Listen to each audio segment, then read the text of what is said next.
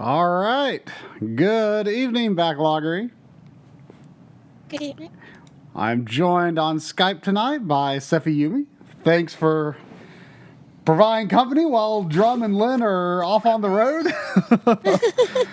they're going to be gone the week before Christmas, and they're actually traveling back home on Christmas. So that's going to be kind of crazy.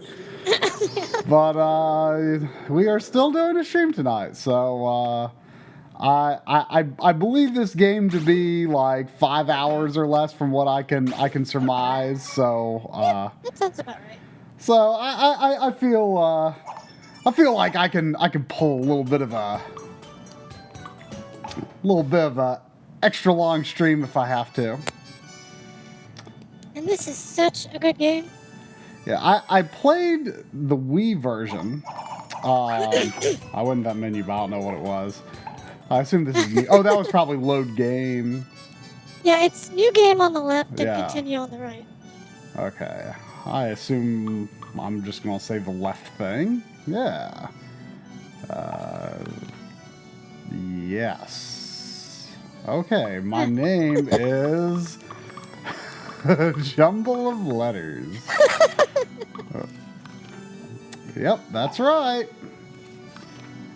The options are screen, stereo, and I forget what the other one is. Okay, I was looking in the manual, and it looked like... This is what the Japanese manual looks like, by the way. It makes it look like there's really only 2 action buttons. Jump can be square or excuse me, X or triangle, and do stuff can be square or circle. Right. So, of course, I'm playing with a non-DualShock, as you should play non-DualShock games, in my opinion. Oh. It's my preferred PS1 controller. I was very grumpy about getting a DualShock with my PS1 because I got it in that time. I assume that's stereo sound. I don't know what that second option is. Yeah, it's control, screen, and sound. Okay, all that stuff is good. Yeah. I'm gonna have to remember that this is gonna be circle confirm.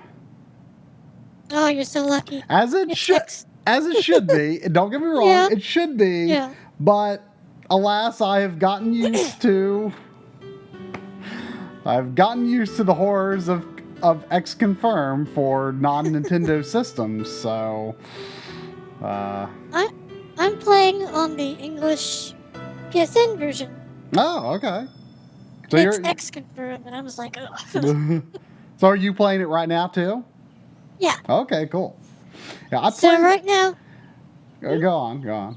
I was going to say right now they're just talking about dreams. Ah. And he says something about there's one that he remembers in particular. Yeah, I remember the story had something to do with dreams. I played the Wii version. And I remember I remember liking it, but not being blown away by it. And I always felt guilty that I didn't like it more than I did because I felt like I should like it a lot more. I always wanted to give it another shot. Corey is a big fan of this game. Oh yeah, and I liked his video about it. Yeah, it was actually the first video that we put up on My Life in Gaming where he was on camera. Oh wow. Yeah, so that's a pretty old one. I always wanted to give the PS1 version a shot, but the PS1 version, right now, is worth easily over $300. So crazy. And someone that we know through YouTube, who lives in Japan, sent Corey a package of stuff and just randomly threw in a copy of the Japanese copy of Klonoa because it cost him $3. And Corey was like, "You should have this." So I'm like, "Okay, I'll take it. Why not?" So I mean, because this isn't a game. I mean, this is a game with a made up language anyway. So it's like and it's a platformer, so it's like perfect for having the Japanese version. Even though, yeah, I mean there is a story and stuff, but I more or less know what it's about. Right.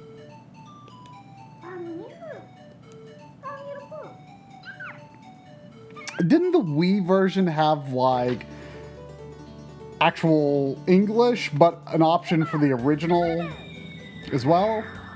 Yeah, I had the Japanese version, so it was Japanese and Phantomile, which is the gibberish language. Ah, okay. But it would make sense that the English one had English. Oh wow, look at that. Look at that physics interaction here on the PS1. Now the Klonoa 2, I want to say, is not that expensive. I mean, it's a little expensive, but not like crazy. Like I want to say it's maybe $30 or something. I still haven't played 2, but I got it 7 years ago. I got the Japanese version because it was cheaper. But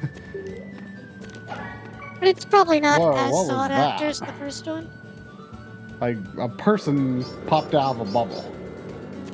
Oh yeah, you have to collect 6 people per level. Oh, is it like a better ending sort of thing? I think so. I think even though I've loved this game so much, I don't think I've ever 100%ed it. Yeah. I just finished playing the remake of the original Oddworld. Yesterday? Yeah, it was yesterday. And like, a big part of that game is saving people, and I did a very poor job of that. And in the end, they like you actually see like the people that you rescue, and they're like debating whether they should save you in the end. And like, since I did so bad, they're like, yeah, he was a jerk. They let me die. I guess you die if you like do really bad. But whatever, I got credits. That honestly sounds like the best ending.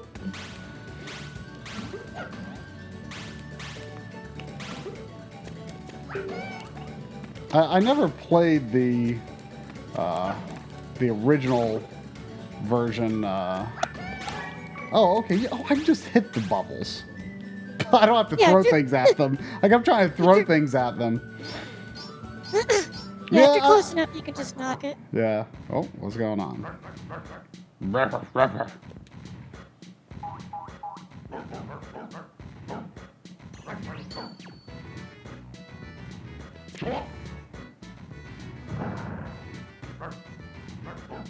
I vaguely remember this guy from the Wii version. Yeah, he's a guy.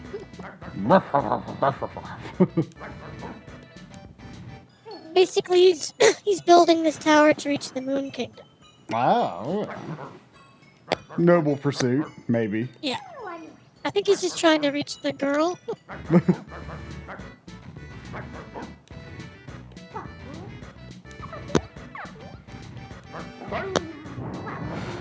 Well, I guess there's also like a GBA game. Yeah, there's like 2 or 3 of them. Yeah, and then there's 2 or 3 on GBA. I think so. Oh, okay. And I think I think there's like something like a volleyball game in Japan or something like that. That one I don't know. Yeah, I think there's some sort of sports game on PS1. I think it's volleyball. What do the clocks do? I don't see like a timer or anything. I think they're checkpoints. Oh, okay. It's a weird choice for a checkpoint thing. I mean, I can kind of see where they're going with that, but it's still a little weird. Yeah, like you're going back in time to the checkpoint. Yeah.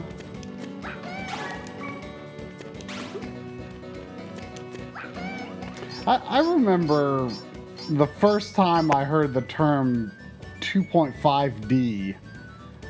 It was Nintendo Power calling Yoshi's Story 2.5. Story, yeah. Yeah, and do you remember that? Yeah. And like, I mean, was that the first time you'd seen that term too, or? I'm pretty sure, yeah. Yeah, I thought all they meant by that was just like the graphics are so good. It's like it's like 2D, but it's like better than that. But oh wait, was there nothing else on there? But like in retrospect, now that I know like what 2.5D really is, it's like 3D graphics, but you know, but the gameplay is basically 2D. Right. Like Yoshi's story isn't bad at all. I guess that's right. I mean, I don't think there's anything 3D in Yoshi's story. Like you can like go an upper and lower path sometimes, but it's not really like going into the distance or anything like that. I guess it was just the perspective of how things looked. Yeah. 3D. I mean, and in retrospect, like the game, like at the time, I thought it was amazing to see like pre-rendered graphics on the N64, but like in retrospect, they have not aged anywhere near as well as Donkey Kong Country. Oh no. Like when me and Drum, oh look at this, it's a little world map. Ain't that nice? Oh, the music is so good in this game. Okay, I assume left option is, do I want to save? Yes. I think so. And then that must be default to no override. I assume I just saved my game. I went past it too fast and I wasn't paying attention. I'm sure you're fine.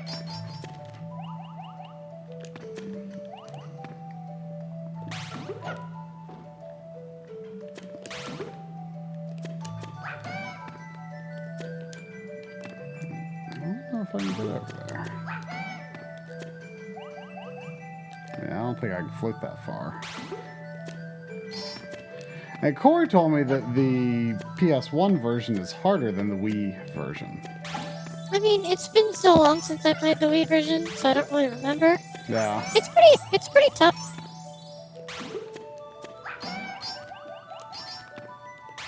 I remember the Wii version being pretty easy until like maybe the last world. Yeah, that's something.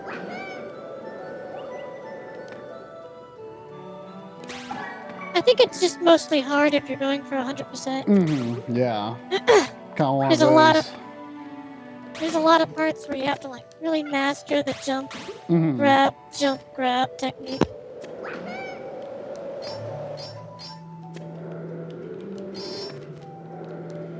You know, and Drum is all harumphy about, you know, anything that resembles a mascot type character that was made like after 91.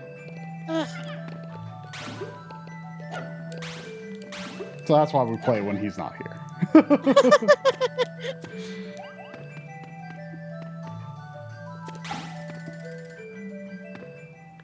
Oh, I kind of remember this little minecart part.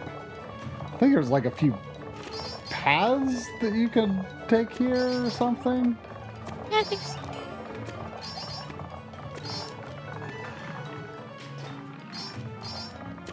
I used to think minecart things were like the coolest thing in games. like even like the part in Final Fantasy VI when you're like escaping from the Imperial City Vector. Like the first time I saw that, like it blew my mind. And it's like the worst looking thing ever, actually. No, it is. It's like really bad. I have no idea why I thought that was amazing. Like that was before I was like even into RPGs. I was just watching a friend play it, and like I don't know. I was like, whoa, this is awesome. And I was like so disappointed when I actually went and played Final Fantasy VI for myself, you know, a few years later, and it's like, wow. Whew. Too many maps. But like the minecart stuff in Mario RPG looks awesome. Yeah, I guess. Yeah, it's awesome. I used to think that the back, like in the side-scrolling section of the Mario RPG minecart ride, I used to think the background from that was directly from the background when Biggs and Wedge and Terra are overlooking Narsh. They're like I thought it was like the exact. I swore it was the same background, but it's not. But at the time I thought it was like the exact same thing. I'm like, whoa, that's so cool. That would be really random. I mean, hey, Square can do what they want. True. They put the Final Fantasy. I mean, they put the Final Fantasy IV battle music with a boss that isn't a Final Fantasy boss, but you know, may as well be. Also pretty random, but hey, they did it. True.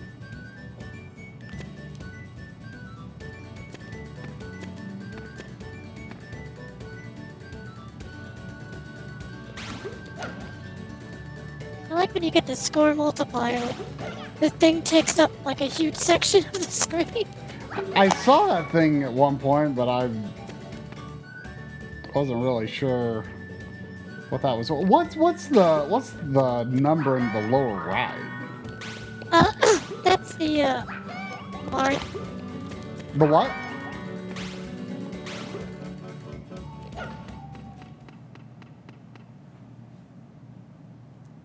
Skype's messing up. What's the thing in the lower right? The Mario ring total. Oh, okay. Like you get enough gems and you get an extra life. Ah, gotcha. Wow, this is a weird sounding voice.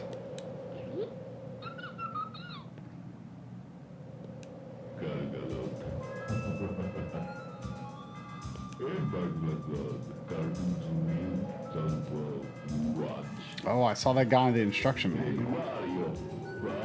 Spoilers. I don't quite remember him from playing the Wii game. I mean, the main things I remember about the Wii game were like the first couple of worlds and the ending. There was something in the middle, but yeah.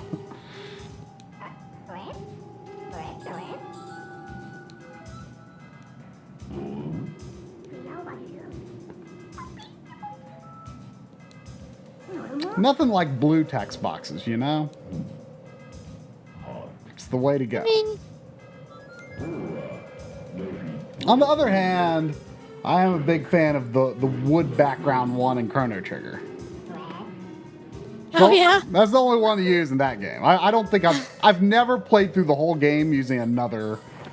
I mean, I've looked at the others, but I've never like played for real without using the wood panel background in Chrono Trigger. Never, not once.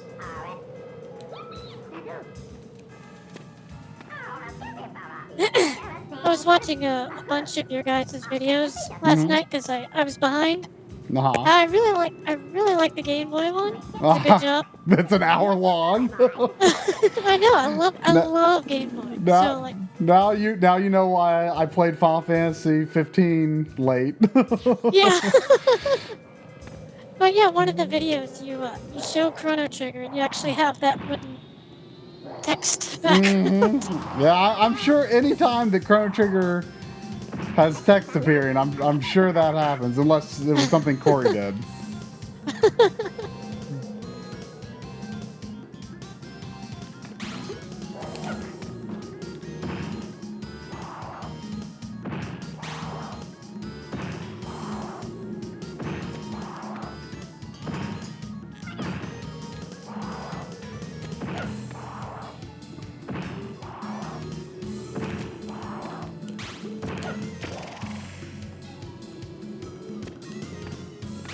It's a interesting life bar. Kind of cool. Yeah. It's like a gem. Some kind.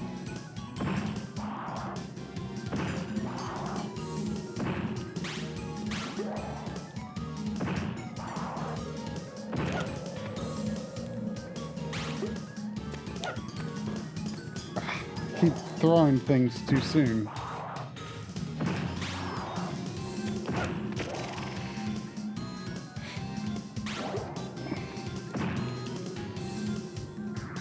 Uh-oh.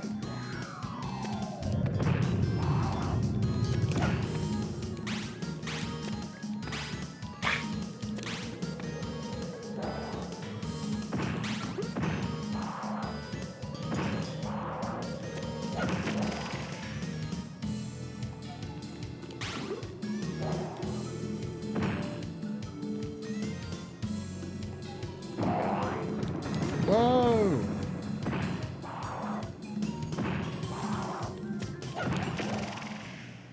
Vision 1, 2 clear. Yay! Is that what it says in the English version too? Vision? Yeah.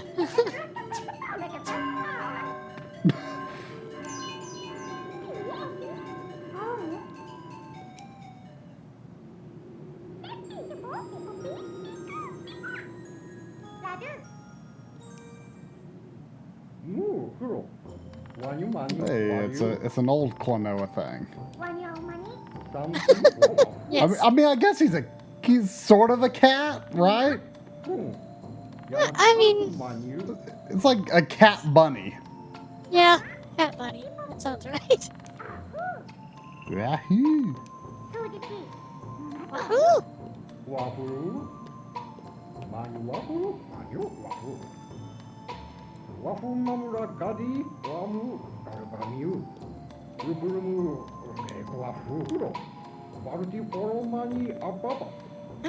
You're actually ahead of me, so I can't tell you what he's talking about. He's just saying you must go on some great adventure, Klonoa. What if he's just telling you to go pick up some milk? Well, hopefully that will be an objective I cannot miss. Do I want to save? Yes. Okay, it does look like it's saved because it says World 1, 2 that I'm overriding, so I believe I was successful.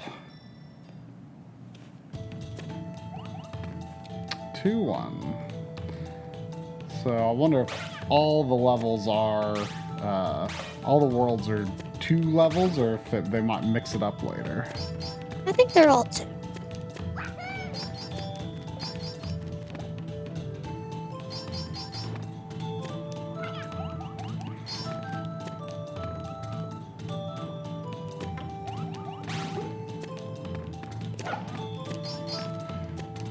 I mean, I'm pretty sure that the Wii version is pretty darn faithful overall, but I still assume that this is different enough that it was correct for me to mark this unfinished. And even if not, it's good to play it anyway. Yes. I mean, I'm one of those weird people that would always just have everything be you. I mean, I could have probably got away with not doing it for like Dragon Quest, 5 on the Super Famicom and stuff like that, but I still decide to. Like, I keep putting off getting the Super Famicom Dragon Quest 1 and 2 because because it's like, oh man, I buy that and it's 2 unfinished. And it's so cheap too. So it's like so tempting every time.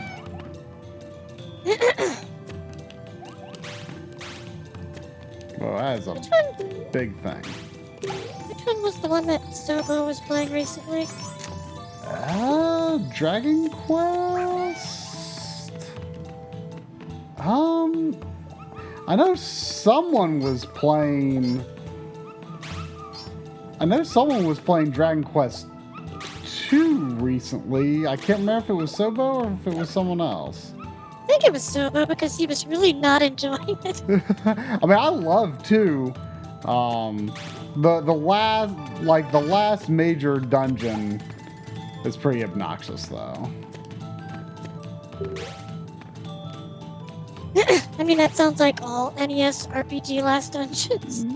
Yeah, but it's particularly bad. It's like I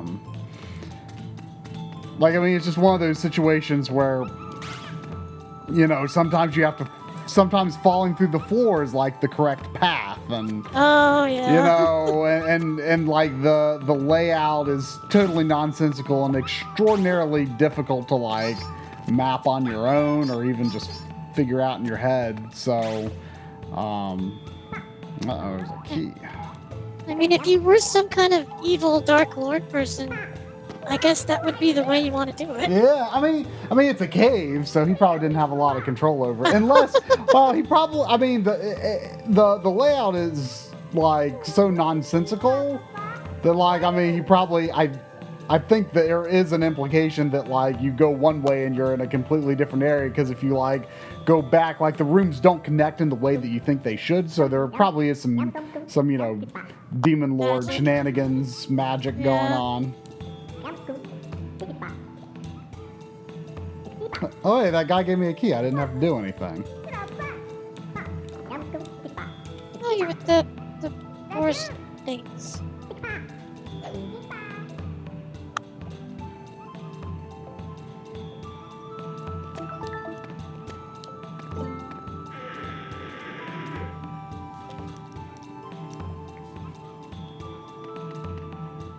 And then, like, you, in the last area of Dragon Quest II, you tend to have to do a good bit of grinding.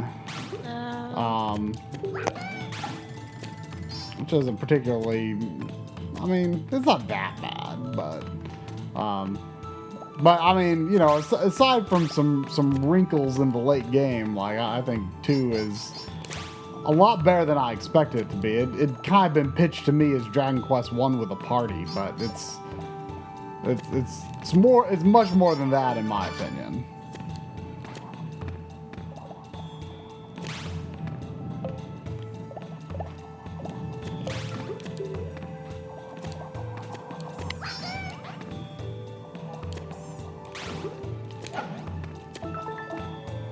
I got a key.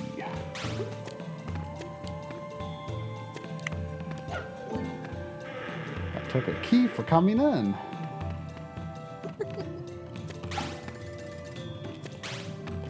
That is what keys are for. It's true.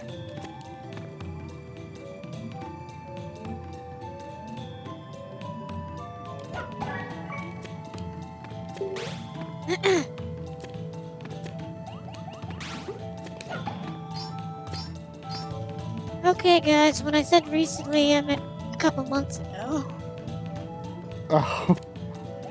We played it on... Oh no, I fell. September. I lost to Klonoa. Ah! You still got 7 of them.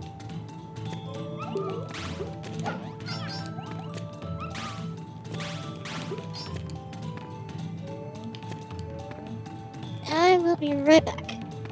Okay. Ah! I lost another Klonoa.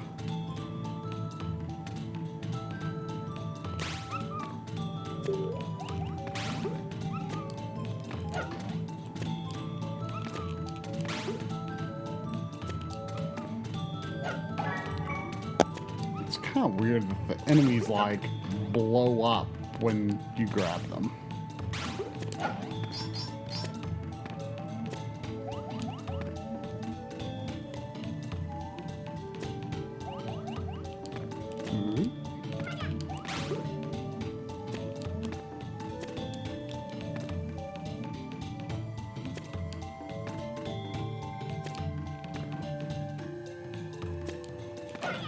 Oh no! Oh no. It's like getting hard all of a sudden. That or I'm just being bad.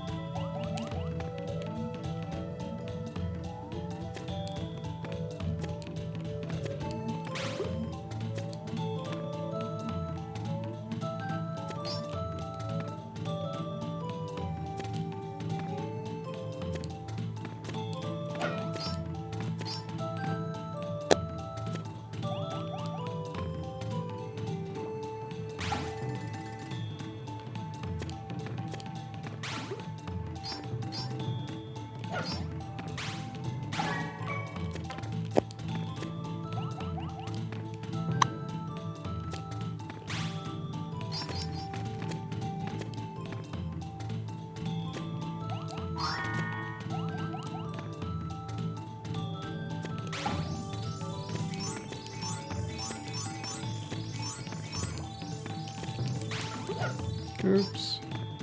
Oh well. Oh, that looks kind of weird. Wahoo!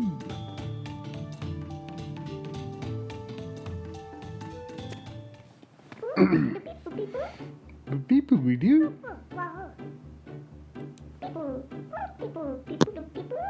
Beep boop beep beep beep beep beep boop. Wahoo wahoo. I'm back.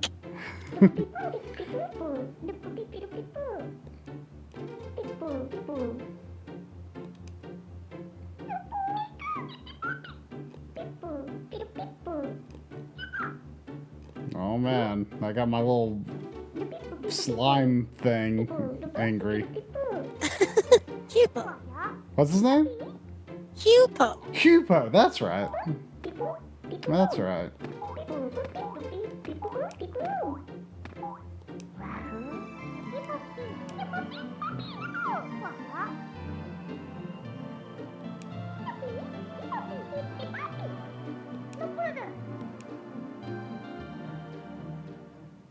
Clear.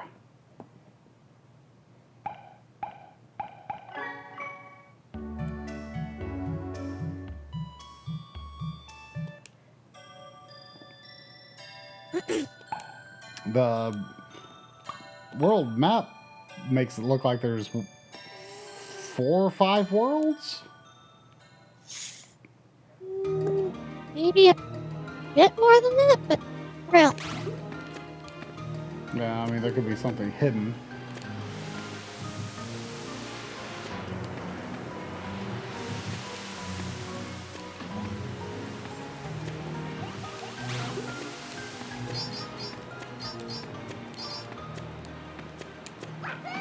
No, I can't go that way.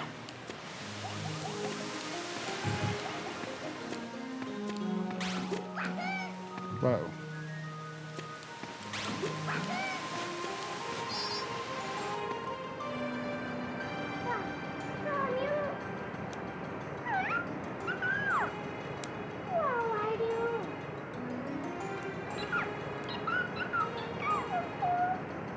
Oh, it's just climbing a waterfall.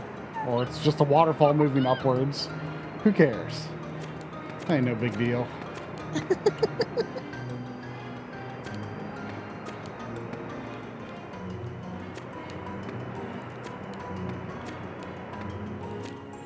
It's like Contra. Does that waterfall go upwards? Maybe?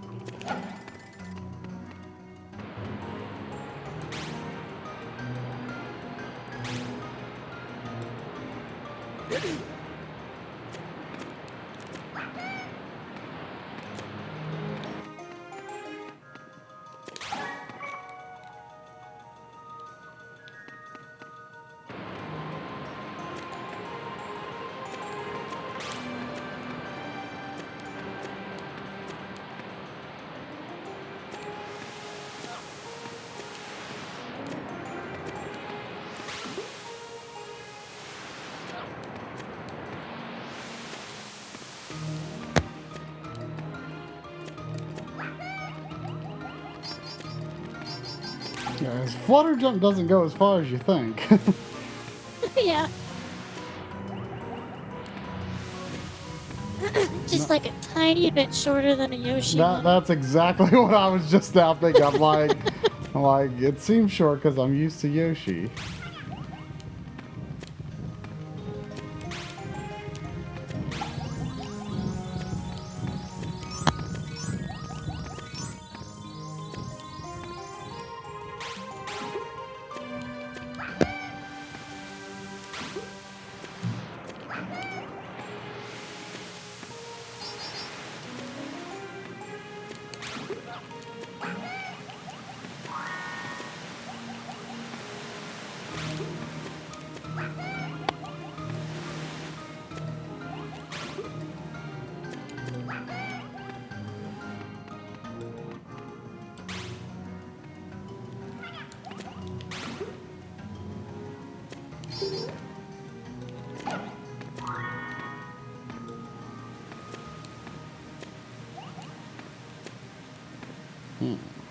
Definitely some branching paths here.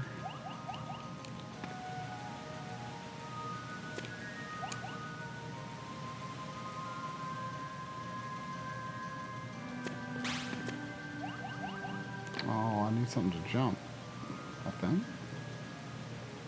Maybe not.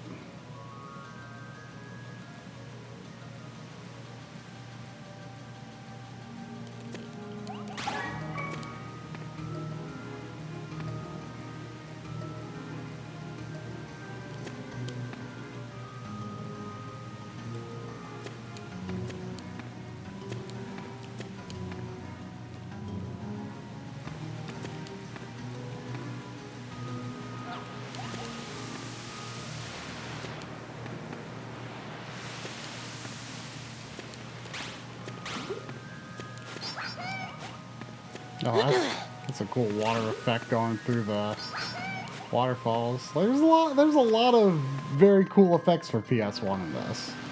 Oh yeah.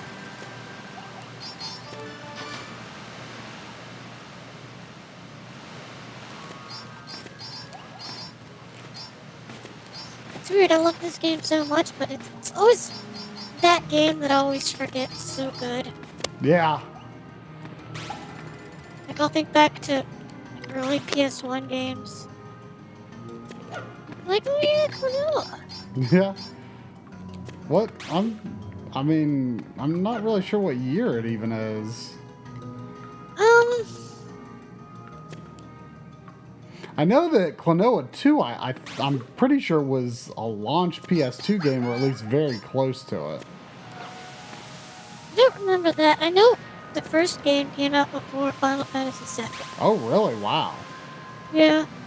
This is really impressive for pre-Final Fantasy VII. At least I'm pretty sure, because I had a friend who got a PS1 before I did, and we always rented games. Mm-hmm. And this is one of them.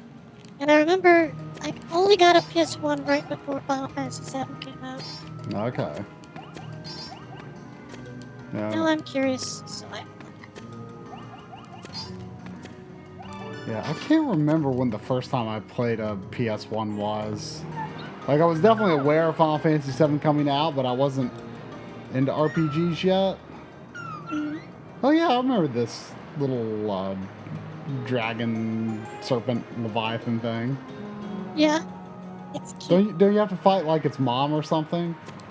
Spoilers. Wahoo.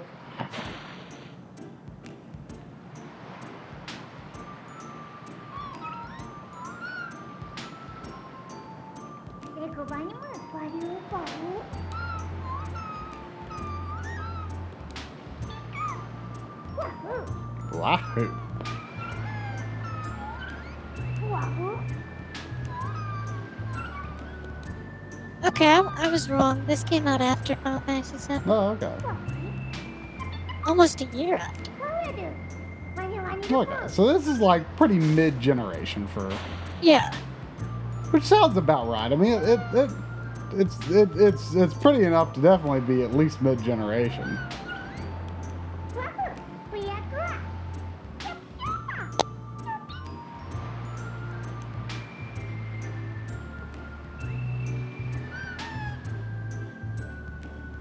I guess me and my friends still rented games together even after I got a PS1. Yeah. I can't remember how many PS1 games I rented. I know I rented Metal Gear Solid. That was a total buy for me. I actually didn't own a physical copy of the original Metal Gear Solid, other than Twin Snakes, until just a few years ago, and then but what I ended up getting was like the version that came in a PS2 case with like the collection. Oh, the Essentials collection? Yeah, and I always felt like kind of bad that I didn't own like the proper version of Metal Gear Solid. Yeah. Like at first I thought that's kind of neat, but then I was like, it's not the same. So I actually this summer got a really cheap deal on like the normal PS1 case Metal Gear Solid 1. But I also but see, I didn't have a PS1 when it came out, so I wasn't really all that sure that I would like it. I mean, there was so much hype about it that I had to get it. I remember a friend of mine was debating between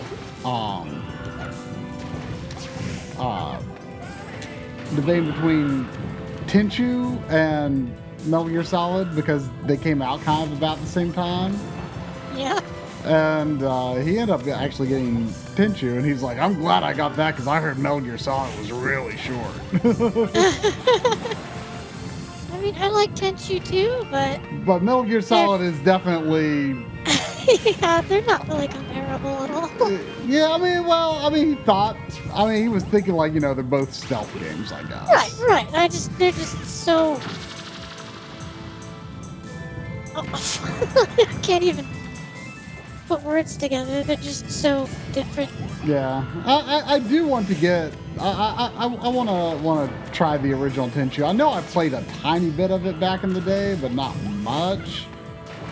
Like I'm really curious now because it's like From Software, and that's like they're kind of a thing now. Yeah.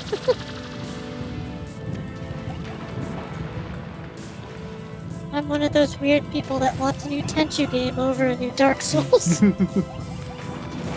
Well, I feel like Dark Souls has kind of done its thing at this point, so I guess I could say I'm maybe with you on that. I know Tenchu started a different series that was kind of like a spiritual successor, but I forget what the name was. That sounds maybe familiar. I think it was like Shinobi-Do or something.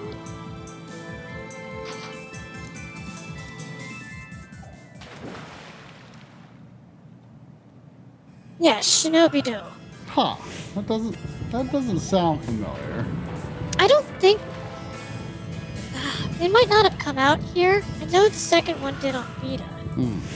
Because I had...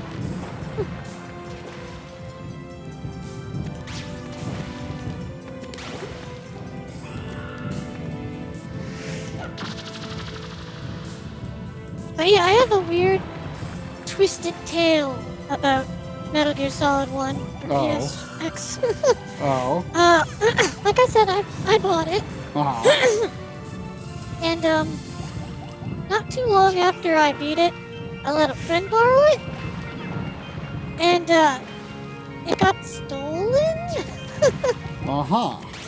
And this was a good friend. It wasn't like, oh, they're keeping it for themselves. Yeah. I think I want to say like Lynn has a story about like how like a lot of her Super Nintendo stuff got stolen. So I mean that stuff happens. I mean, he was nice about it. He bought me a brand new copy. And then the day that I got it back, another friend wanted to borrow it. So I was like, okay. And they got it stolen too. Like legit stolen. Yeah, they also bought me a brand new copy. So that's how wanted that game was. People were just stealing at That's school. ridiculous. Like, I mean, you know, I definitely remember it being a game that, you know, the people at school who weren't like super big video game people, like, you know, even they were talking about Metal Gear Solid. Yeah, yeah.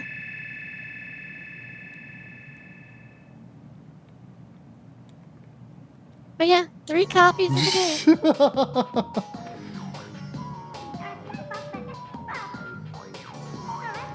Yeah, for a long time, like, you know, I rented the original. I don't think I finished it when I rented it, but I later borrowed it from the same friend who bought Tenchu instead of Metal Gear Solid. Of course, he got it later, and, you know, he loved it, obviously. And I beat it borrowing it from him at some point. But, you know, and of course I beat it, so I'm like, oh, well, I don't need to buy it for myself now. And then the GameCube Silicon Knights version came out. And at the time, I was like, oh, this is amazing. This is great. I know some people were like, you know, upset about the cutscenes and stuff, but like... Yeah, I still love that version. It adds so many of the good stuff. Yeah, I mean, I recognize that some of the stuff was kind of ridiculous, but like, you know, up to then I just played Metal Gear Solid 1 time. And I got Metal Gear Solid 2, and I played it a time or two. I feel like I didn't have like that enough of a handle on like what Kojima's style was at the time. And like now, like replaying Twin Snakes, it is kind of like really weird. Like it's like, wow, this really doesn't feel like a Kojima game. Like it's interesting. It's different. I mean, I still think it's cool. Like it's just such a random thing that it happened. Yeah. But yeah, I mean, in retrospect, I prefer the original now. I bought Twin Snakes, you know, the day it came out, and then I like won a contest a little later that came with like a bunch of stuff.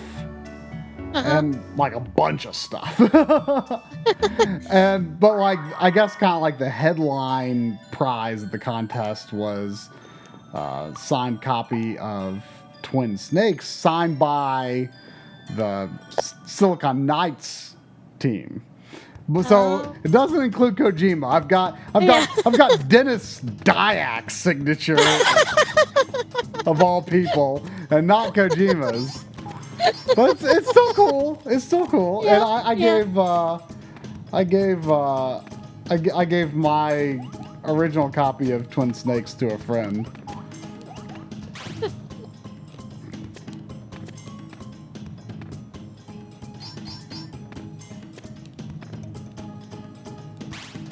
See, Doc Dragon is saying, do you know that you did not save your data? Did I not? Huh?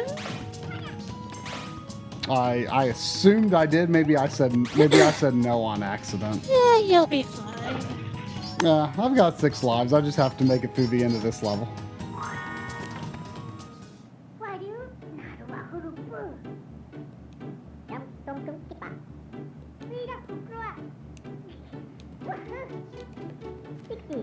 But yeah, I like Twin Snakes.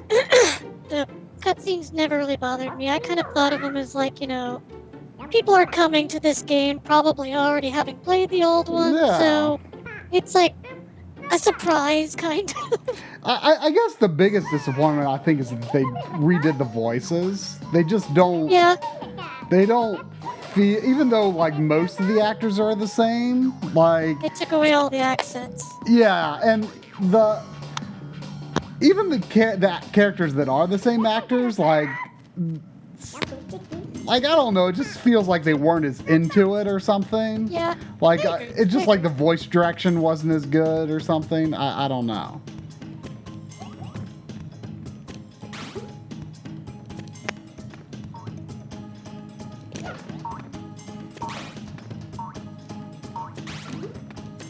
What is the status of Dennis Diak these days, I wonder? No idea.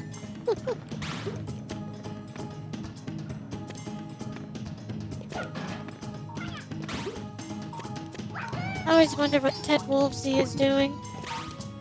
He was working for Microsoft not that long ago. Really? Yeah, he was he was like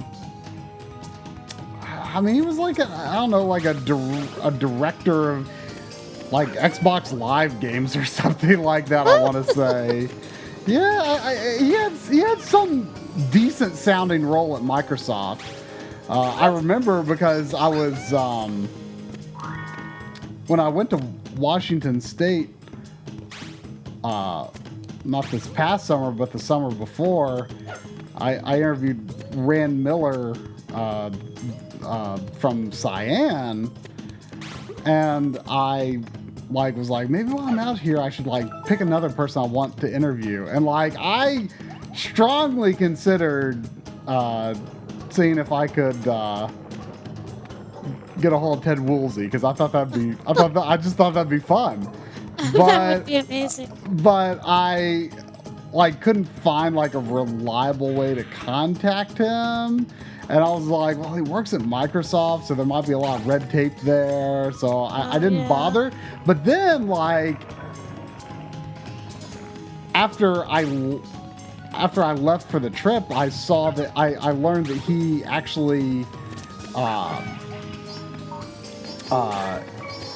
he had left Microsoft right around the same time and started working with some small company. So I probably, if I'd realized it in time, I probably actually could have had a chance. I'm not sure if he's still in Washington or not, but he was at the time. So I don't know. I just think that would have been fun, because people give him a hard time, but he was a pioneer, Yeah. Yeah, I agree. You just need to make it happen someday. Yeah, maybe someday.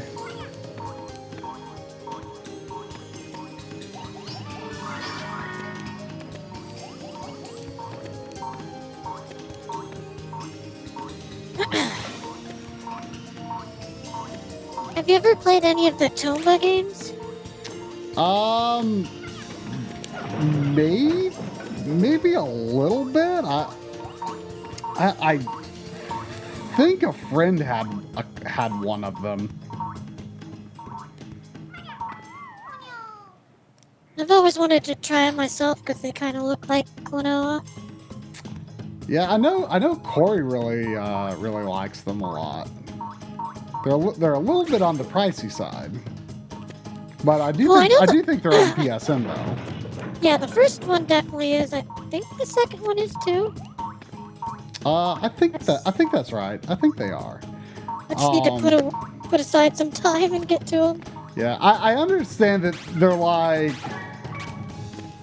they have a lot. I think their big hook is that they've got a whole ton of side quests or something like that. Yeah. I think I've watched people play it, and it seemed like there's a lot of quests to do. Yeah, which is kind of interesting for a platform where it's different, I guess. Yeah.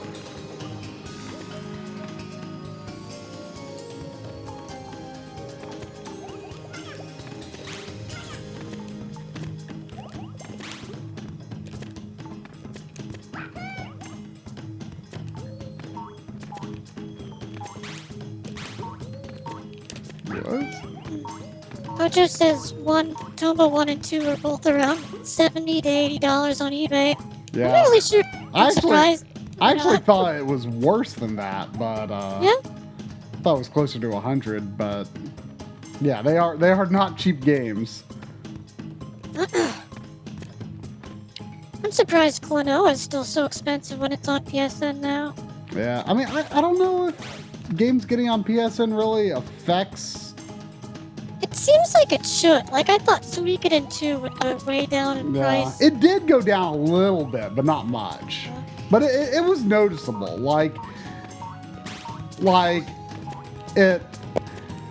was down it was up to at least 150, and then it kind of went back down to 130, 120. Yeah.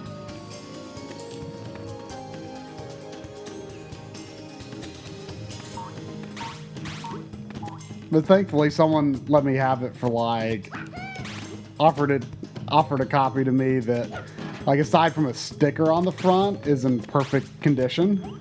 Yeah. And I mean, I want to say like $80, which is like a lot of money, but I'm not going to say no to a deal like that. Like, I just couldn't. Oh, I just remembered my first copy of Suikoden 2 was also lost by the same friend that lost Metal Gear.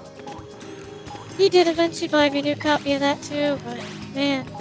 I mean, the shame of it all is that I could have got Suikoden 2 while it was, you know, new and affordable, but Yeah.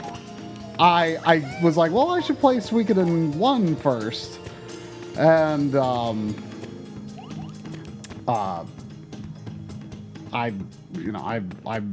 I bought it, and like I got to the last boss, and like I died, and I think there was a save point closer to the last boss, but I didn't find it for some reason. I was like, oh my gosh, it was so long to get there. It was just one of those situations where, you know, I intended to finish it the next day or something, but I never did, you know? Oh yeah. Yeah, that happens to me so much. And then I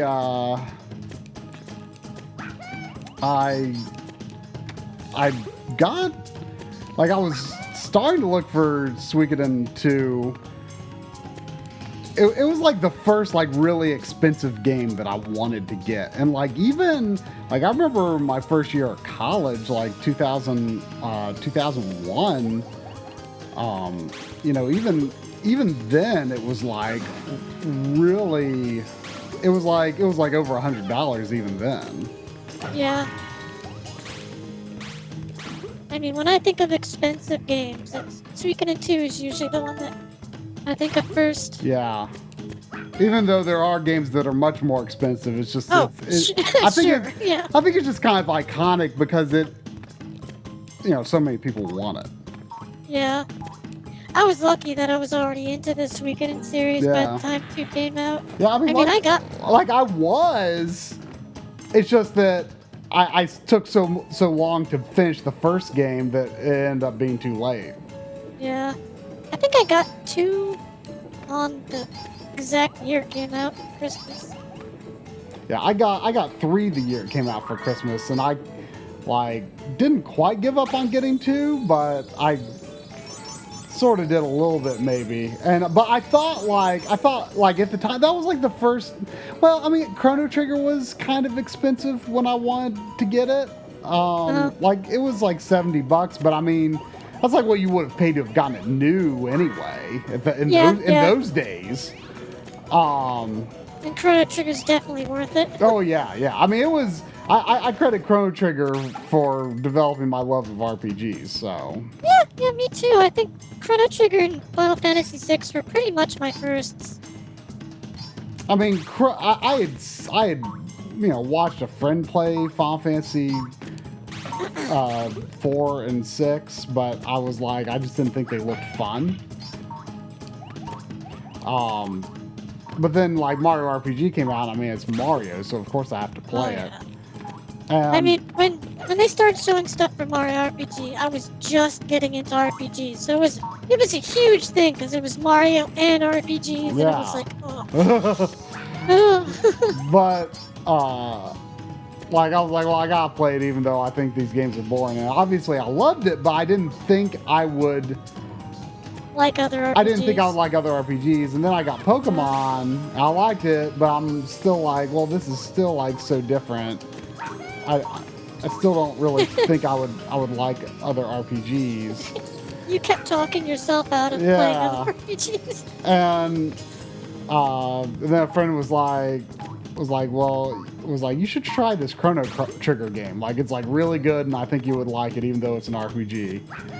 And I'm like, well, I don't know. And so I said, okay. I'm looking it up, and it's like $70, which is like, again, you know, like what you would have paid for like a new game, you know. It's like basically, but it's like still like you've got this, you know, in your head you're thinking like, oh, like a used game should not cost as much as a new game. Right. And so I was like, I'll buy it, but I'm going to go to a friend's house and play Final Fantasy VII first. And if I like that, then I'll consider getting Chrono Trigger. So I did. So it was obviously totally worth it. But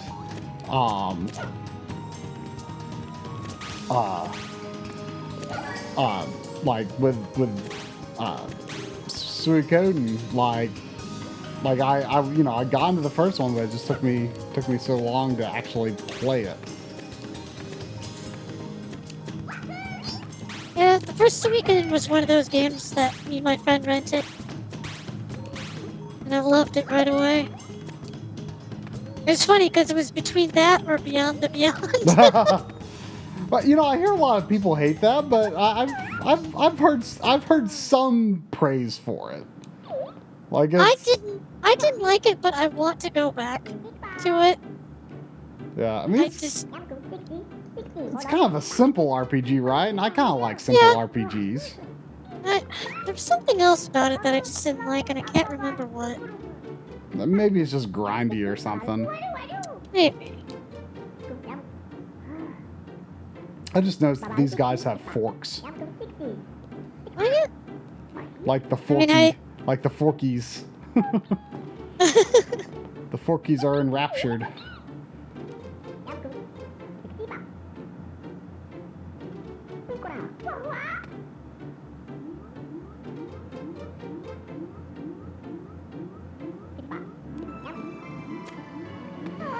Yeah, Beyond the Beyond, Proto Golden Sun. It's so weird to think of like something like that. Like I loved Golden Sun 1 when it came out.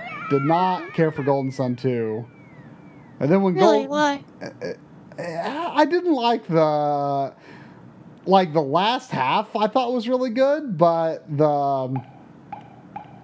I like the whole first half where it's like, well, we need a boat. But there's no way to get a boat. So I guess we're just going to go around and help people. So everything you do has you're like, if we help enough people, someone will eventually give us a boat. It's got to happen sooner or later. I mean, but so everything you do for the whole first half of Golden Sun 2 has nothing to do with the game. I feel the overarching plot. It gets really good, but did you ever play the DS one? I did, and it was okay, but I was shocked at how wordy it was. And everyone was like, "Oh yeah, the GBA games were just as wordy." I'm like, really? I just didn't remember them being quite that wordy. Yeah. But I guess they were, but I don't remember either.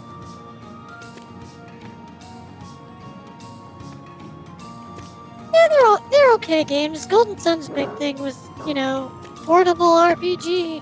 Yeah. I mean, I liked it because it.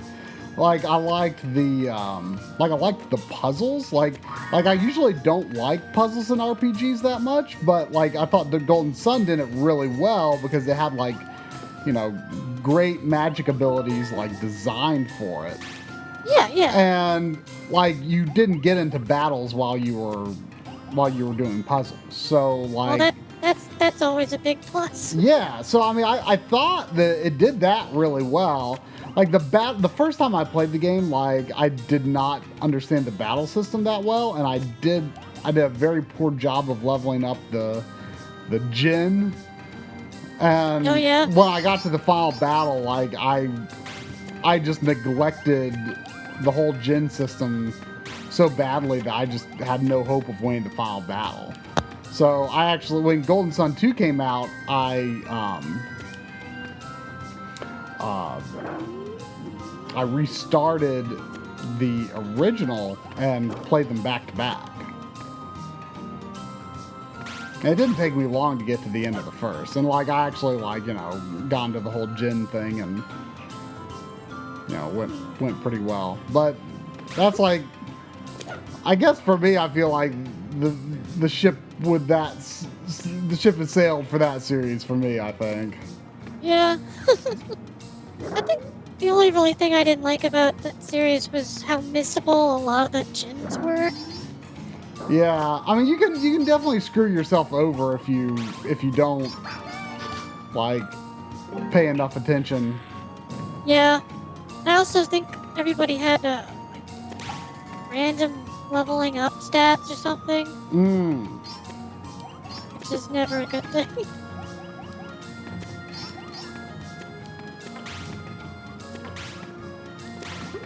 Yeah, like a lot of people have a lot of nostalgia for that game, and understandably so, I would say. But True. it is a little rough to go back to.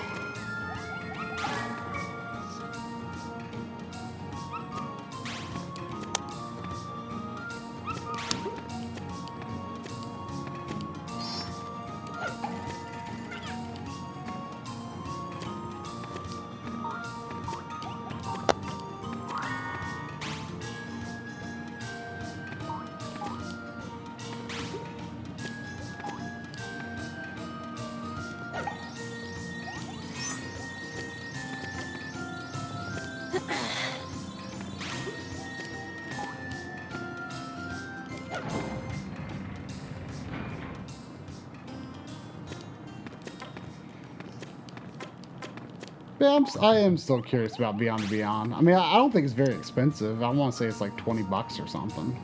I might check it out. I'd rather get on PSN, but I don't think that's going to happen. Oh, it's not on PSN? I don't think so. Let me check. I'm not even sure who published it. I thought, didn't Sony publish it, maybe? Yeah, it was Sony Interactive Entertainment. And let's see. Doesn't look like it's on PSN. But yeah, I always forget that it was developed by Camelot. Yeah. Like, the first Camelot game I played was Mario Golf, so when I learned that they're actually more known for RPGs, I was like, what? Yeah, it's weird because Sakuraba actually did the soundtrack for Beyond and Beyond. Did he work for Camelot or did they just use him a lot? Yeah, you know, that's a good question because, like, I get the impression that, you know, in the old days, most composers, I think, were in-house. Yeah, but they started like going freelance. Yeah, which is kind of a weird, it's an unusual thing for Japan, I feel, because like the culture is so like company and career driven. Yeah. You know, everything. You know, I'm. My understanding is like people kind of expect to, you know, whatever your first job out of, you know, school, like you're going to be with that company like for life probably. Like because like, you know, they have such a emphasis on like loyalty and stuff like that. Maybe. And so I guess I thought it was weird when I started seeing people like Nobuo Uematsu go freelance. Like that was like devastating. Like I was like, oh my gosh, like this is the worst thing I've ever heard. But then like everyone started doing that, and like Nobuo Uematsu, that was like pretty like widely reported. Yeah. But like what like Yasunori Mitsuda leaves Square, I didn't hear that, you know. Yeah, me neither. Yoko Shimomura, I never heard any news about those people leaving. It was just kind of a quiet thing, and now it seems like, you know, Nintendo composers are like the majority of like in-house composers these days. Yeah. Does Koji Kondo still work at Nintendo? Oh yeah. It's been a while since I've gotten a Nintendo soundtrack. I mean, they don't make a lot of CDs anymore. I mean, they haven't even.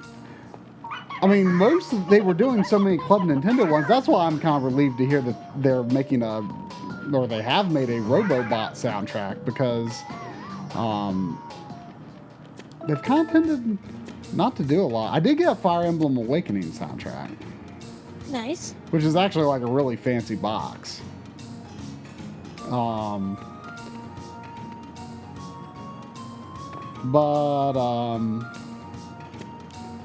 Yeah, like, I mean, they did like the Galaxy and 3D World 3D soundtracks, World, yeah. but it's Club Nintendo.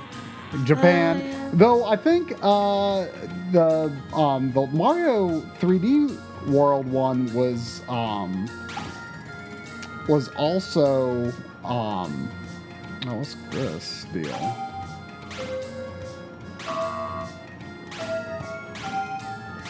I guess I'm just gonna have to figure it out. I bet there was a hint or something that I couldn't read. It's probably like the two farthest ones.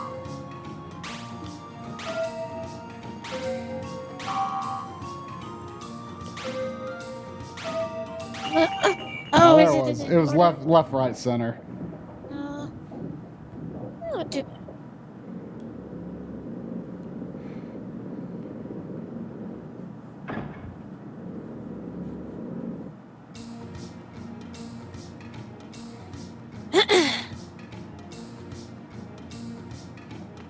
Yeah, Koji Kondo is still at Nintendo. The Totaka is still at Nintendo. You know, I think the guy that did most of the music for Galaxy and the 3D games, pretty sure he's still at Nintendo. So, but aside from that, I don't know. It just seems like most these days are just freelance, and it mostly seems to be like a composer thing. So I don't know why that trend started, but I mean, I assume it must be good for them. Like, oh no, definitely. I mean, because they can. Yeah, so they can still get work from their old company and get new work from other places. So yeah. Maybe there was just not really enough composers out there. I don't know. I mean, it's honestly kind of amazing that they were so, such a mainstay in a way. Like, they, like, every company had, I mean, like, the perception a long time ago was like that game music was nothing. Oh yeah, and I guess that for some people that might still be the perception, but I mean, I think it's come a long way. But I guess it kind of amazed me in some ways. I was like, it's kind of amazing that as much as people don't care about game music, that every game has like original music. Yeah. Like that's actually kind of amazing in some ways, because it seems like as important as I think it is, it also seems like something that could have easily been, given a back seat. Right. In the earlier days, anyway. Of course, everything now is like, atmospheric, and the music, doesn't, really come to the forefront and have, the really memorable sound that it used to. I mean, obviously, some games buck that trend, but that's the trend, I guess. I mean, people like Jake Kaufman. Oh yeah, I mean that's why he's my favorite Western composer, because like his music is just like, it's not afraid to make its own identity outside of. It's something that you want to listen to outside the game, whereas most game music these days is like, I mean, not all, certainly, obviously, but but especially in the West, like it's like it fits the game, but it's not like, got this strong, memorable melody. I mean, the new Shantae soundtrack was phenomenal. Oh, I know, it's so great. I can't wait to get the soundtrack. Yeah. But, I've never been a fan of, like, the Western RPG type of music, where it's just, like, throat singing and drums. I mean, it's cool. It sounds cool, but it's. I mean, in the moment, it's probably all right. Yeah, but it's like. I mean, it's not. Listening to it outside the game, it's not like it's bad, but it's like. Yeah, It's not. It's not like. It's not that good, you know. But yeah, I'm glad some people are still trying to keep the funky music alive. Yes.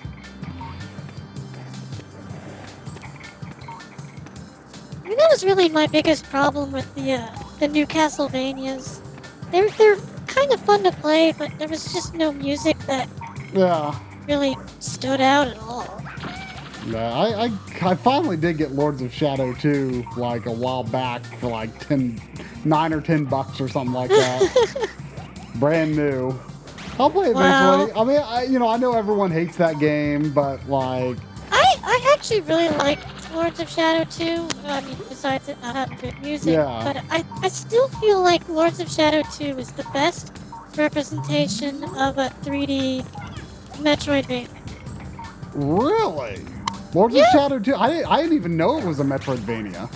Yeah, it's not like the first one where it's just like chapter level. Oh. Yeah, it's a big castle. You can like go back and forth. You get new abilities to go to different places. It does it really well. Really? See, like I consider Dark Souls 1 to be like the best 3D representation of like the Metroidvania style layout, but man, that sounds great. You're like getting me excited to play that now. Like I've been putting it off, but that sounds great. Yeah. Like I thought the first game was really good. Like I thought it was a better God of War game than God of War. Yeah, I can go with that.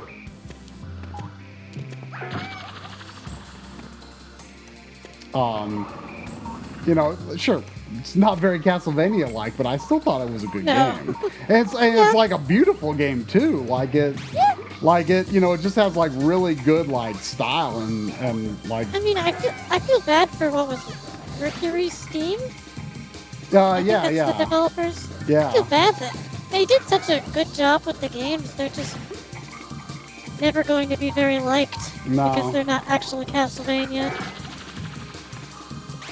Even the 3DS one was not bad. I mean, it had a really neat story for people who are into Castlevania.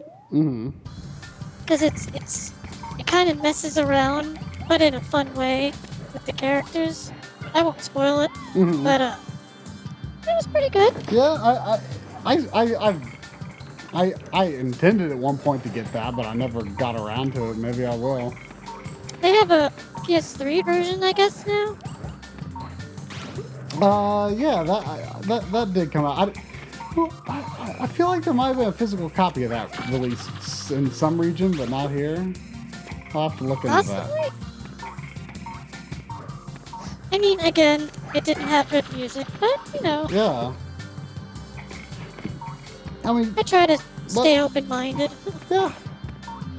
I mean, that sounds really awesome. Like, I had no idea at all that Lords of Shadow 2 was like a 3D Metroidvania. Yeah.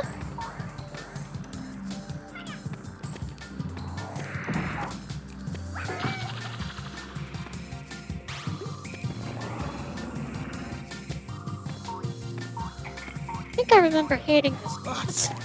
Yeah, he's kind of tricky.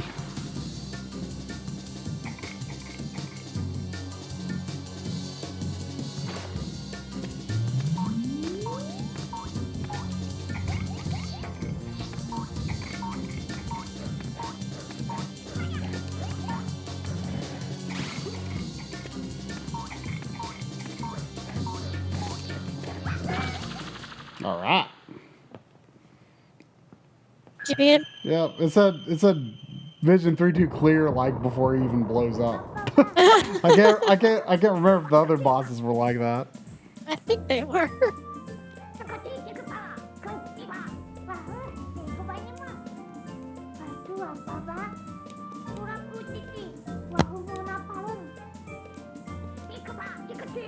Well, like Lords of Shadow 2 did come up when I was like You know, because I don't have a whole lot going on right now, so I'm trying to beat some games. Yeah. And that did kind of cross my radar as a game that I did not expect to be super long. Yeah, it's pretty short. So maybe I'll actually play it pretty soon.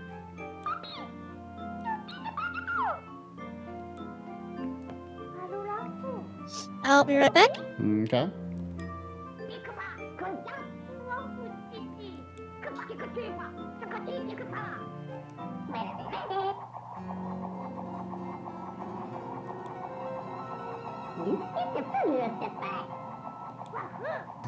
Wahoo! Wahoo! There's some angry wahoos.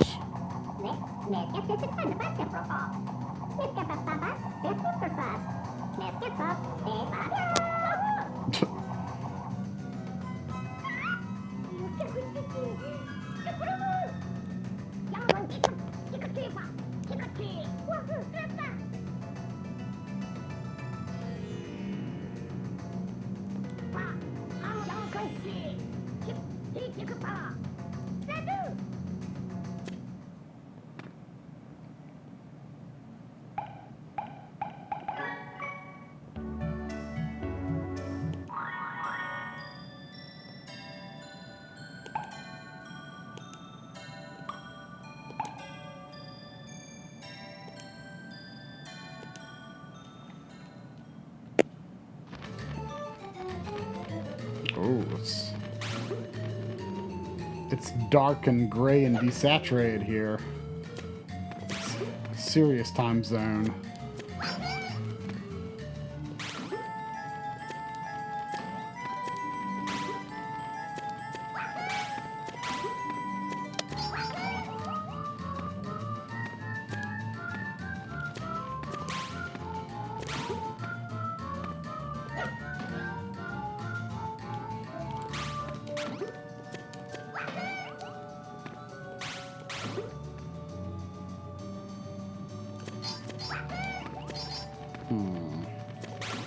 Should I have gone the door, I wonder?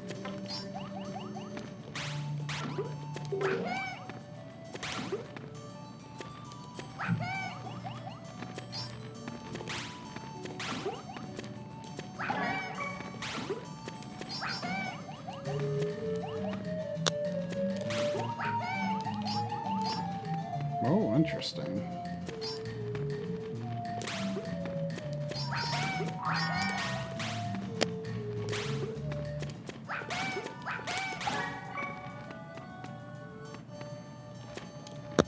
Oops.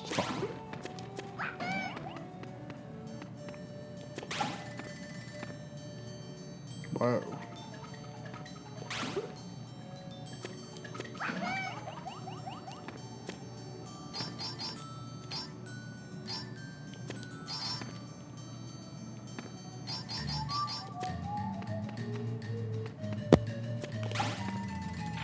Whoa, whoa.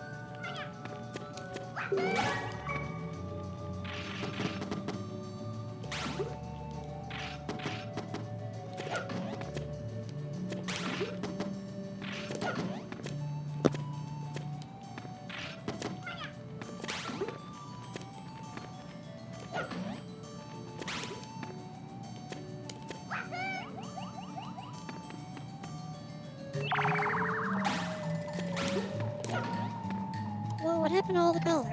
I know, right? This is This is a job for color splash. yeah.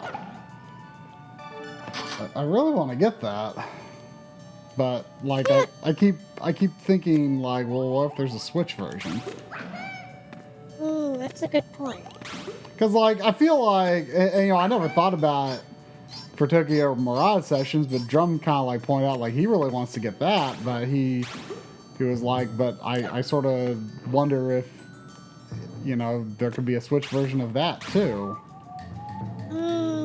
Because, like, I mean, those are RPGs, you know, so, I mean, I feel like a lot of time and effort must have gone to those games to go on, you know, a system where you know, it's not going to sell as many copies as, you know, you might hope it could. True. So, I mean, I definitely think they deserve a wider audience. But I feel like if a Switch version of Color Splash isn't announced, like, pretty early on, then I'll probably just get it. I already got Tokyo Mirage Sessions. Ah! Say what? Play it soon? You gonna play it soon? Yeah, I mean, I'd like to, but I mean, for one, I had every intention in the world of finishing Lost Odyssey before Final Fantasy 15, and that never happened. Yeah.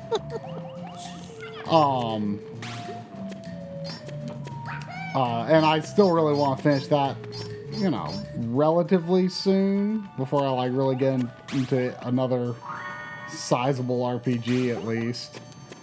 And, 'cause I really like it. I actually remember pretty well what was going on in it, which, you know, I have a tendency to kind of forget what was going on when I put an RPG on hold. Yeah, it's always hard to get back into an RPG. But I feel like it's still fairly fresh in my mind. So I don't think I'll have too much trouble getting back into it. But yeah, I mean, I could play it, but then, like, Persona 5 is coming out in April. Really? That soon? Well, it was up until, like, maybe a month ago. It was supposed to come out in February. Oh, that's right. I think I saw people complaining about it getting pushed back. Yeah. So I mean, I would play it soon, but I'm kind of wondering if that might be a little too much Persona-ish and Persona. Makes sense. You know, all at once. I do need to, as horribly as I will play it, I do need to play Persona 4 Dancing All Night as well. Which I believe is probably only like 10 or so hours from what I've looked into, so. Wait, hold on. Skype screwed up. You said you wanted to play... I need to play Persona 4 Dancing All Night. Ah. Which I might try to play before Persona 5. I'm going to be terrible at it, but, you know. I kind of felt obligated to get it, I guess. I mean, I think I've heard it's not, like, hard, like, to beat it anyway. I haven't played it myself yet, but it's a music game. No, I didn't think you got any of the Persona games. Oh, I collect them all. Play them someday. I've just always been kind of bad at those kinds of games. I think they're simpler than you might think. Yeah, I mean, I've tried 3 and 4. I played them for a little bit, but I think I have to. 3 is definitely a little harder to get into, but once I got rolling on, it was like awesome. Yeah. It's just one of those games that I always deem like a Pokemon game, where it's like there's so many options of different monsters or abilities. Well, I mean, I don't know. It's not so much that way for Persona. Like, I mean, that's kind of a Shin Megami Tensei thing, I guess. But Persona, right. It's like, I mean, you do like get like the different personas for the main character, but it still, for the most part, kind of feels like a normal RPG to me.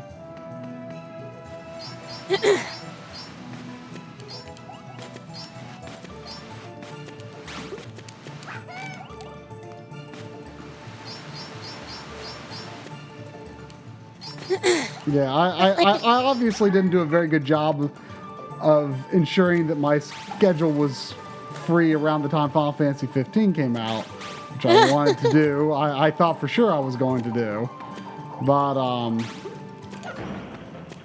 I will do my utmost to make my schedule free when Persona 5 comes out. At least 15 was short. Yeah, I mean, I guess it could be long, but yeah, I figured you'd get through it pretty fast since it's kind of like Xenoblade.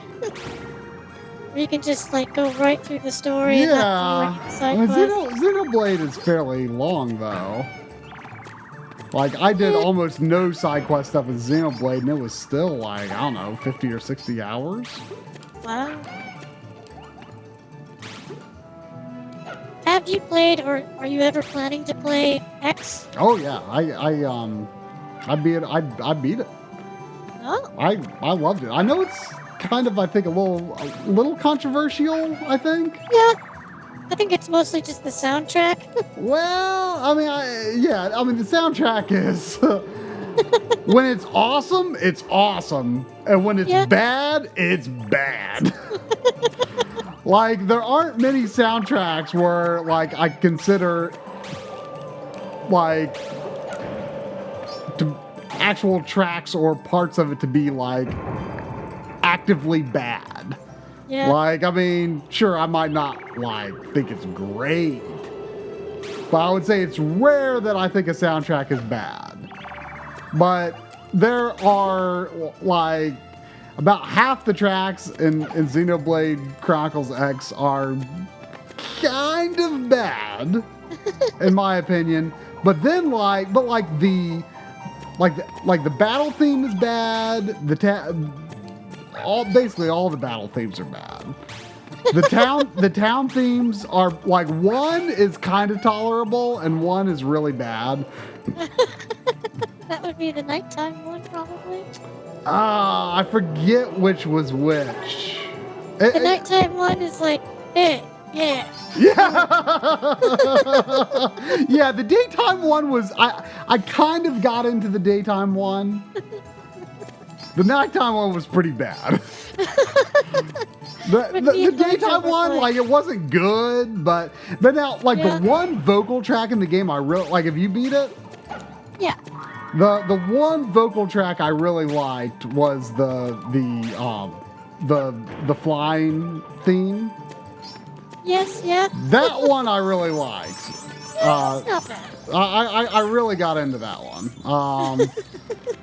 The other vocal tracks were just bad though. I guess the Noctilum vocal track wasn't that bad, but I did prefer the night version that didn't have music. Yeah.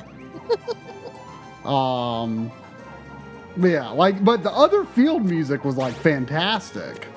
Yeah. But generally speaking, the vocal tracks were. I mean, it's weird because the composer wasn't a video game composer. Yeah. He did mostly anime. Yeah, I saw that.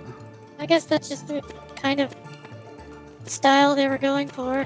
Yeah, but I mean, it's interesting though, because, like, I feel like a lot of the music did, like, feel very video gamey. Like the exploration music for the most part, like, had a very video gamey vibe to it, I thought. Yeah.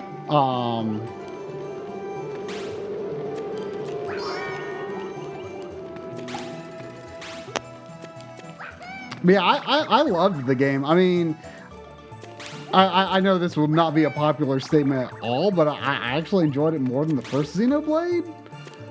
I mean, I think I might agree with you. Like, the battle system I definitely liked. Oops. I didn't like the mech battles all that much. Mostly, I think, because I think the mech equipment system was just not very well explained. Yeah, it was a little weird. I liked that they were in the game though. Yeah, flying around them, exploring with them was awesome. Like, the fact that you could just go from the tiniest speck of dot to flying seamlessly above the world is just like unbelievable. Yeah, that's kind of what was weird about Final Fantasy 15 was going from something like Xenoblade X to 15, where like your fastest mode of travel is the car. Yeah. Can't really do anything. Yeah, I mean, I know the Wii U is, obviously not nearly as capable of a console as PS4 and Xbox One, but they pulled off a feat of technology that's unlike anything I've seen before with Xenoblade. Yeah. Like, I mean, and apparently, Monolith is working with Nintendo on Breath of the Wild, so I'm sure a big part of that is using their whole world's streaming and scaling technology, which is... Oh, that just got me so excited. I mean, I don't know. I mean, it's hard to say what the implementation will... I'm sure it won't be of the scale of Xenoblade, but... Right. Because everything in that game was just designed to be ridiculously huge, Yeah. But still, I'm I don't know for certain what aspect they're working on, but that's got to be it. Because obviously that's what Monolith has kind of become masters of. And the main Xeno guy said, that they intentionally went into Xenoblade Chronicles X with the intention of it not being particularly story heavy, because they were intending to they were spending most of their budget on the building the tech for the game, which is just I think beyond anything that I've seen in a open world game on much more powerful systems. I mean, yes, those games look better, but the scale of what they did in Xenoblade is unreal. I mean, just nothing like it. Grandpa! They killed the old man. It's looking like a flying teacup saucer. Or not a teacup saucer, just like a flying teacup. It's like a teacup with wings and a propeller. I've forgotten how weird the boss is in this one. Yeah. At times, it almost makes me think of a slightly less weird treasure. Yeah. Or less over the top and intense. Right.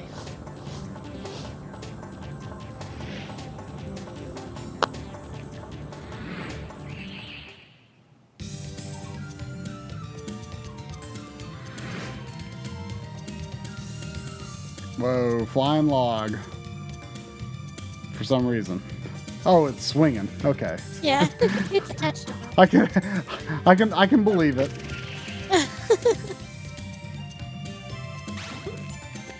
Can I throw that far? No. I have to get right in his face, I guess.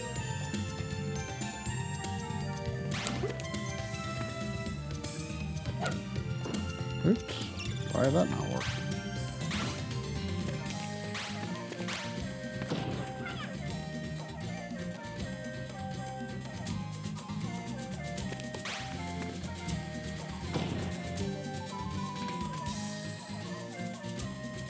Whoa, there's like a bloody patch on him, where I've already blown out one of his crystals. Starting to get Kirby dark. Yeah, Kirby dark, man.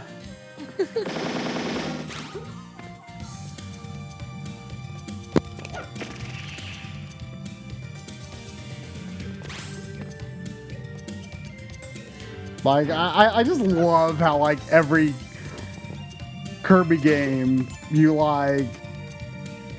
not every Kirby game, but just about most of them, you end up fighting this unspeakable horror from the depths of space. Yeah. So ridiculous, but kind of awesome. Oh man, Robobot's last boss is so good. Whew! Man. That one Fantastic. that was for the fans for sure. Oh yeah. I did not see that coming. Did that guy just give me a dying wahoo? He was like, wahoo!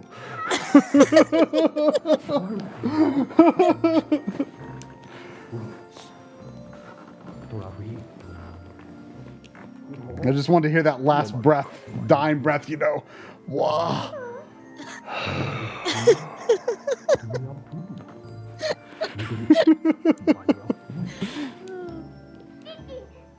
No, seriously, I'm sad about Grandpa Klonoa dying, though.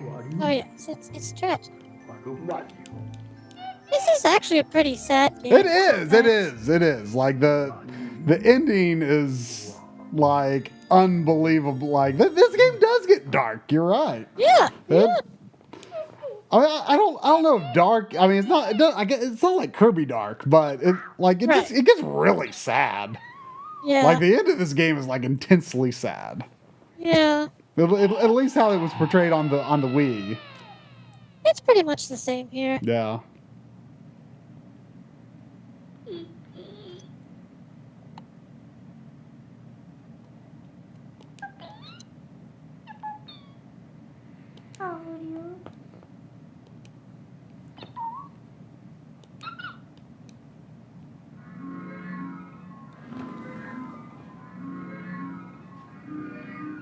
If you want to see a dark ending to a Kirby game, I think the go-tos are Dreamland 3 and 64.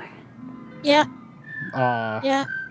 But even still, like, I mean, you're usually it's not that horrifying, but it's still just like some bizarre creature from dark space, basically. Yeah.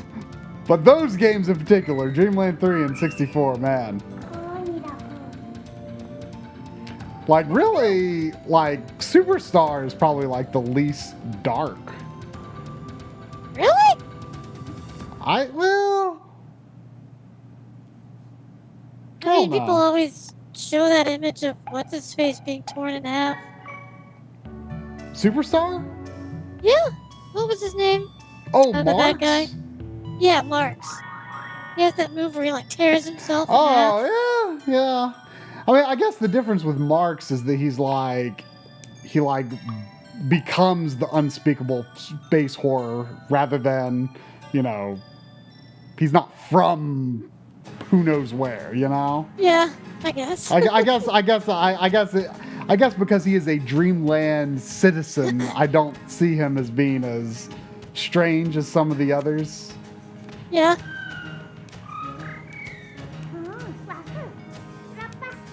I mean, I guess you could say that like Revenge of Meta Knight is dark in a different way. Like that's like Revenge of Meta Knight is like one of my absolute favorite slices of Kirby. Period. Yeah, that's a pretty fun scenario. Because it's just like I freaking love the idea of Kirby. Just it's action movie Kirby, you know. Yeah, exactly. Which I mean, most games do go places kind of like that, but like it's an extended stretch of it in, you know, Meta Knight. Man, I love Kirby games. Me too. Interesting fact, Kirby Adventure is probably my favorite all-time NES game. Fair choice. Yeah. Fair choice. It's one of the few I go back to every few years and just have fun playing it. Yeah, I mean, you can beat it in like 2 hours. Oh yeah. I mean, I like the Mega Man games too and stuff, but they're just not...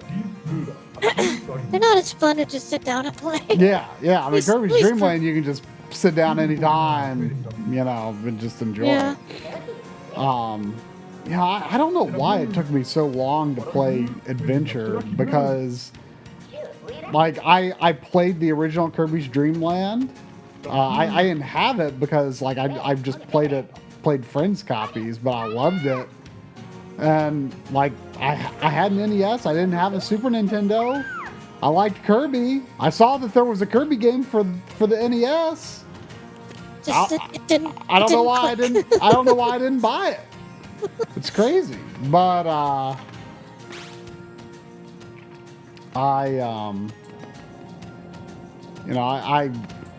didn't even know that like Kirby got powers until I got Dreamland 2.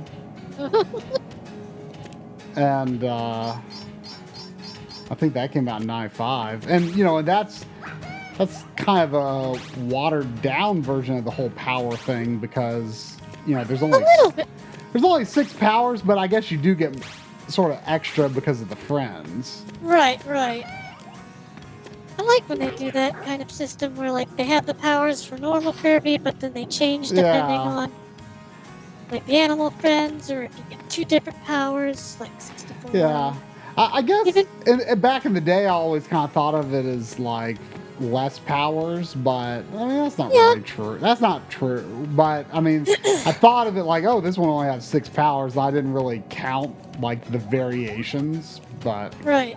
Dang it, I keep dying.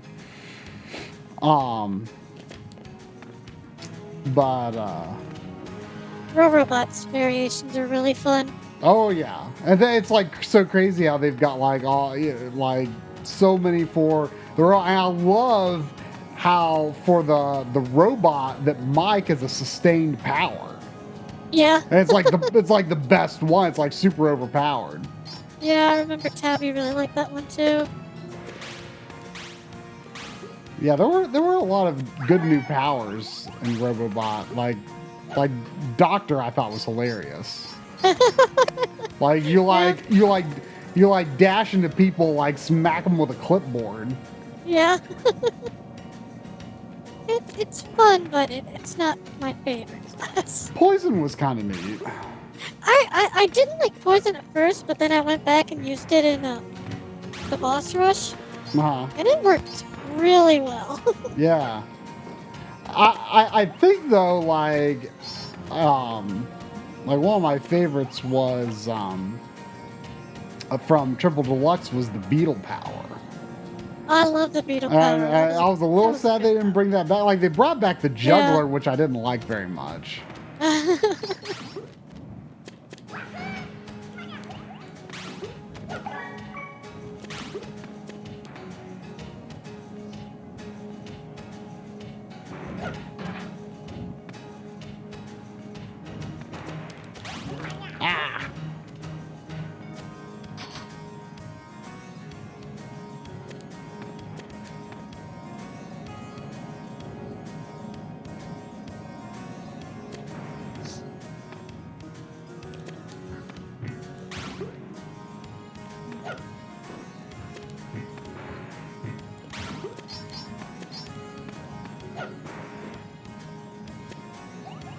I loved how they had they had like the entire levels for the jet and the jet and wheel. Yeah. For the Robobot. I mean, in general, I like that they had Robobot a lot more than the other games' special powers. Mm-hmm. Like you used Robobot like way more than like the sucking power in Triple Deluxe. Yeah, and it was like I think from starting from Returns to Dreamland to going through Plant Robobot, like I think that those mega powers like are definitely each successive game's power is much better. Yeah, definitely. Like the mega weapons in like Return to Dreamland, like they were very rare. Well, yeah, and they weren't like they were fine. They were fun sort of, but like they were like so overpowered. There was like nothing like to do. You just like move a bit and then attack. It was basically just there to solve puzzles or destroy certain Yeah, objects. or to help to find some of the hidden things. Right. But like I did in Triple Deluxe, I liked the what they call it, Hypernova, I think. Sucking power. Yeah. It actually turned out to be a lot more fun than I thought it would be. Yeah, that was actually kind of neat. Like, cause sometimes you like had to move like a bunch of like heavy blocks or something. Yeah. Like that was kind of neat, but like it was definitely. I liked how the RoboBot, like you had like more choice. I'm fine. Choice. I liked how you had more choices with like the abilities you could use, and like you could like actually go through the level, and it was definitely more fleshed out than the others, and more like I guess more gameplay focused. Yeah. Do you think they'll ever bring the friends back? That's a good question. I mean, I feel like that could be a good next step. Like, I mean, I think it's just so exciting because we're like, in my opinion, we're in like the Kirby Golden Age right now. Like, and I never, like, after all these years, I never would have guessed that would happen now. I remember several years back, the E3 that they announced. I guess it was Return to Dreamland. Right before the E3, you were predicting what would be announced. Oh, and I said something about Kirby. And you said Kirby, and it actually happened. That sounds a little familiar. Well, remember they showed a game with like a 4-player game with like different characters. Was that the one that was going to be on GameCube? On GameCube, yeah. Yeah. And that never happened, and I was like, that Kirby game's gonna come back.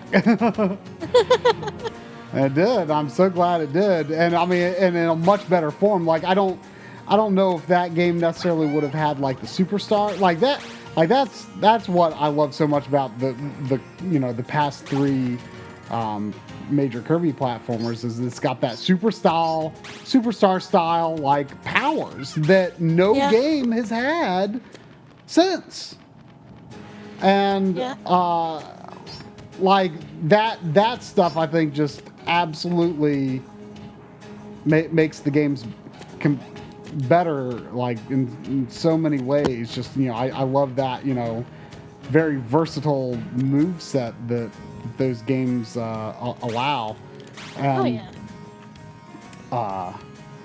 so like I mean versatile, it's like go ahead. Yeah, I mean the games we're getting now that we got for the Wii and the 3DS, like they're so much better than the games, in my opinion, that we got for the GBA or for or for the DS. So yeah, I mean, I like Squeak Squad, but yeah, I liked it, but it's like it's definitely a step back from like Superstar. Yeah, maybe. But I mean, it's definitely better than the mirror. Oh yeah, gosh. That's like it's a shame because it was such a neat idea. Oh yeah, Kirby Metroidvania, like sign me up. Yeah.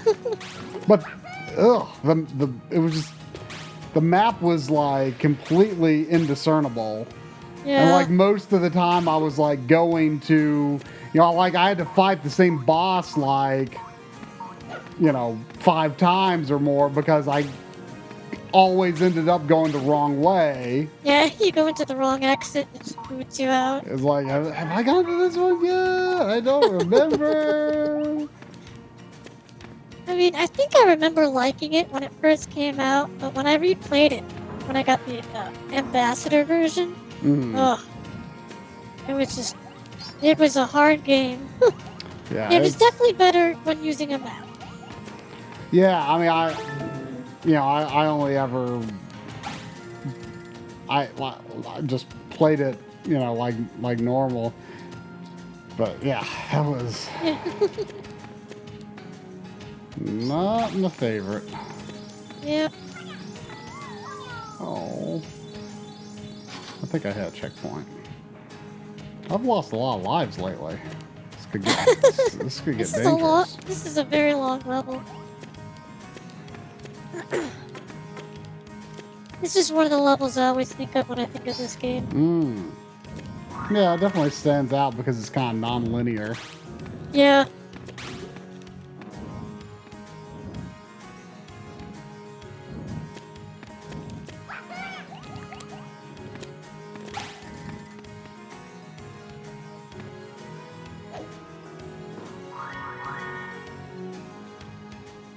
Mr. Frosty.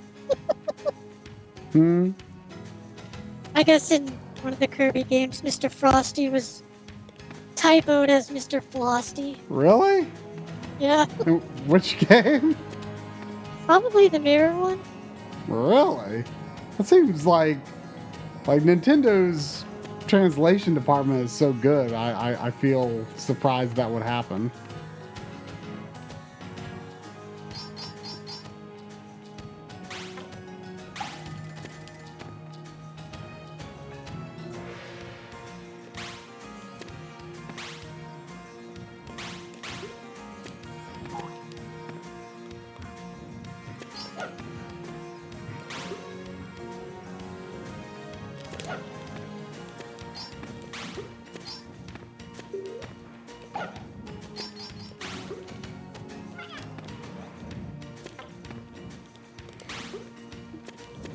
I was surprised while I was playing,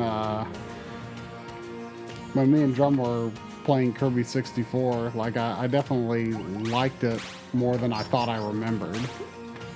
Yeah, it's such a weird game, but it's not bad. Yeah, it's like, I think the thing that gets me about Dreamland 3 and 64 is that the Kirby just feels kind of sluggish compared to other games. Yeah. But they're still good. And the other thing about Dreamland 3 is that it's just kind of very obtuse at times. Oh, yeah, with all the special mission things. Yeah.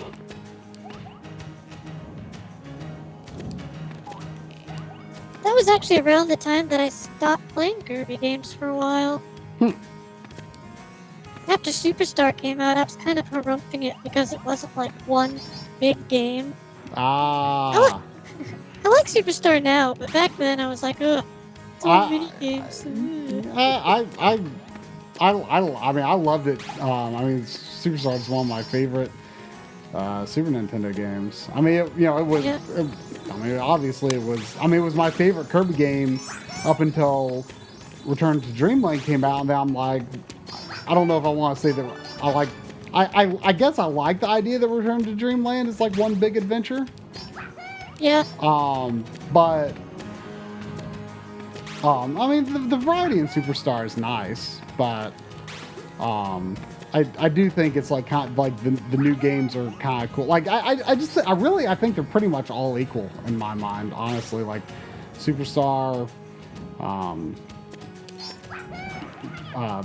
Return to Dreamland, Triple Deluxe, like they're just all really good games. Definitely.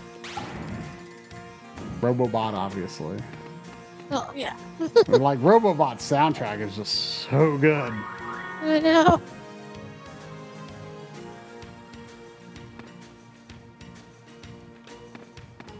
Oddly enough, I think Canvas Curse might have been the game that got me to Kirby games again. I mean, I like Canvas Curse a lot. Like, I was a little disappointed by Rainbow Curse, to tell you the truth. Like, really? Huh. I just thought it was kind of a bummer that it didn't have any powers. Yeah. Because I mean, like, I feel like I would have been less disappointed if Canvas Curse hadn't had powers. But it's like, well, why does Canvas Curse have powers and this not? I guess I didn't really think about it. I just like Rainbow Curse a whole lot. Yeah, I mean, and Rainbow Curse has great music. I don't get me wrong; definitely. it was definitely a very good game, but I just thought it was a little disappointing because I felt like it didn't do anything. It didn't do anything different that the Canvas Curse Canvas Curse didn't already do. I guess they were just going more so on the style. Yeah, I mean, it was definitely, going more of a style game, I guess.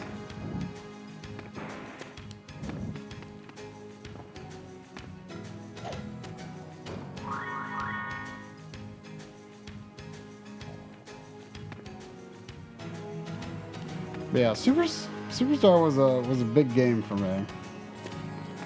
When I went to pick it up, it was, September '98, or not '98, '96. How do you remember all these dates? I don't know, I just do. It was September '96, and I went to get it at Toys R Us. Day one. Of course, day one back in those days, like if you lived on the East Coast, it was actually like a day or two after the ship date. Right. Back then, But, day one for Delaware, right? Day one Delaware. Yep, day one Delaware. Day one Delaware is 2 days late, but hey, that's okay. But,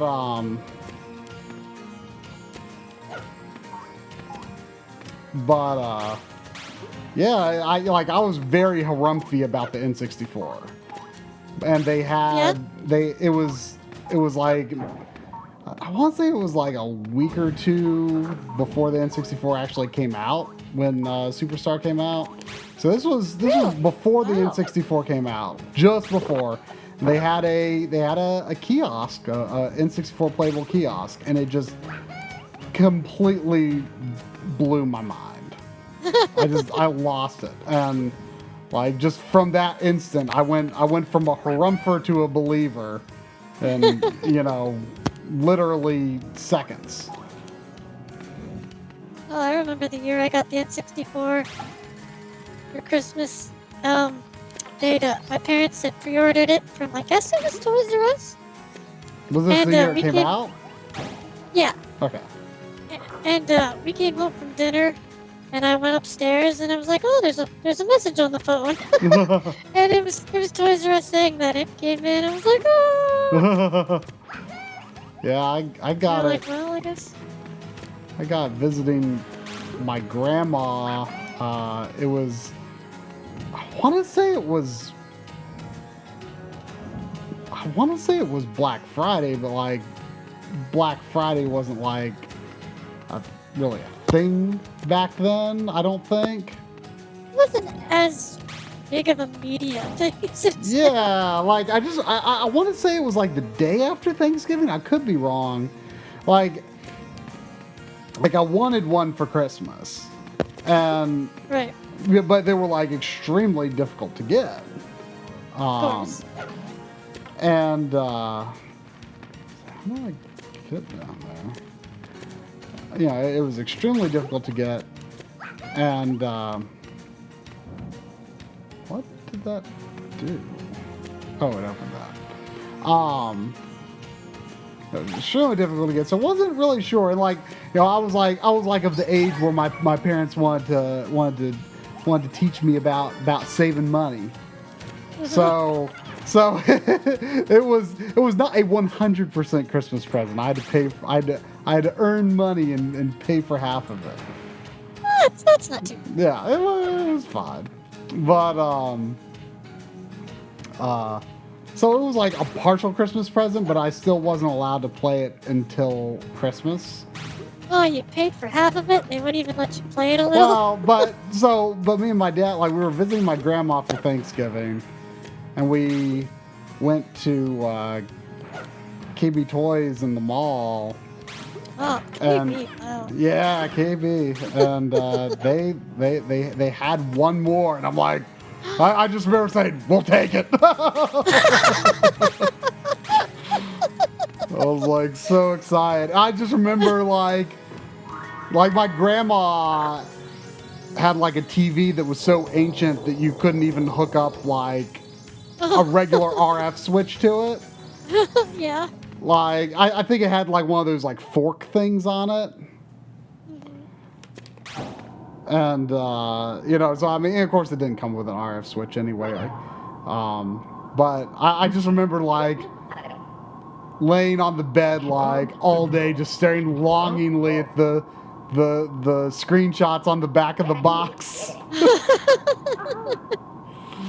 Oh, that sounds difficult. And then,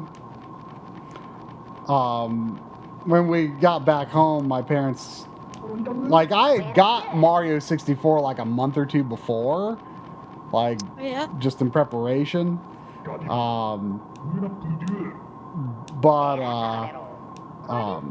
My parents let me like take it out of the box for a little while, and like to make sure it worked, because back in those days, and well, probably still today, parents generally assume that there's an extremely high chance that your electronic toys will not work. It's like it seems ridiculous to think that an N64 wouldn't work in retrospect, because they just do. They just work. But yeah, I got to play it for like an hour or something, and then I had to go back in the box till Christmas. Oh, but man, the N64 hype was huge. It was huge for me. It was a big deal. Big deal for me.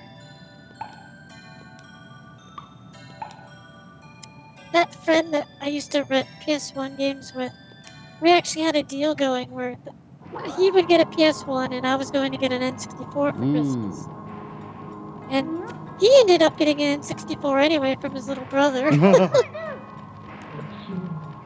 Yeah, I mean, at the time, like, I didn't really see the PlayStation as being anything different from like a CDI or a 3DO. Yeah. Because, like, it was just like, oh, here's, Panasonic made the 3DO and Philips made the CDI, and to me it's just Sony. Sony's just another electronics manufacturer trying to get into video games with their CD system. And I just saw it as the exact same thing. So it's always been interesting to me, that there was like a lot of people who like saw that like the PlayStation was like special. Like it was different from CDI. It was different from 3DO. It wasn't just another one of those failure CD systems. Yeah. And to me, I didn't see that. I was like, what's going to be different about this? Like, it's Nintendo and Sega. It's not, there's not going to be another serious contender here. Ever. Yeah, ever. It's the same forever. So, I mean, I never saw Sony coming. So it was like definitely a surprise to me when I was seeing like Final Fantasy VII coming forward, and I'm like, wow, this PlayStation thing is actually kind of a big deal, isn't it?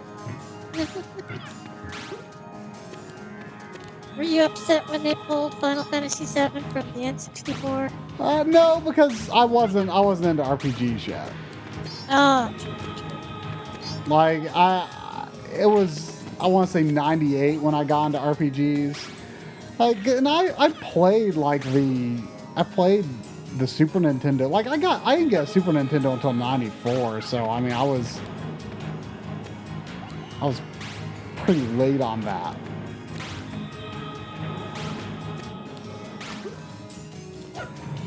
And, I remember this level. Yeah, this is kind of weird. Yeah. But like, I was a little late getting into N64, so like there was like still a lot of Super Nintendo games that I hadn't played yet, and like so I would. And two, the games were just like so different. So like I spent quite a lot of time playing Super Nintendo games in the PS1 era and all. So like that was like, it was actually a really good time to be getting into RPGs, aside from the fact that Chrono Trigger was already expensive. Yeah.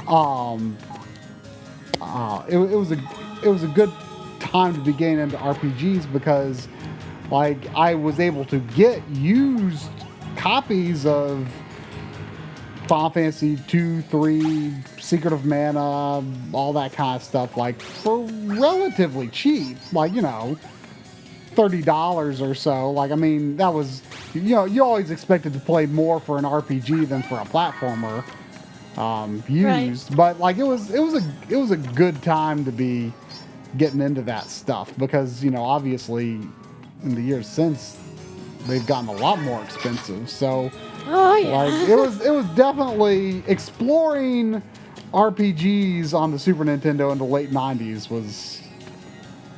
was a very fortunate accident for me, I guess. Fair enough.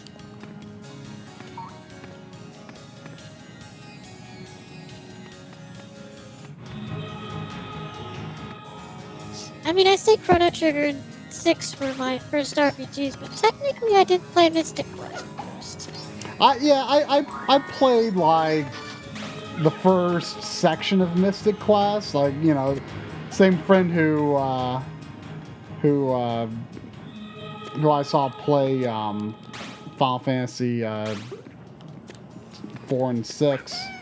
Right. He was like, well, you need to play this Mystic Quest game because it's like a lot easier. I was like, okay, yeah, I can play this.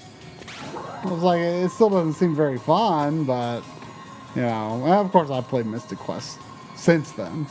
But it took a while for me to accept the whole RPG concept. It's just like the monsters don't move, and you don't actually hit the monster when you attack them. I don't understand why that's fun.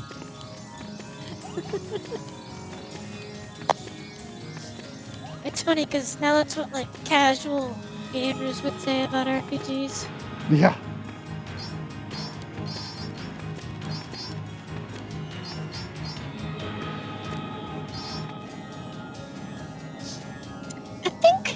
Let me think. I think SNES was probably my favorite RPG console. Yeah, I guess it's a tough choice between PS1 and Super Nintendo. I feel like RPGs. I feel like they kind of disappointed me somewhat.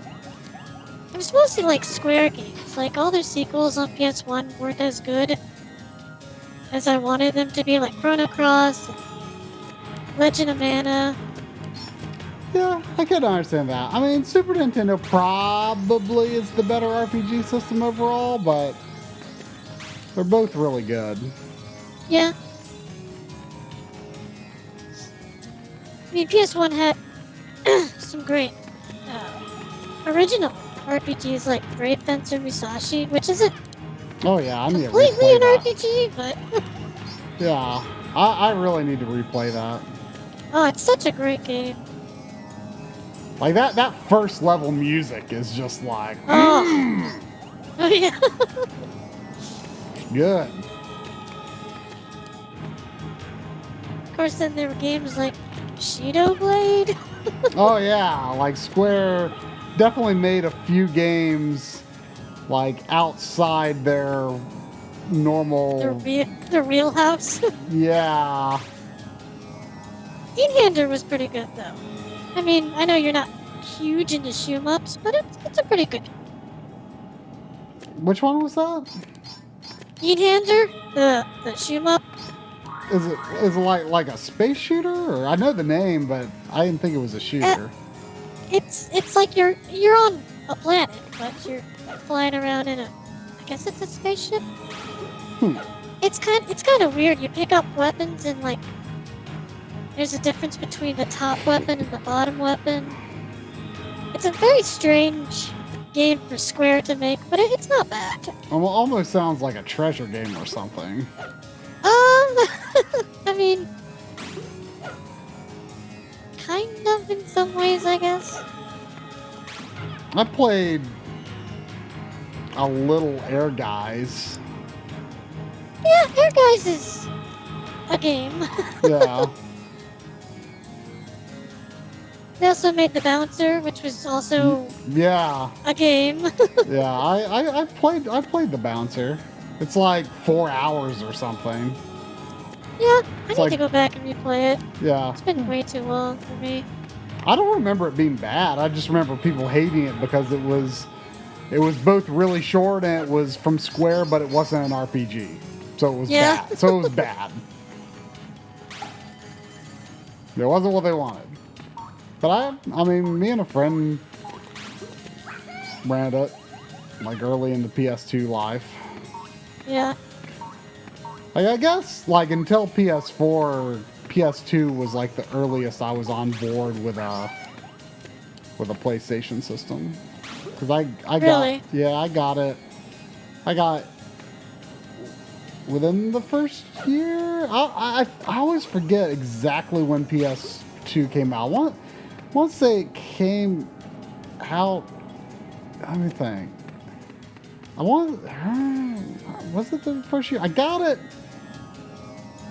the summer before Final Fantasy X came out. Oh. Let's see here. The PS2 came out in... What's the date? 2000. Like what month in 2000? Well, Japan it was in March, and here it was in October. Okay, I thought I knew that one of the release months was March, but I couldn't remember if that was Japan or here. Yeah. I'm pretty sure I definitely got it the year it came out because my parents surprised me because they said they hadn't been able to get one, and then they did. Which probably wasn't the best thing in the end because it was a launch version, and launch PS2s weren't very good. I mean, mine is, first year in the U.S. So if it came out in October and I guess I got it. That was like kind of another like halvesy present because like my mom was like, I don't want to get you a video game system for a present. And I'm like, but it can play DVD movies. So she was like, okay, I'll pay for half of it. I think my parents did that for the Super NES for me, but I had to pay for half. But so it was like a half birthday present. So I think it was $200. I think, or $250 maybe. I don't remember exactly. Yeah, that sounds about right. But I remember I was visiting my aunt and uncle when my birthday hit. And so me and my cousin's husband went to Funkoland and got Zone of the Enders for my Good choice. For my first PS2 game. Was that the version that came with the Metal Gear Solid 2 demo? Yeah, it was used and it didn't have the disc, but I think I have since gotten the disc. I'd need to check my case. I think I might have been one of the few people that got Zone of the Enders 1 for the game. I mean, I also wanted the demo, but I was pretty interested. Yeah, I mean, I got it for the game too. I mean, it's really short, but it's fun. I don't like Zone of the Enders 2 very much, and it makes me sad. Yeah, that's a pretty rare opinion. Yeah, I don't like it very much. Did you play the PS2 version? Or I played the PS3 version after it was patched. Ah. And I didn't finish it. I just could not. Wow. I could not get into it at all. Like I got several hours in, but like I just did not enjoy the combat. I mean, I haven't played 2 as much as I have 1, but I liked it. I remember it being pretty hard. I don't know. Maybe I would somehow like it more if I played on actual PS2. Who knows? I mean, that sounds crazy, but I think it's crazy enough to work.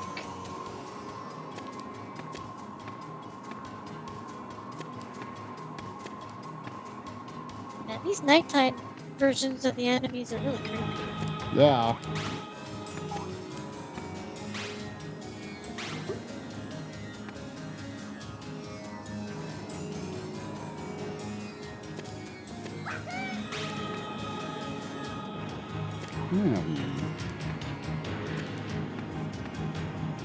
A little confused.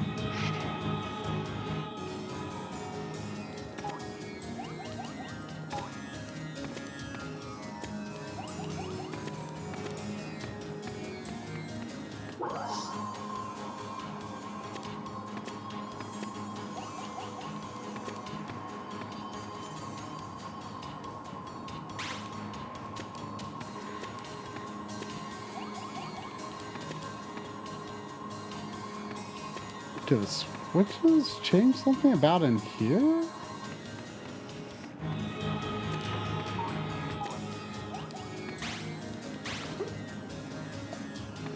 Is there someplace higher?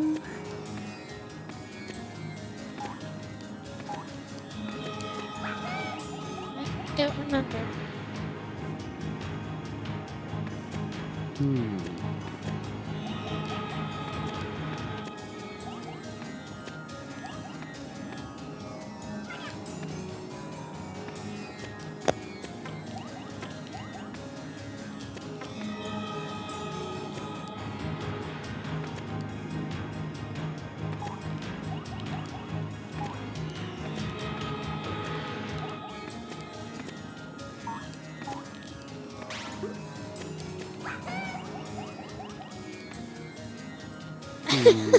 Jeez, I was just thinking that the nighttime version of those big rabbit guys kind of looks like Eastern Mind type characters. Oh gosh. Oh yeah, like the eyes. Yeah. Oh man.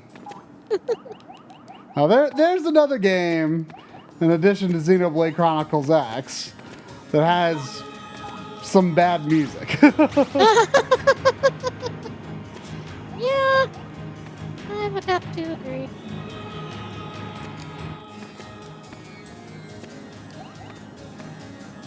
What is going on? What am I missing here? Like, once the switches are red, you can't change them back.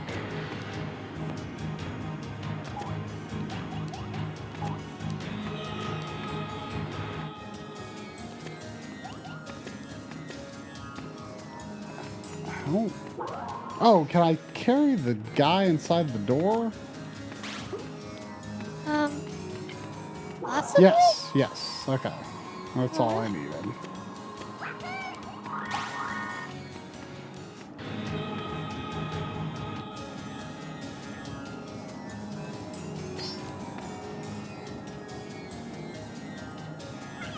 Ow!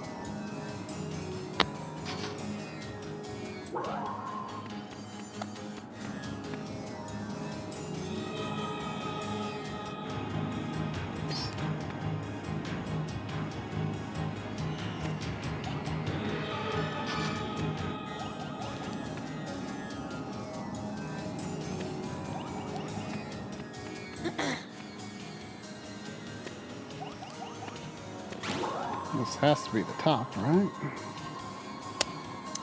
You think? Oh, the music faded.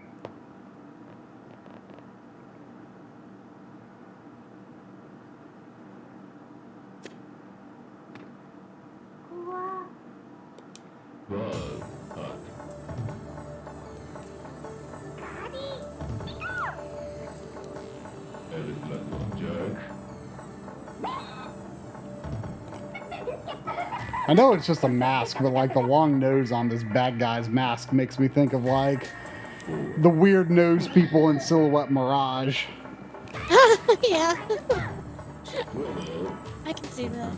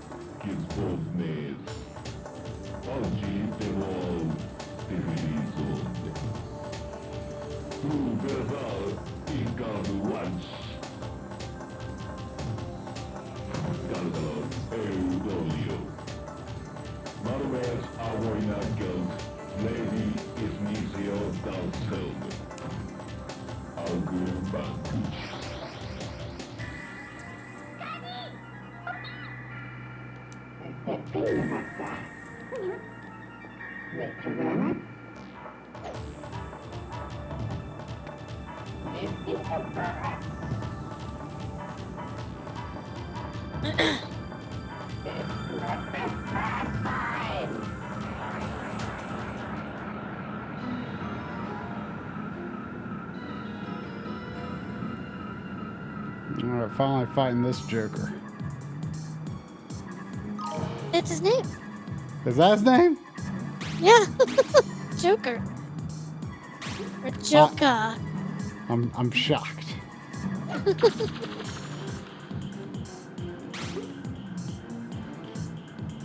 He's a reoccurring bad guy in Namco X Cap. Really? Cross Capcom. I always say X in those Oh. instances. I know it's supposed to be cross, but.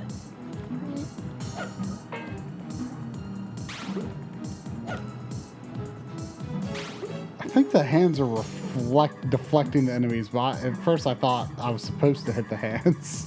I thought that's what I was hitting.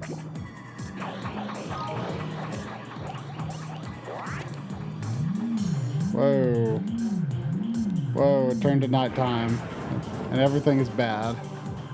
Wow, that's kind of horrifying.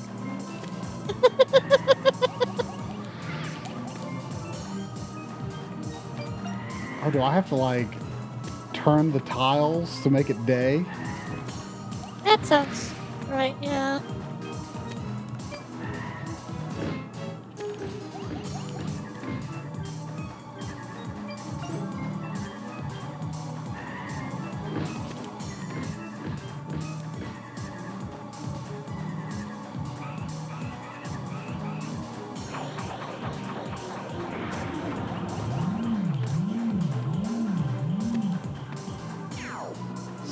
Yep, just gotta make them all yellow. Ah! It's fine. You sure? It almost wasn't fine. A little hard to aim. Oh wow, each one does not do a lot of damage. Yeah.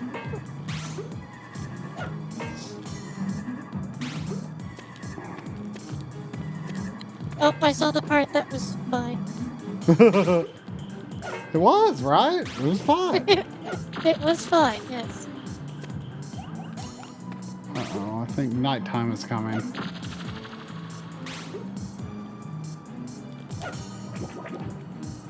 Let's find shelter.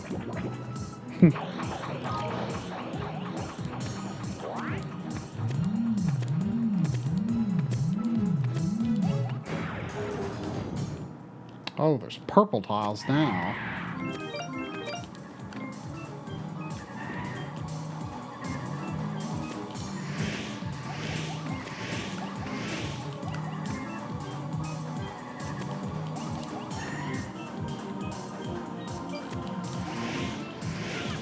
Ah, crystal.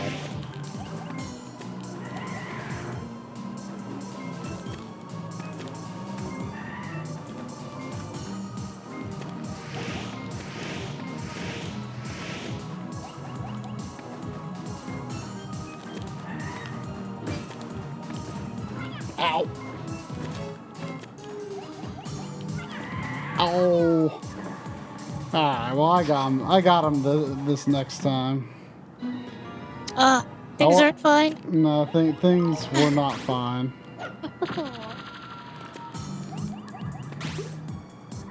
I wasn't attacking him aggressively enough before when I had the opportunity, so now I'm going to attack more aggressively.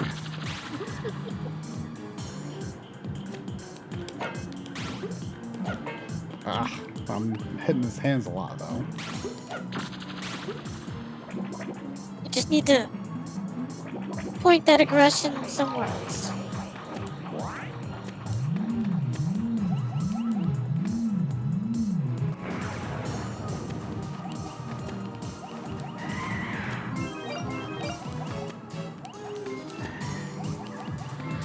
Oh, you are hitting his hand a lot.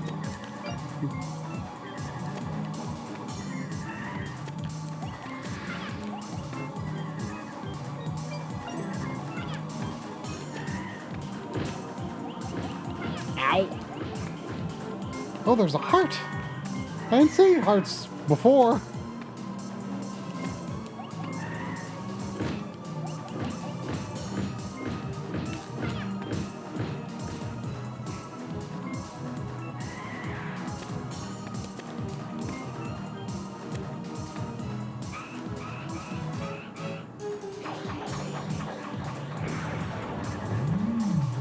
Oh, must have come from one of the bad guys. Yeah, I think he crushed him with the claw.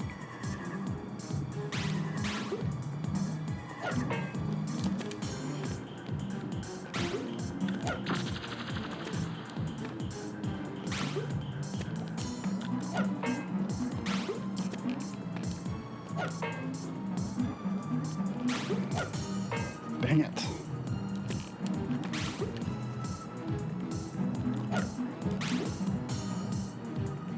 We've only got so much daylight here, come on.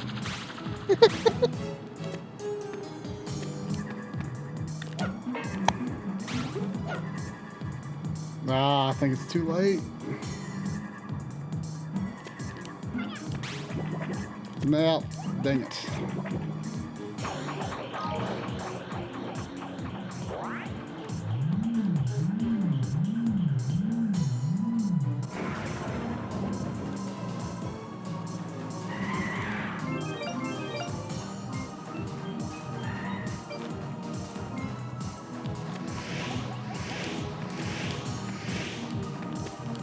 No hearts dropped from that attack.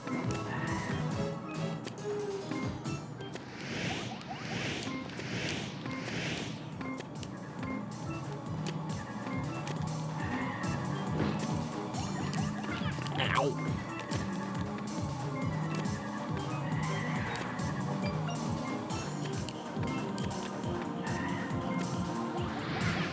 Oh, freaking thing jumped.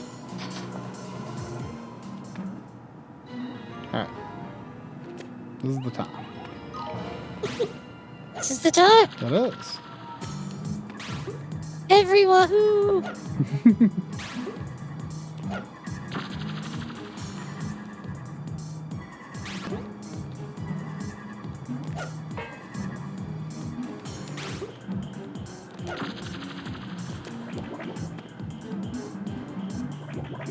Oh, I feel like maybe I can only hit him 3 times before it goes to night. Well, that would make more sense. Yeah, I definitely thought it was a timed thing though. He's a little less stressful.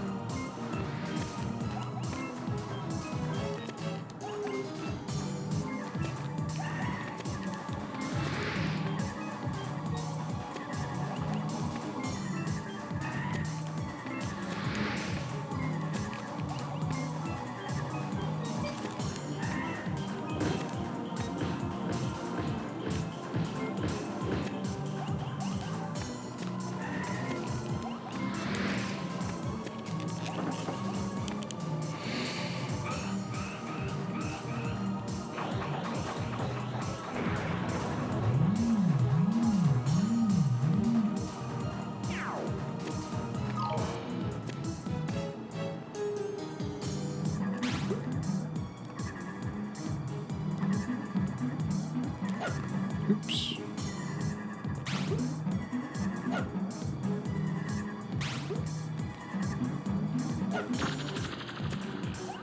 Ah! For some reason, my jump didn't get off to a very good start, but it was still fine.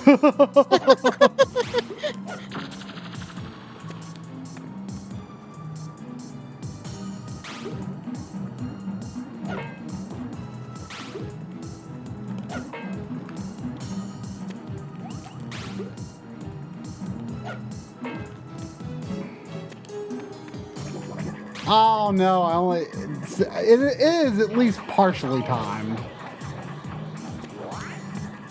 Because I only hit him 2 times, and it was a long time until I managed to hit him again, so.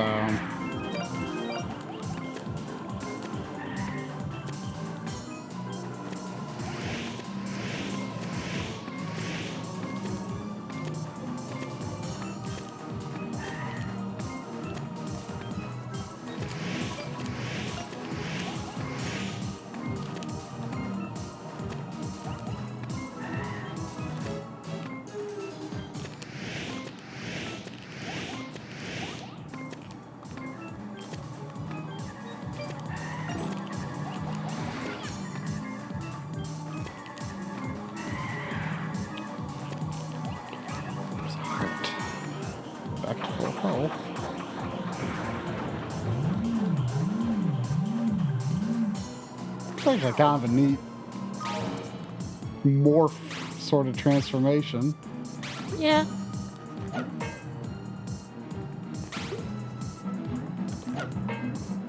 It's so easy to actually hit the hands.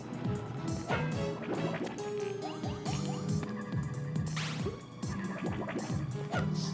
think this boss might be harder than the final boss. I can't say I remember the final boss.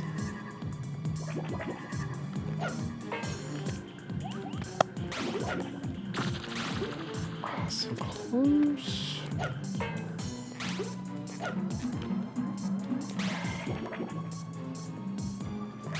Ah. Joker! Probably 2 more hits. What a bunch of Joker! What a bunch of jokers.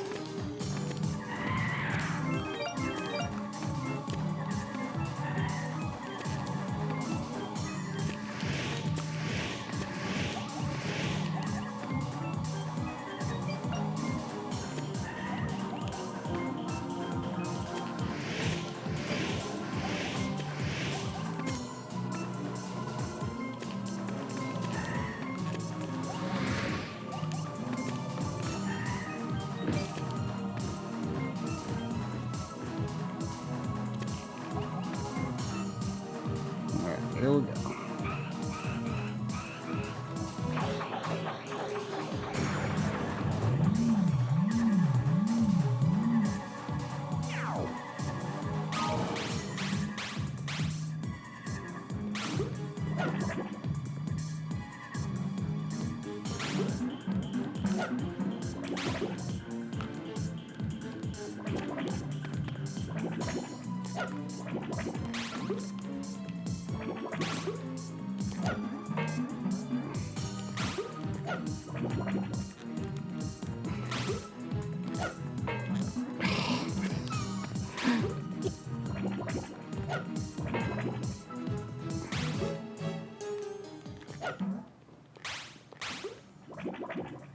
The music is like faded out like so many times.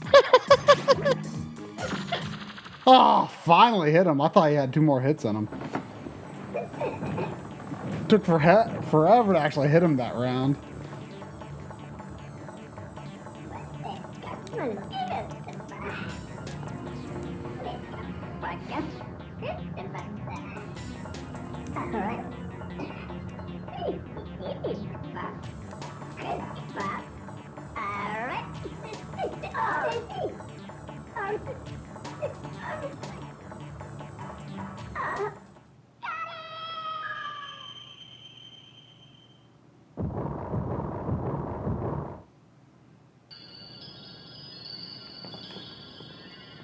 Whoa, FMV.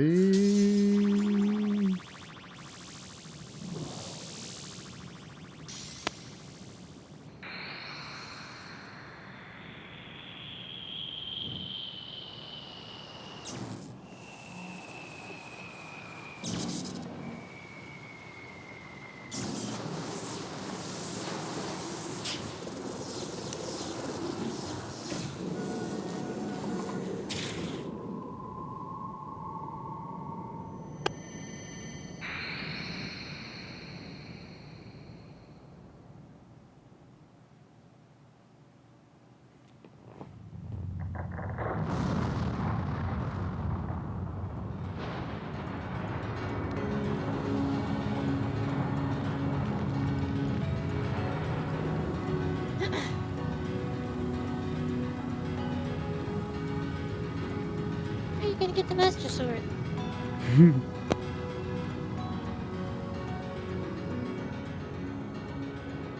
Crystal Palace. That's pretty cool looking, actually.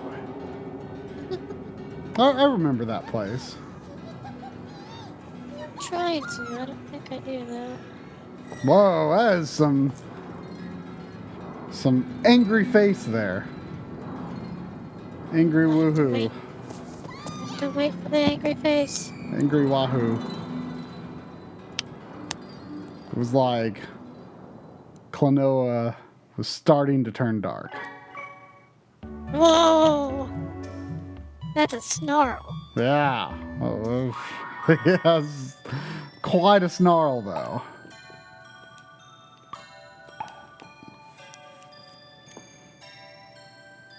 You heard about how the Wii version for the US launch was going to have a different version of Oh, Klonoa? yeah, he was going to be, like, cool looking. Like, they have, like, artwork for it and everything. Yeah, he's actually in the game as a different costume to wear. But there was, like, a lot of, like, backlash against it, right? Yeah, people hated it so much. Yeah, I mean, I think with cute stuff like this, when they try to market it in the U.S., like they're always like super self-conscious about it, like you know, oh, we're just gonna be so embarrassed to release something like this, it'll never work, you know, to the point where we still to this day get angry eyebrow Kirby. Well, I am like, but the thing with angry eyebrow Kirby is that's like such a ridiculous thing, but it's also like kind of such a long-standing tradition too that like I kind of love it now.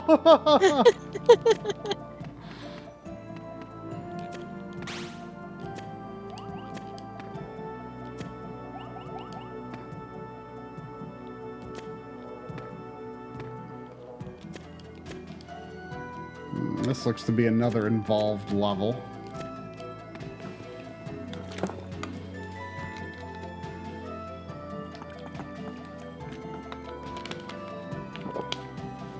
Oh yeah, now I remember.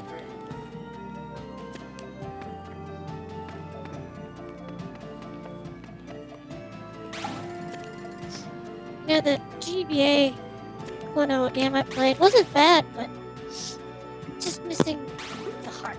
Mmm.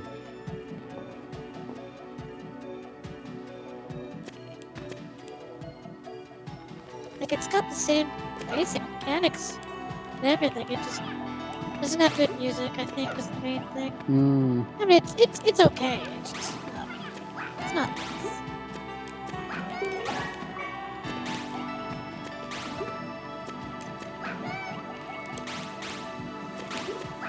Oop.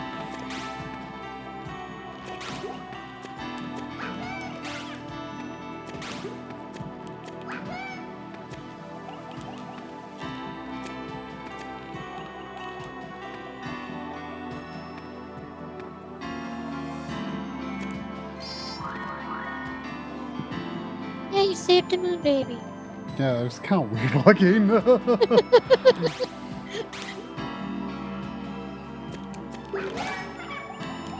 Yeah, those are. Can't say I'm a fan.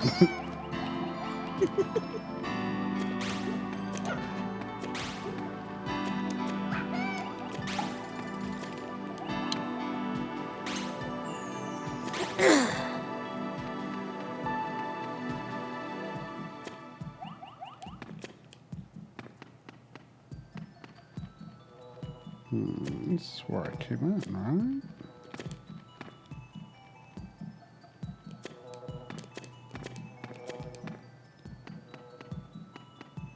Yeah.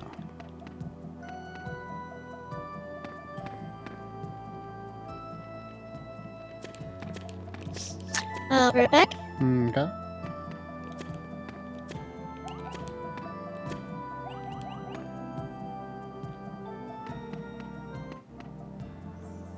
Whoa.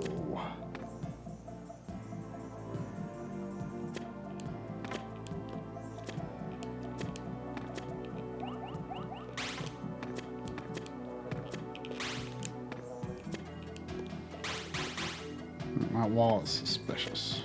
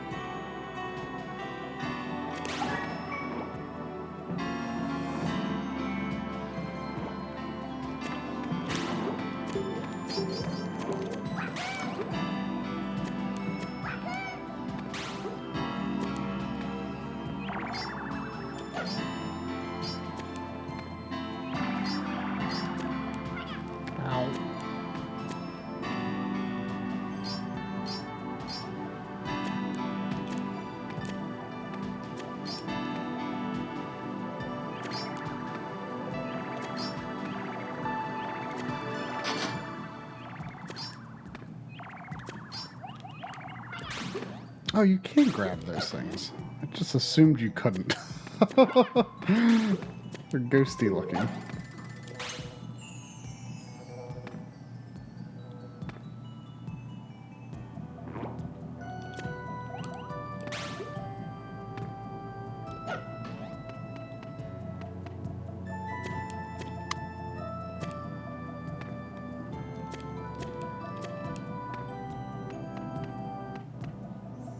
Any blue paths out here? Any blue statues? Yep.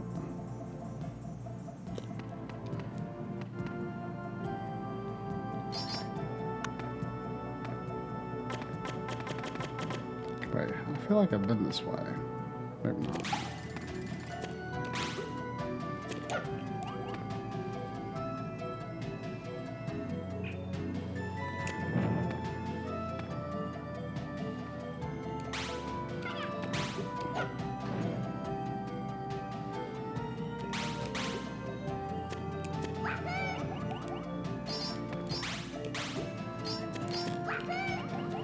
I really need that heart.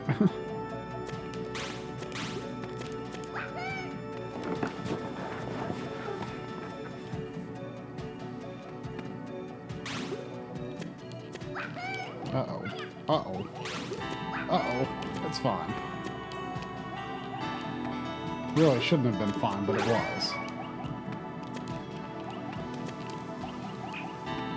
I don't know how big those explosions are.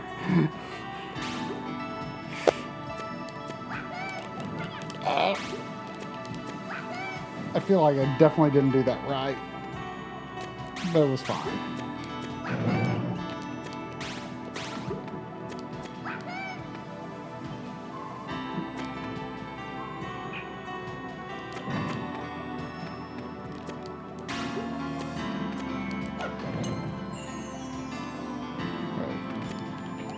Oh, that works.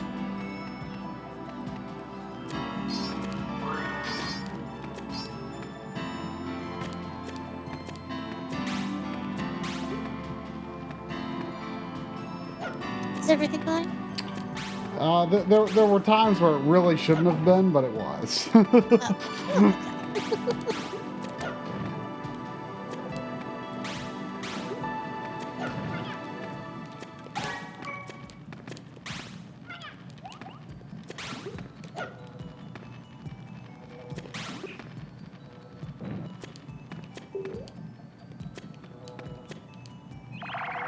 Uh-oh.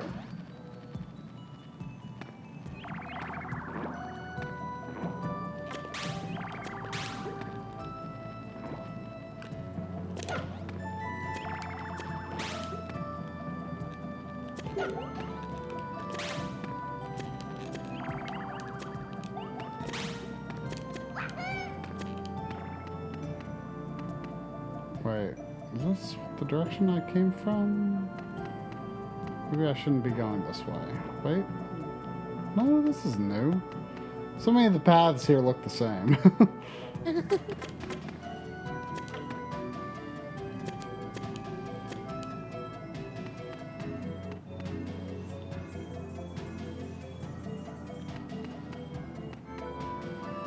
Oh gosh, hearts, yes.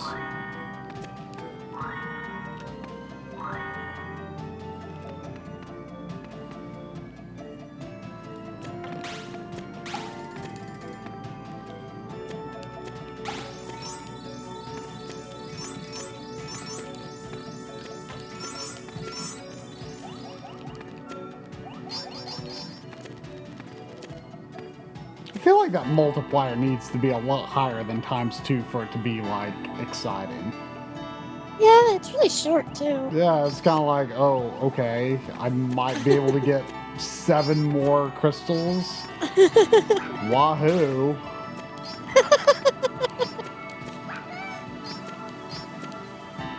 Oh, man, going for this is a really bad idea, I feel. Yep, that was a bad idea. Was it a hardcore death for 1-up? No, it was to rescue a moon baby. Always a bad idea.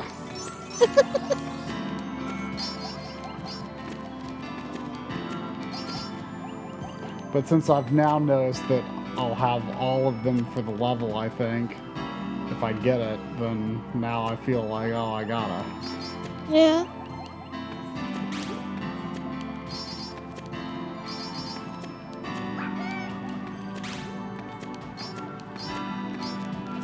Yep.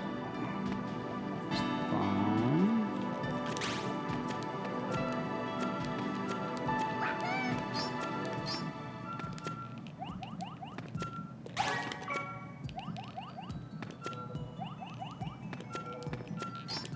It was fine.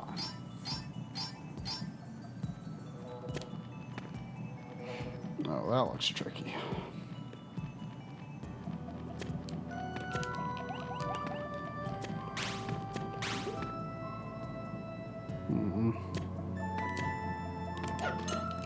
No! That sounds like everything is fine. If only.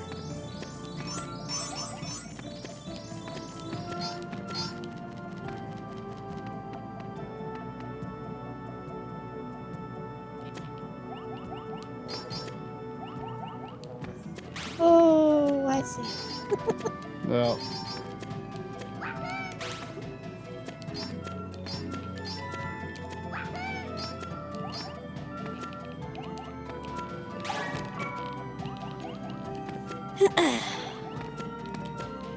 No, wait, it's fine. It's oh. Oh.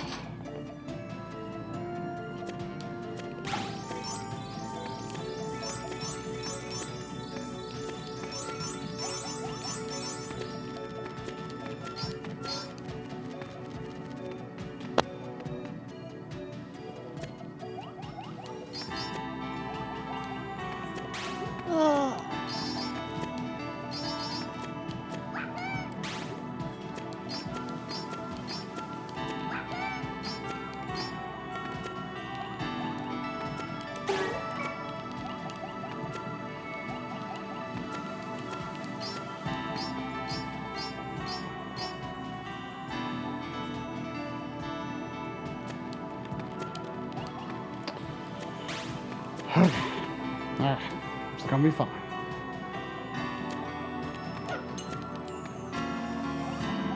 Yay, it was fine. Yay, there's this checkpoint. There's a clock for whatever reason.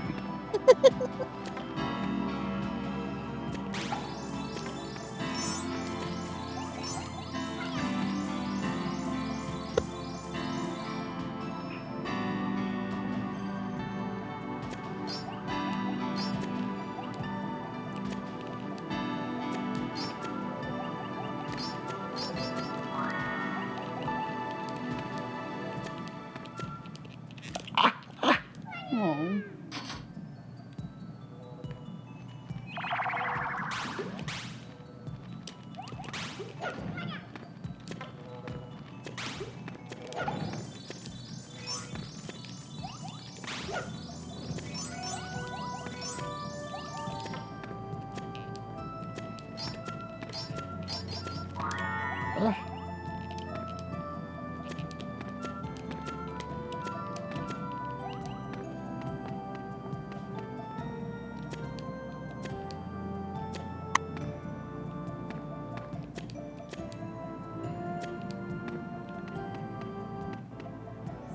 Okay. Is there a yellow path out here? Yes, there was. That? That's weird.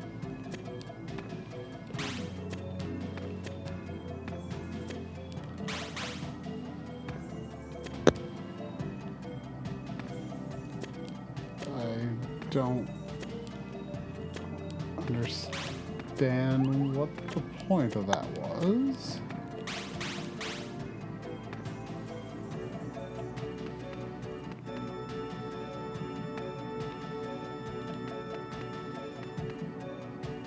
No, I'm not going that way again.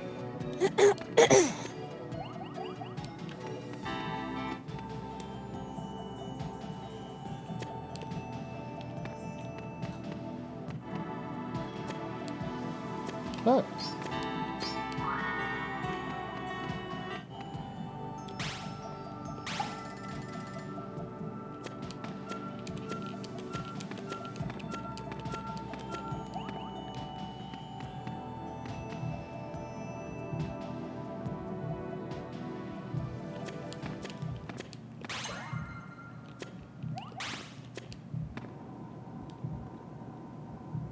Ahoo. Yeah.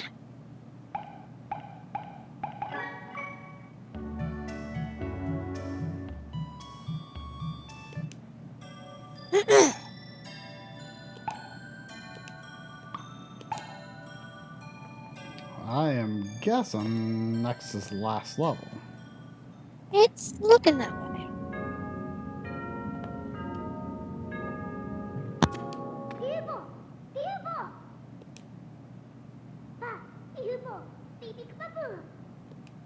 Beep beep papaku. Those things just... They're like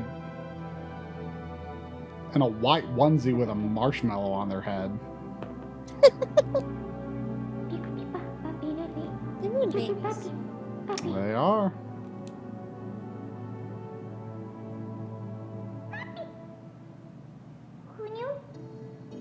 Super puppy, Pippa. Super puppy. Puppy? Wahoo. Super. Bahoo? Super. Come on.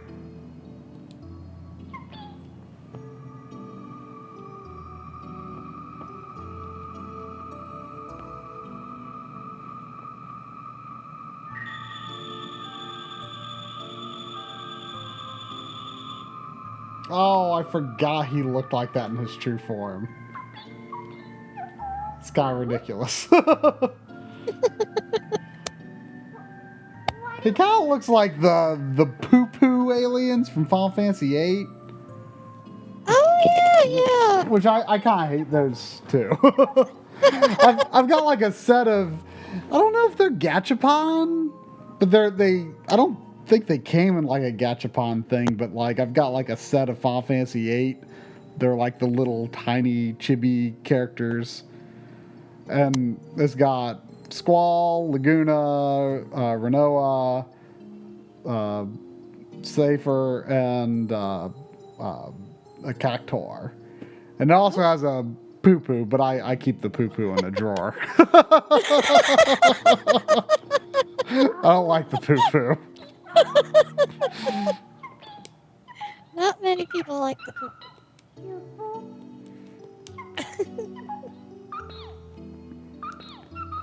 He's got like a sliced cucumber medallion. Yes, you do. As you do.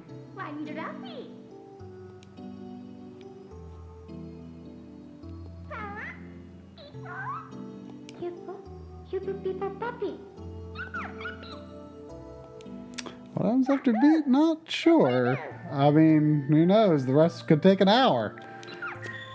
I was expecting it to take much closer to 4+ hours. Yeah, it might surprise you. Super puppy. Beep boop. Beep, boop, beep, boop. Oh man, got some rockin' sounding music now.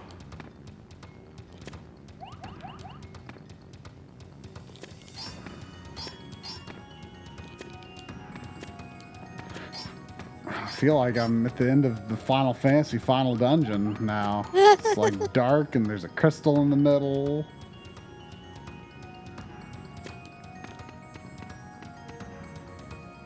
Yeah, I definitely remember the look of this level from the Wii version. Yeah. Spoilers. The door to Phantom Isle is the door to Final Fantasy. Whoa. Oh no.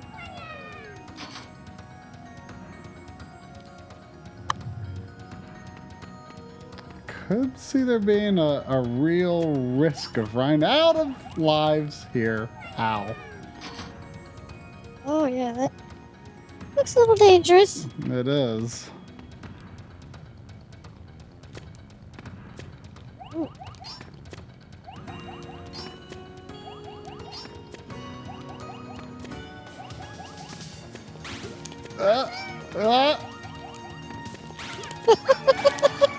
It is fine.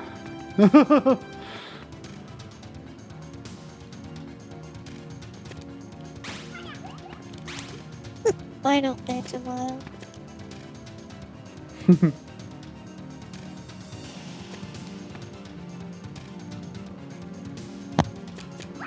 Ow. That was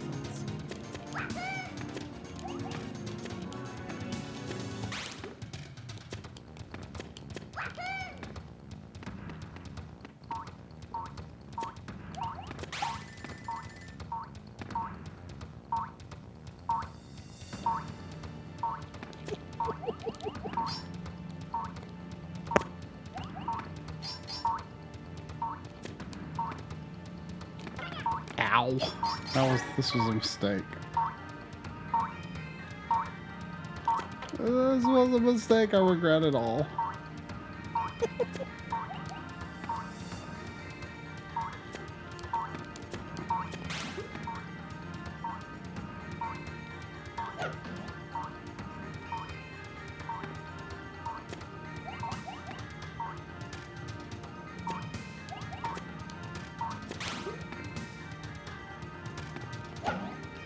Oh, it was a heart. I thought it was gonna be a moon baby, but it was a heart. That's much better than a moon baby. Really, it was only half a heart, and it's already gone now, so.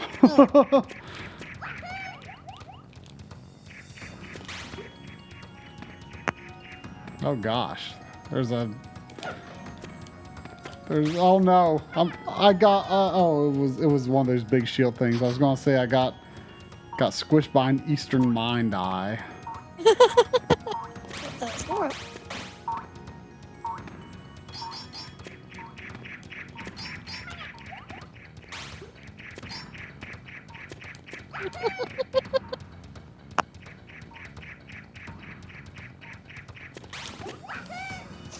The shield also kind of looks like a color swapped dark matter. Yeah. Oh, I see you running past that moon baby. Yeah, you know.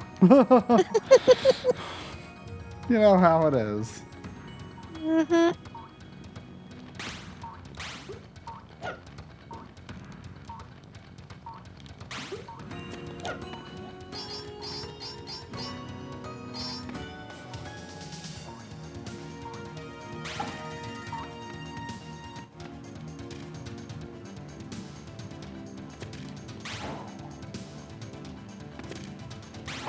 Uh-oh. It's a timed thing.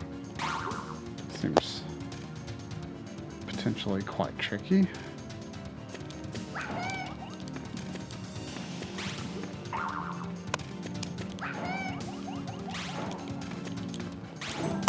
Whew.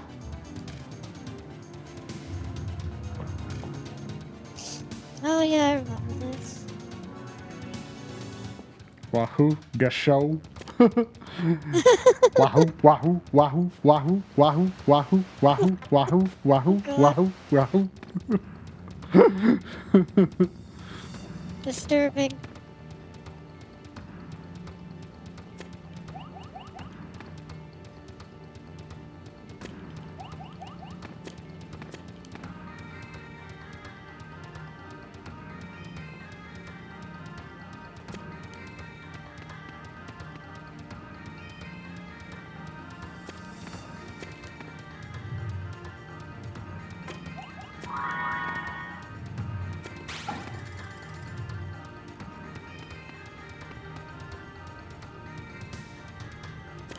I mean, it's not like I've got all the characters in every level. At least I assume I haven't. Yeah, I don't think you did.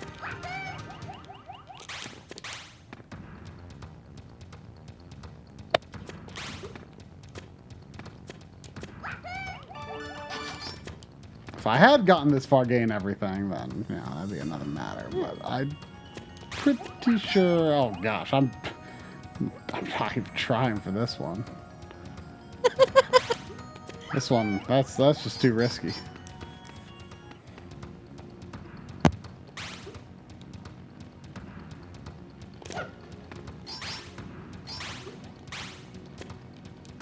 Oh yeah, the mastery of the jump. Jump, grab, jump, grab, jump, grab. Yeah. pretty tough. I would guess so. As you run on by.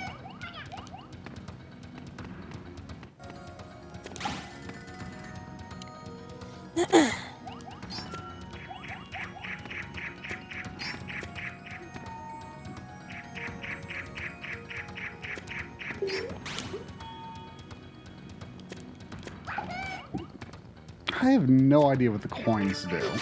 Uh-oh. It's fine. They might be lives. Oh, a whole life unto itself? Well, I guess that makes sense.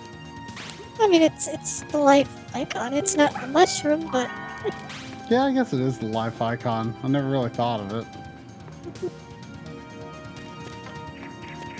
Kind of generic for a life thing. yeah.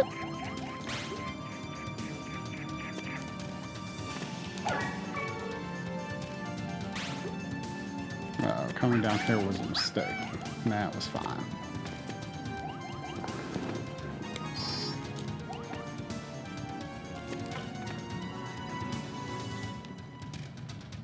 Ah! Ah! What? Ah!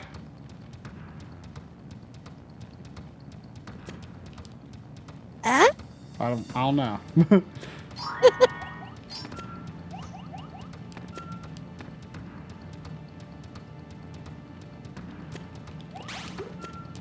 Ah! Ah!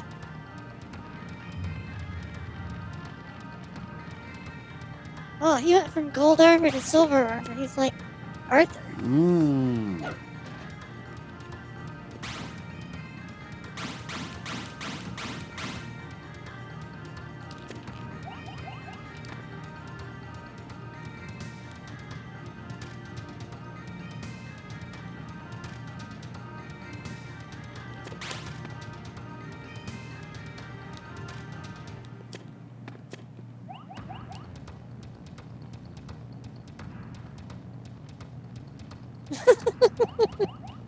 He kind of blocked your path. Yep.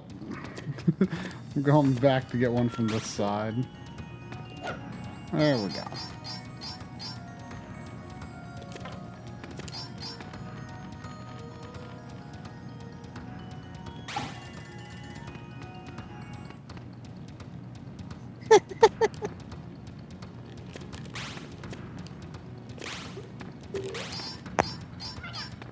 Well, those switches in the foreground make me feel like there should be a 3DS version.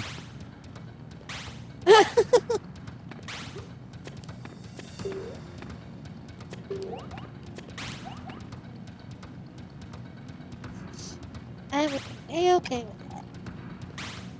Yeah.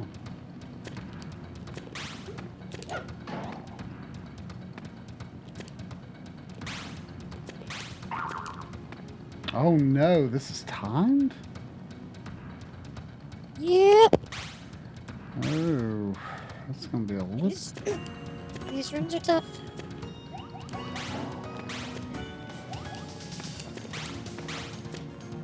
Oh, yeah, this is gonna be tricky.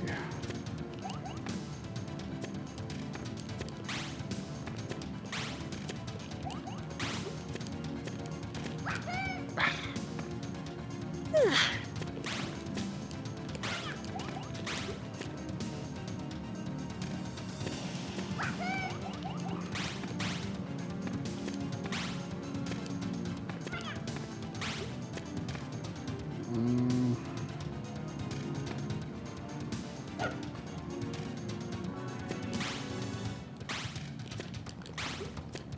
So you can't jump up on the big guy while you're carrying something, right? I can jump on him, but I can't like make him... I can't blow him up if I'm carrying something.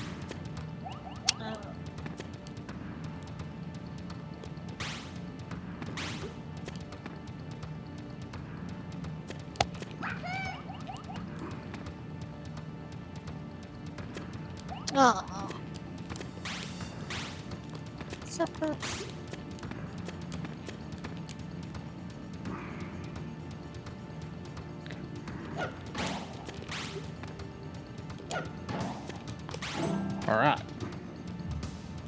Oh no, it's going to cut back and there's going to be a monster right in front of me. I need to move the other way, probably. Okay, the monster's gone. Whoa.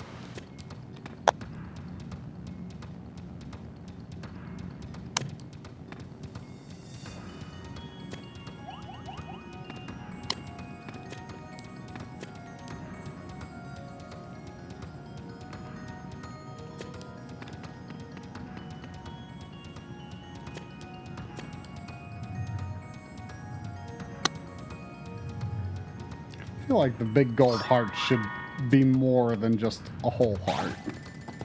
Or maybe it's a heart and a half, I don't know. But it's not enough. Forget you, multiplier fairy. Aww. No one likes you, multiplier fairy. Aww. I died dissing the multiplier fairy. Good.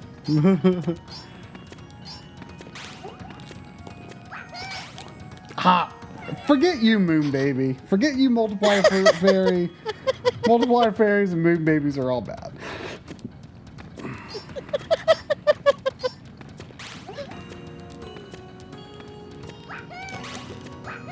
Yeah. Uh-oh. Are things fine? Yes. No. Whew. Things are fine.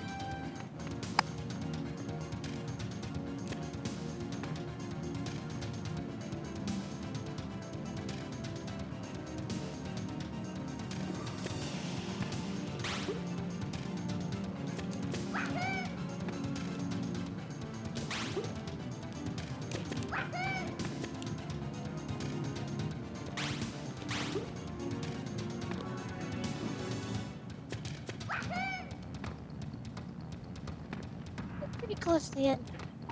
I feel like I've got to be. Skipped about 3, 4 moon babies. That's how you make progress. Moon babies are the enemy of progress.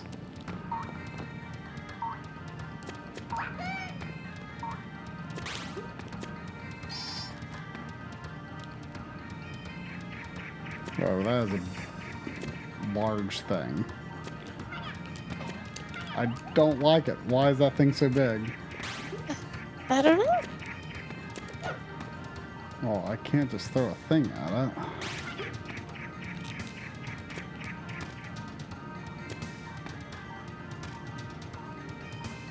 Can I even get up to that platform? Okay. Oh, he's guarding a switch.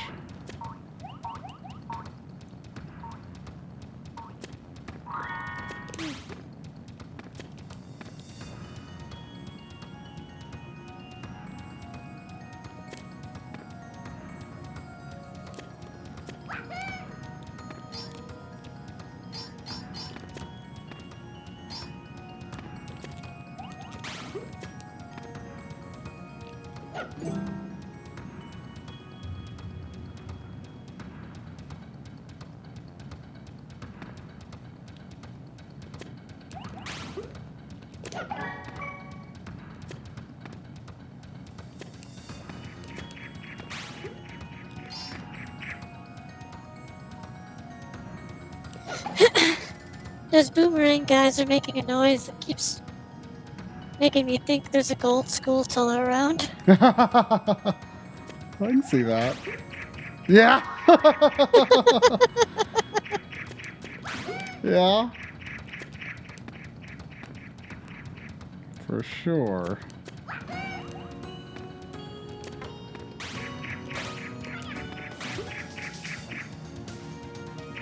They kind of make me think of a very strange Sir Kibble. Yeah.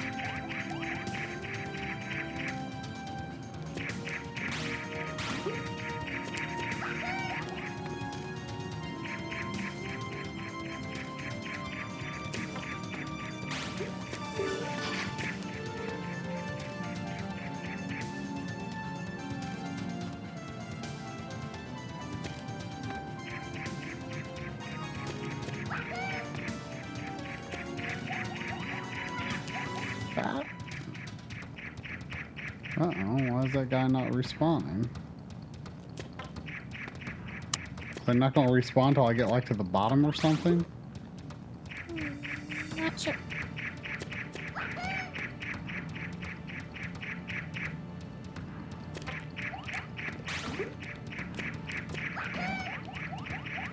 Oh, well, it's fine. Yeah, it looks that way.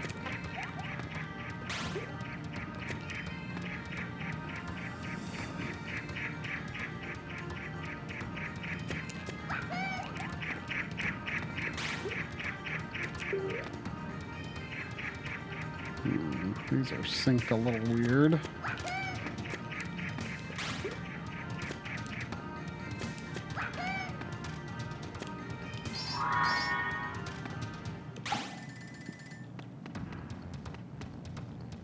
Uh-oh. Another timed switch. Oh. Okay, I think I see how I have to do it.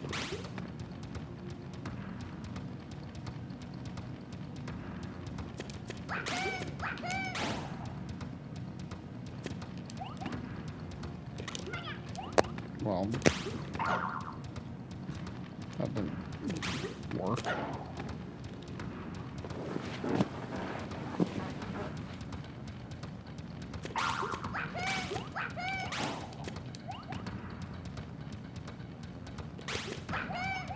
Oh, that's tricky. I think this might be the last one of these rooms, though. It should be.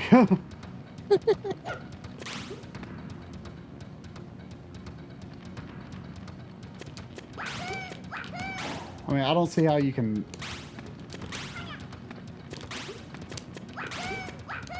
Okay. I guess I see how you can do it. Yeah, you just have to be really fast. Yeah, but how do you get the background one? Oops. Oh, is the bottom one in the background? Yeah. Okay, that does make it tougher.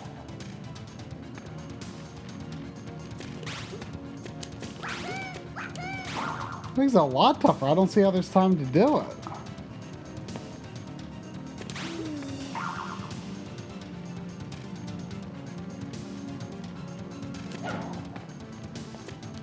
Because I have to, if I hit it first, I have to wait for the bomb one to come back.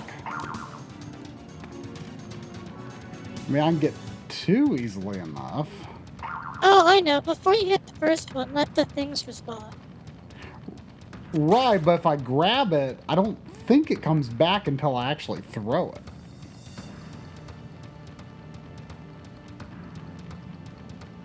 No, I mean, if you were doing the top ones first, Uh-huh.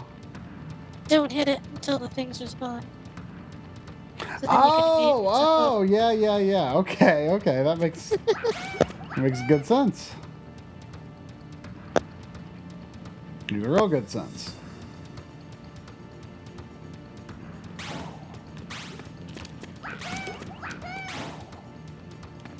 Okay, come on. Ah.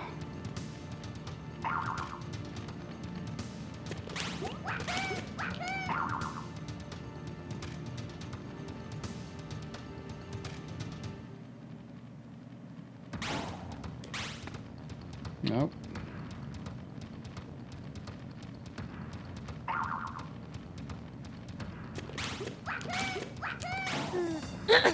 Yeah, that bottom one's a problem. I shouldn't have. I just put that too fast.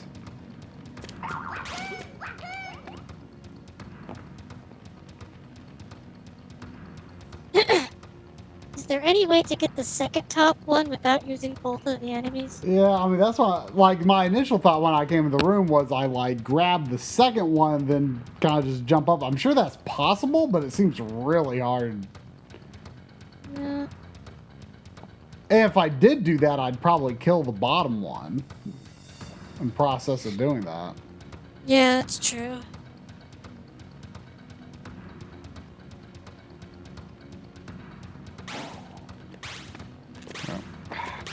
Why had I...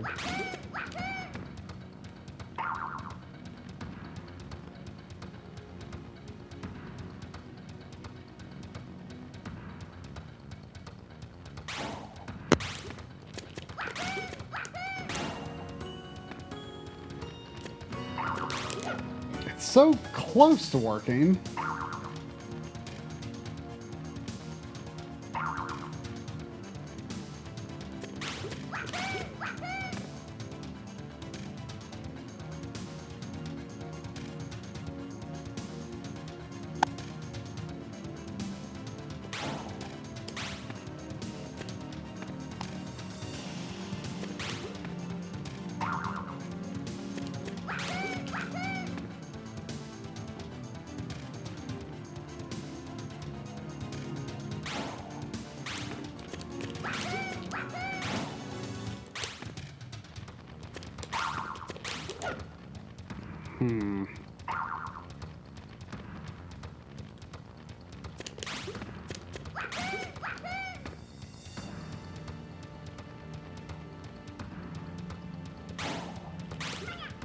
Yeah, grabbing the top bird doesn't work very well. If only it wasn't in the background. Yeah. I wish there was a way to hit the switch without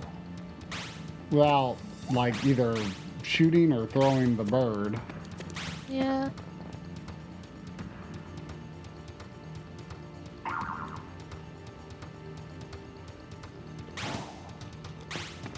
Ah.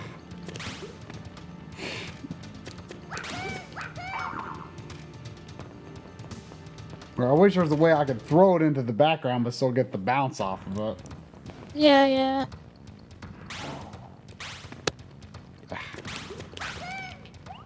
Oh gosh, I'm about to die. I died.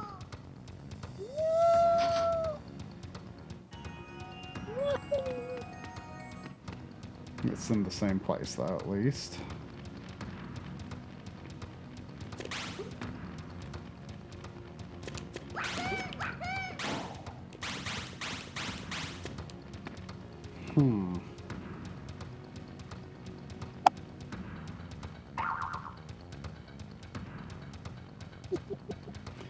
What could possibly be the best way to do this? I guess, I have a thought that might shave a tiny fraction of time. Oh, that's not it.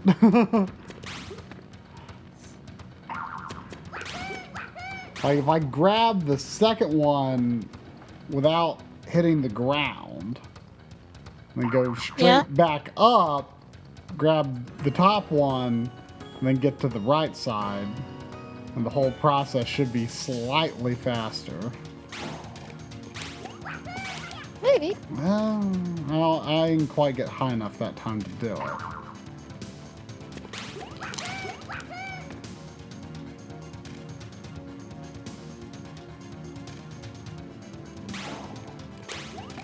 Dang it.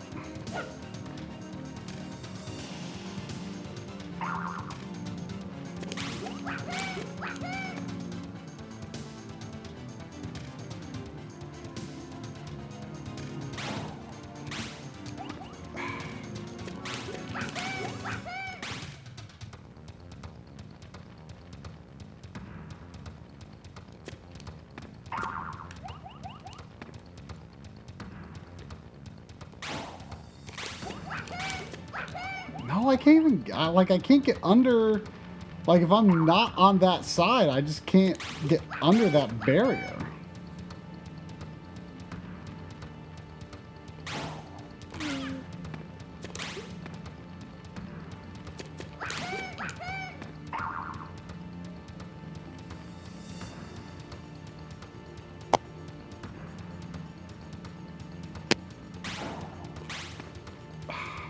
I was missing the bird on the way down.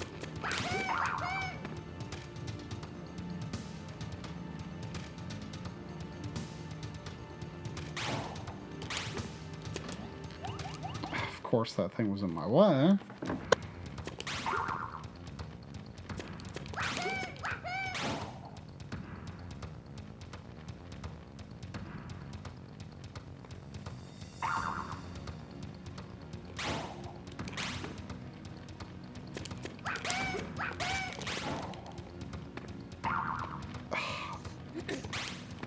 Is there really nothing you can do with these metal guys? Like... I don't think so. I think you just gotta time it better so when you're falling, they're going out. Yeah. I mean, I try to do that, like, for the first one, but then, like, when I'm falling for the second one, they're kind of in my way.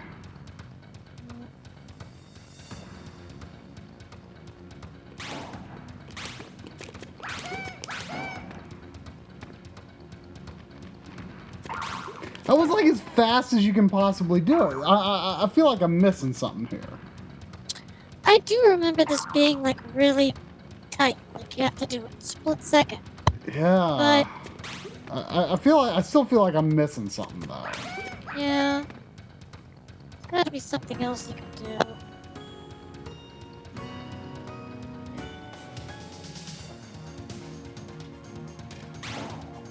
Yeah. Maybe you're just not throwing the enemies fast enough.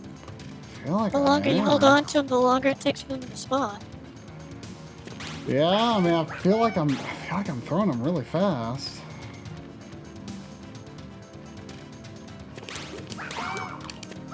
Oops. Are there hearts outside? No.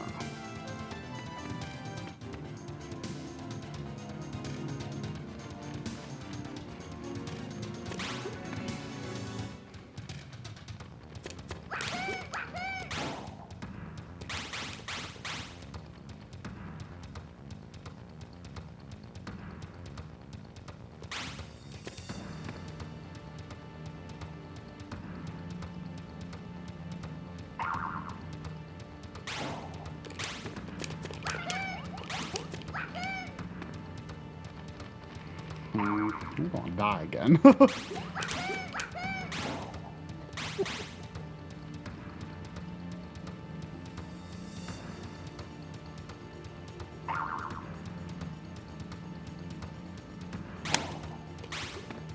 Oops.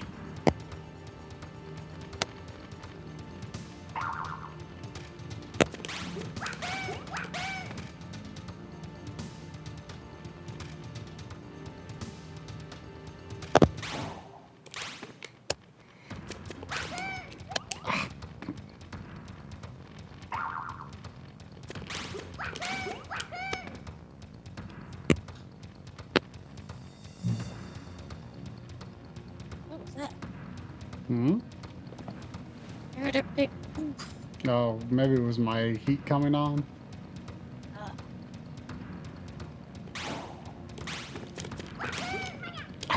Well.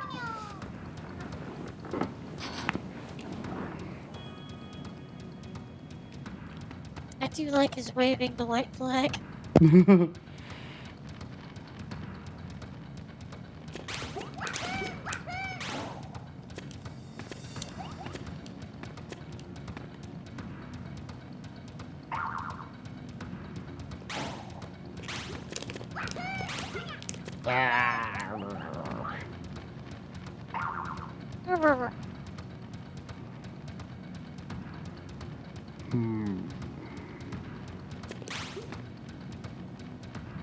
This is actually the last boss.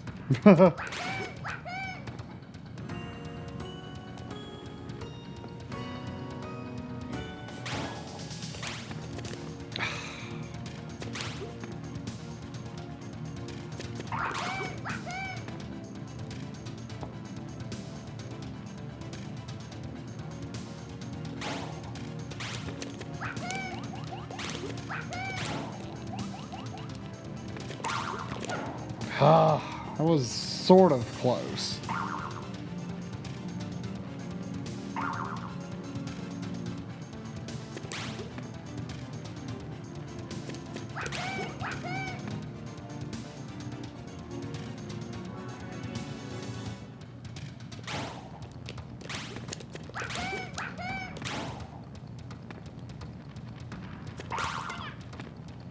I'm getting a memory back that feels like I tried this a bunch, and the time that it worked didn't really feel any different than the times that it didn't.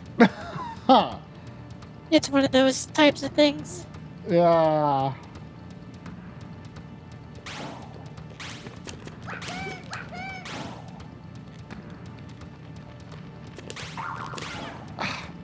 Wait. Wait, how did I do that? What did you do? I feel like I've tried hitting it. Like Did just. you hit the background one by jumping off of it? I think I hit it by. Yeah. I tried that before, and I guess my aim was just off. I guess my aim was just off. I've tried that before. Oh, it's fine. I should have known that there's no way it would actually be that tight. Like, Yeah. that's just too cruel. Yeah.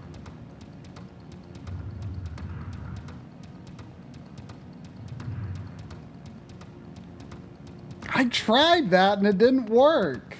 Mm-hmm.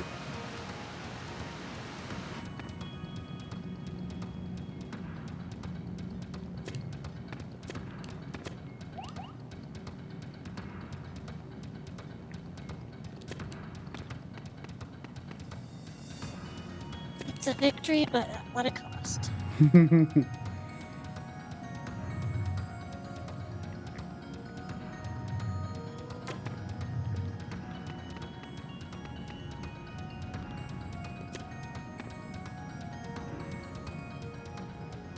Okay, this has gotta be it. Give me hearts, give me extra lives.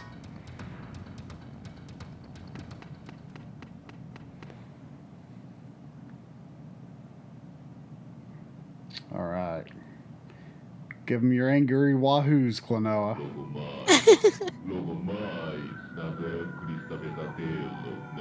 That's a scary voice. Wahoo!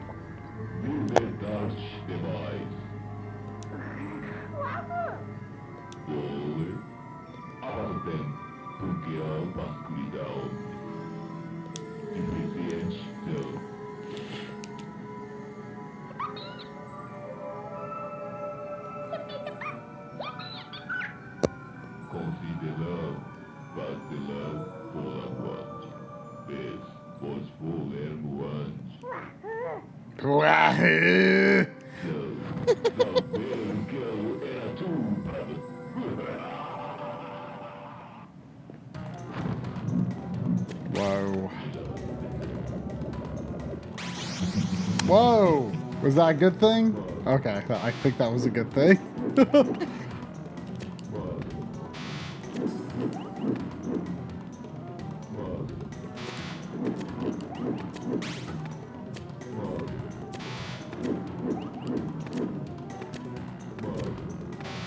Will you do something eventually that lets me attack you?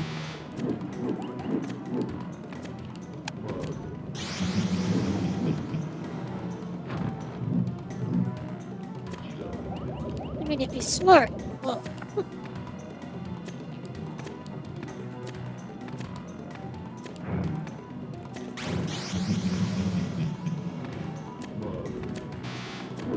Okay, I think being outside is not helpful, at least not right now. it didn't look helpful.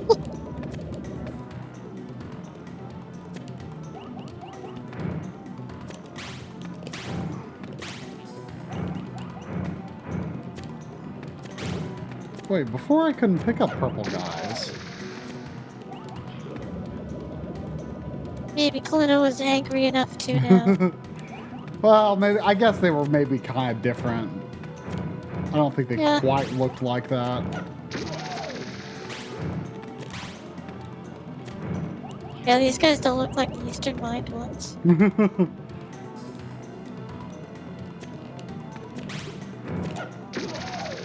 Pretty cool looking battle though. Yeah.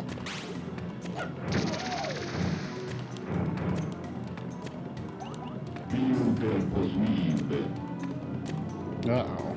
What is this? What'd you do? Uh-oh. I don't want to be inside anymore.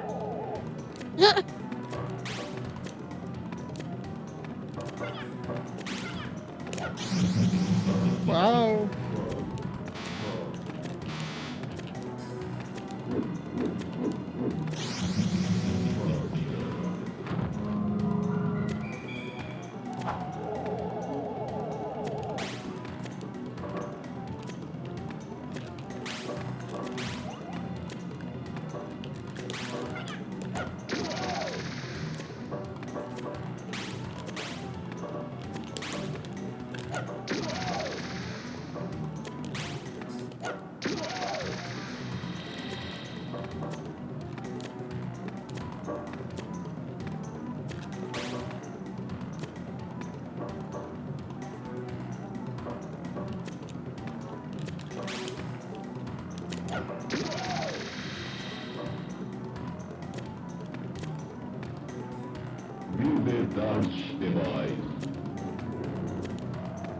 For some reason, some of the things this guy says almost sound like English.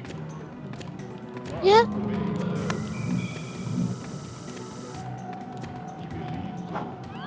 English is the true bad guy.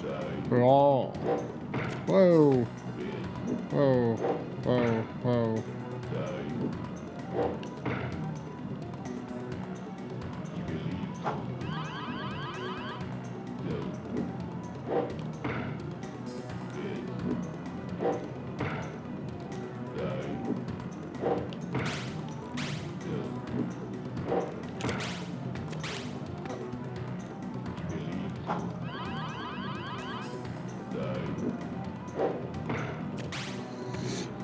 It's the Triforce of bunnies. Just want to grab one. But it's like so scary to get near it. Oh. I think I broke the gate briefly. Uh-oh. Uh-oh.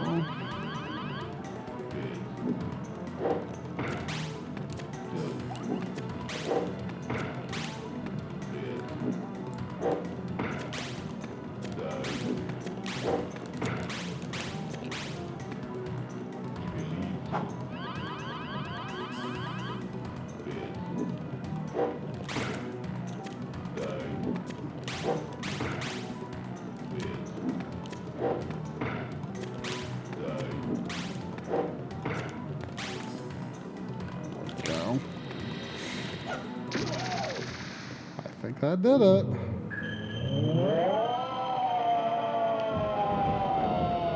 Kaboom.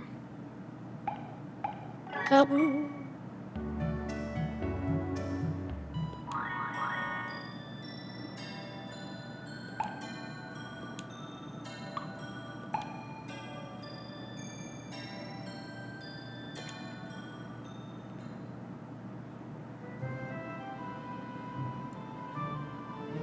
It's interesting that there was a save after that. I'm wondering if that was really it.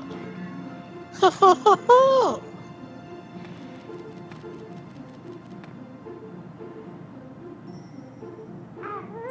Yeah.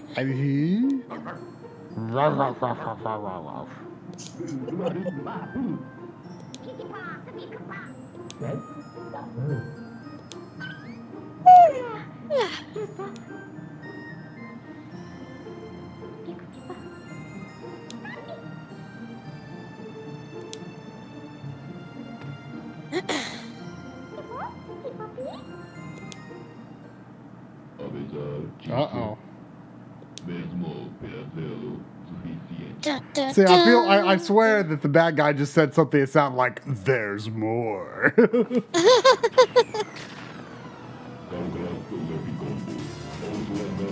mean, maybe they did use English. They do that sometimes, like Midnight Twilight Princess is speaking English backwards. Really? Yeah. I did not know that. Pretty sure it's a Japanese woman speaking English backwards, so it sounds really weird. Really? I'm going to have to look that up. I'm sure there's videos of it. Yeah.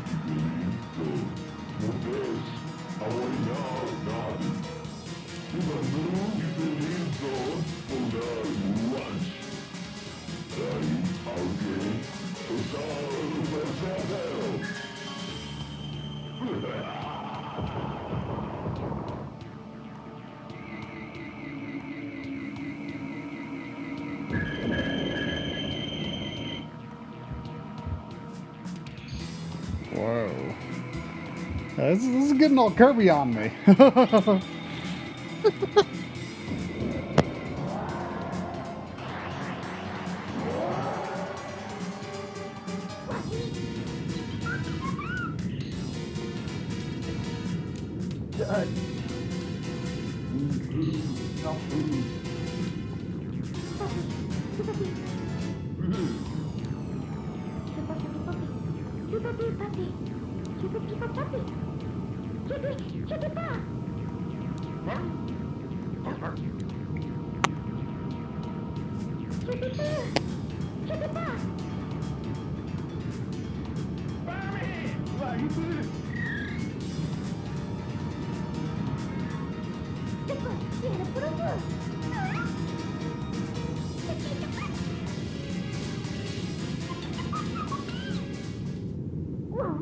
Wahoo! A very shocked, inquisitive Wahoo. Yeah. Wahoo? What are you? Wahoo? What are you Wahoo?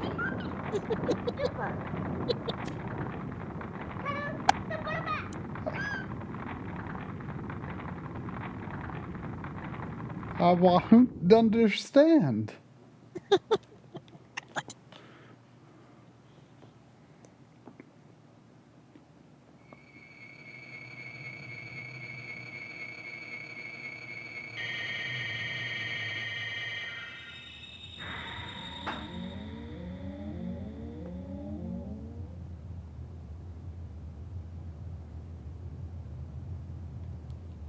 Whoa.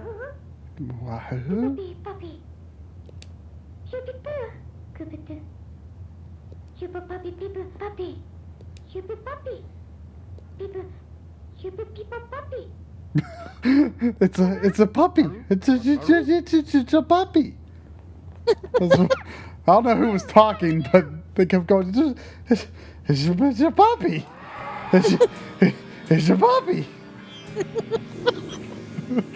Whoa. I feel like I want to say that looks like something, but I don't know. Maybe it doesn't. It looks like nothing. Final vision. Well, they've all got cannons. Oh, they're armored. Oh, there's one that's not armored. Ow, why did I get hurt? Whoa. Do not like.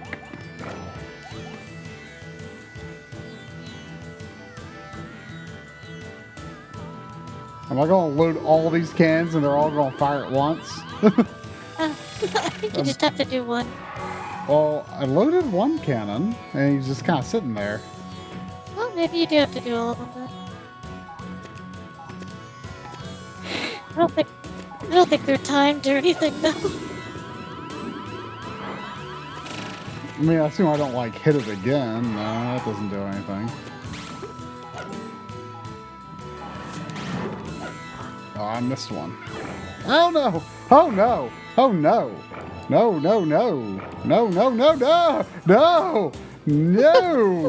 Calm down.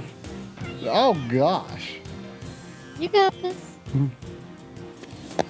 I mean, there is a save point, regardless, so. Ah! Oh, I see what it is. Yeah.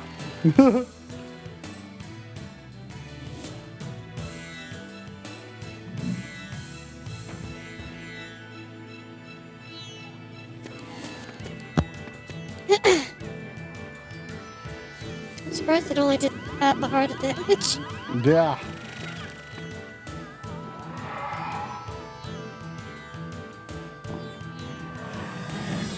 Ah, ah, ah, ah.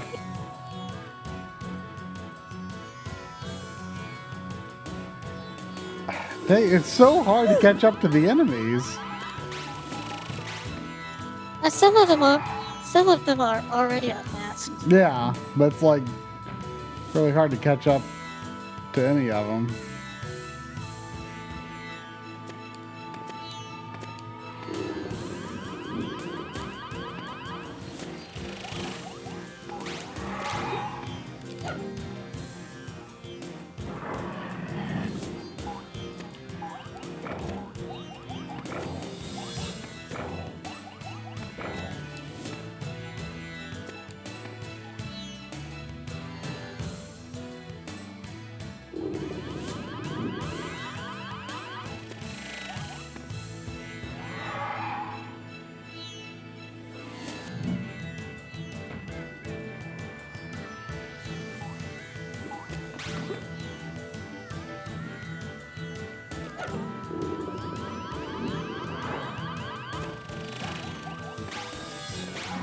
Oh, I grabbed it and threw it.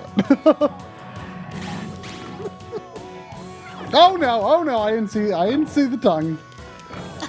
How could you not see it? Because I was so focused on getting to the next cannon.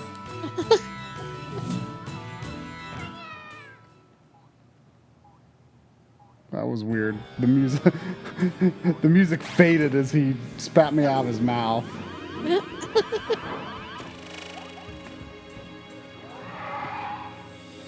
Man, I wonder how heavy that hit is going to be with all these cannons charged.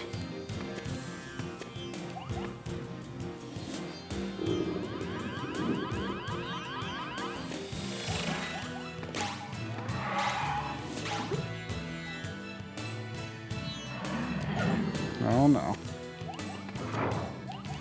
Oh no, gosh. Tongue.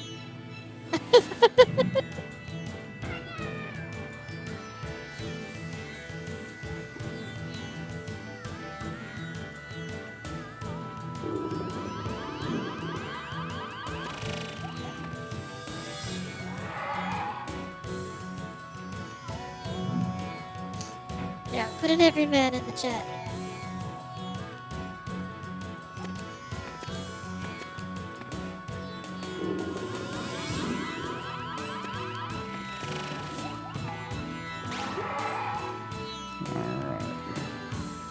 Here comes the cannons, I think, right? Oh, maybe there's... I don't know how I fire the cannons. They didn't do anything. Oh, there they go. Oh! They... Good stuff. Yeah. Looks like a one-hit KO, maybe? Kinda don't think so, but yay! Oh, there's... Man, this really is Kirby.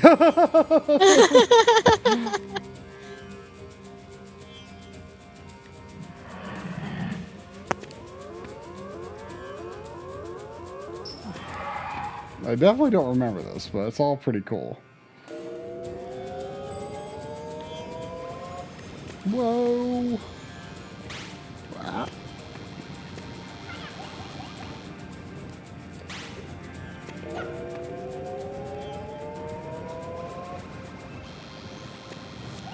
How are you supposed to avoid that? Magic. Oh, I died. I hope there's a checkpoint there. Okay.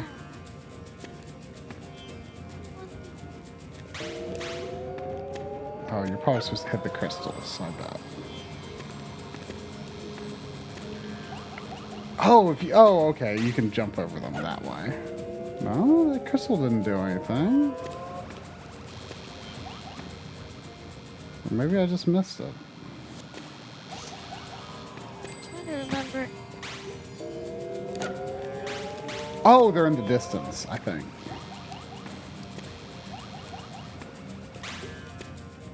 Or some of them might be in the foreground, maybe. There we go.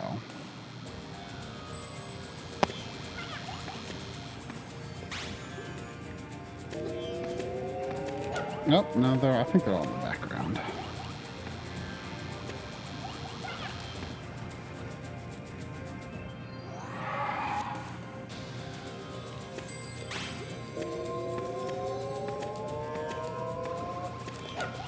No, maybe that one's in the foreground.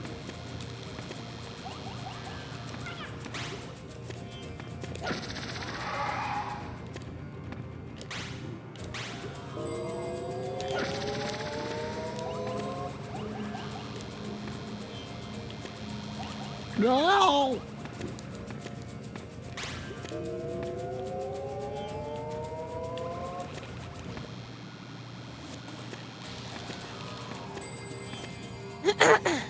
Now this face is making me think of Easter Mine now too. That game ruined everything. Whoa. Big crystal.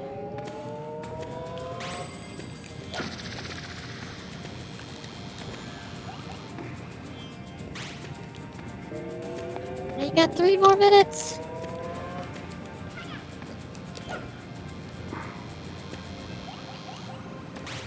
Oh.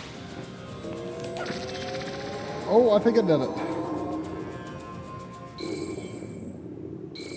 Oh yeah, we got some Final Fantasy flashes here. Oh yeah.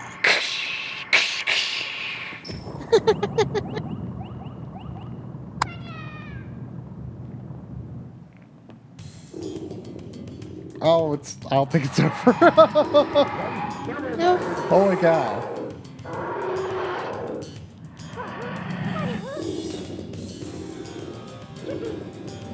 He definitely looks like he's got a tummy ache now, though.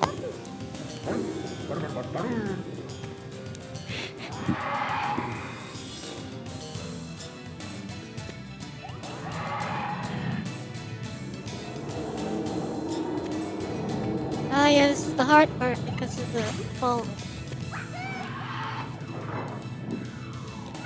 Oh, ow! I didn't see the shockwaves.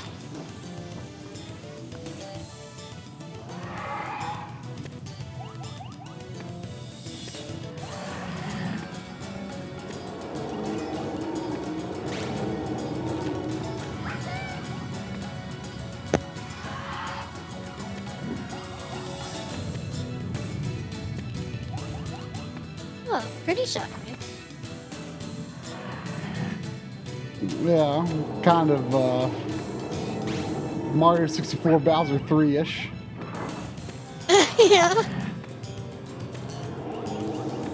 Oh, are those rainbow shockwaves? Maybe they are. I don't remember, and I didn't realize that the platforms were crashing because I was standing on them. I think they might be multicolored, but I don't know about rainbow. If they weren't I a mean, rainbow, Bowser himself is a rainbow. Yeah. He's the rainbow in all of us. The Rogan Bogan.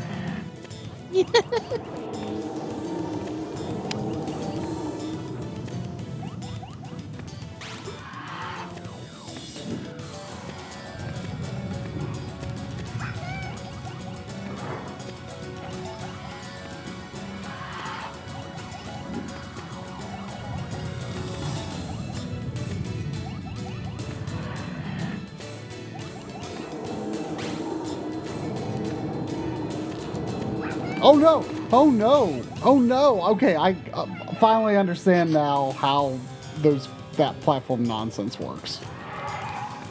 Finally. Well, he's like inhaling them, and they blink before they crash. So. Oh yeah. Oh gosh.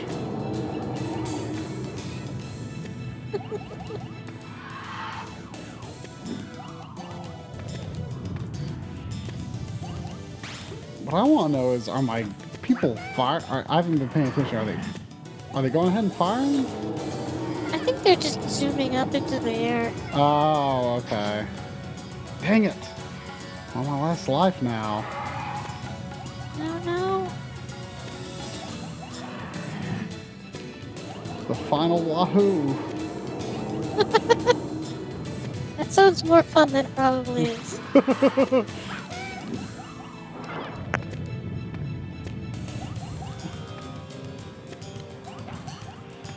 The last stand of the great wahoo.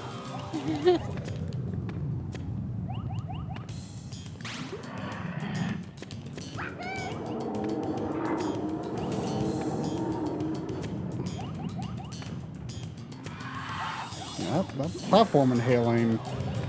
You gotta be fast.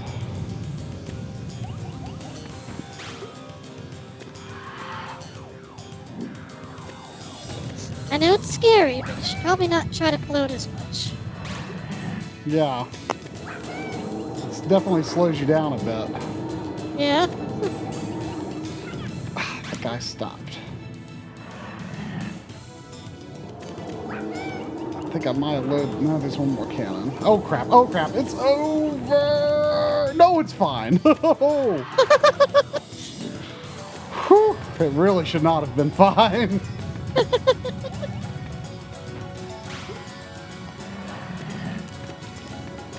Oh no! Oh crap! Crap! Crap! Crap! Whew. Whew. Okay. Wow. I think I'll load the last cannon. Are you going to do it, people? Oh, I think they're going to do it. Oh, they did it. Little Lamb?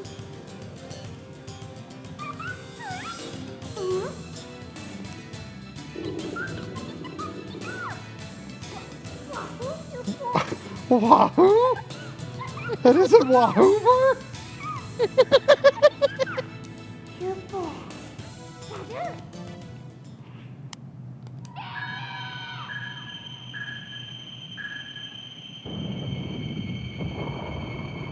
Am I supposed to, like, mash buttons or something? My HUD came back on, so I wasn't sure.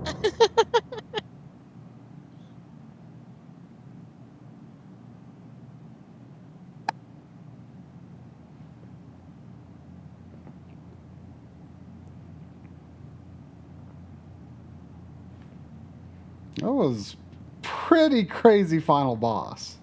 Oh, yeah. I'm surprised I don't remember that from the Wii version. It's good stuff. That's good stuff.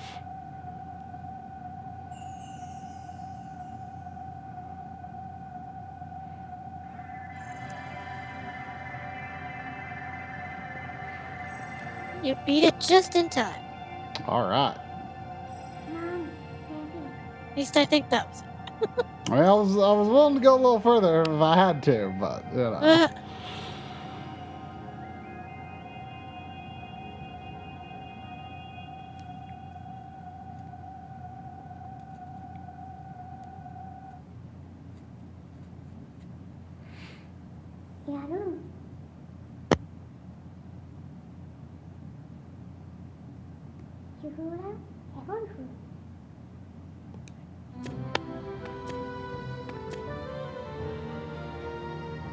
Oh, like everyone's like a super high res model now.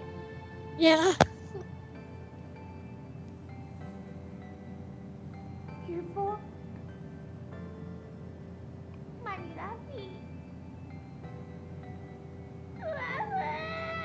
No.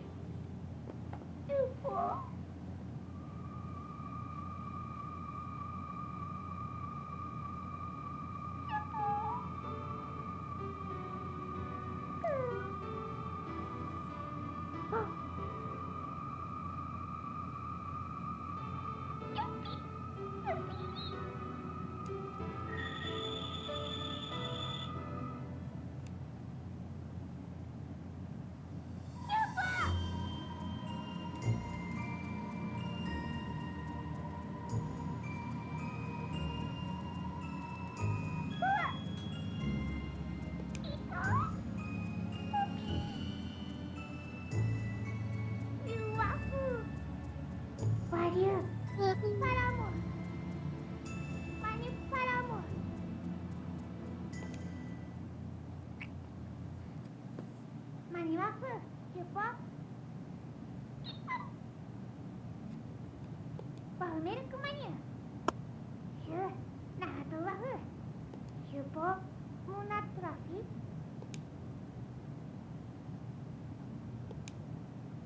Dot, dot, dot, dot, dot, dot. フーワキャフィマニラフィテイクワフくにゃ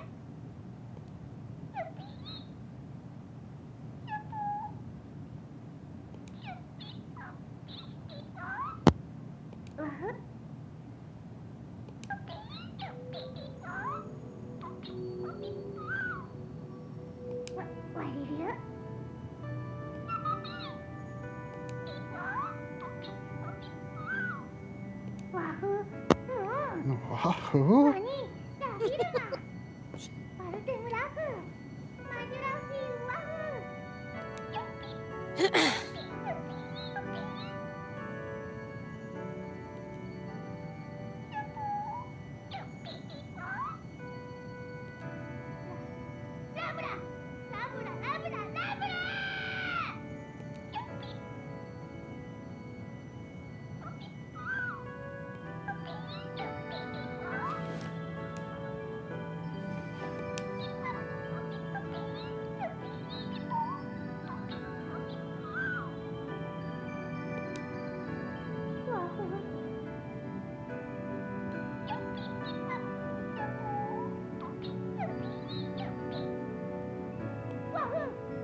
Whoa.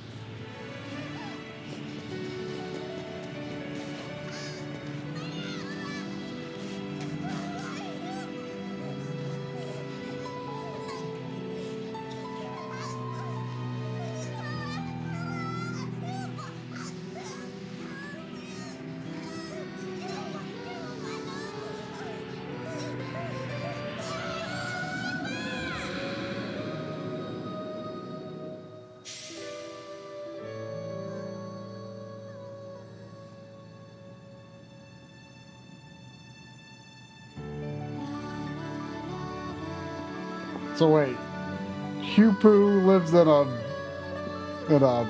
dead world, barren world or something now? I'm not sure. Where does Klonoa go? Why does he get sucked out? Because he's a dream. Oh.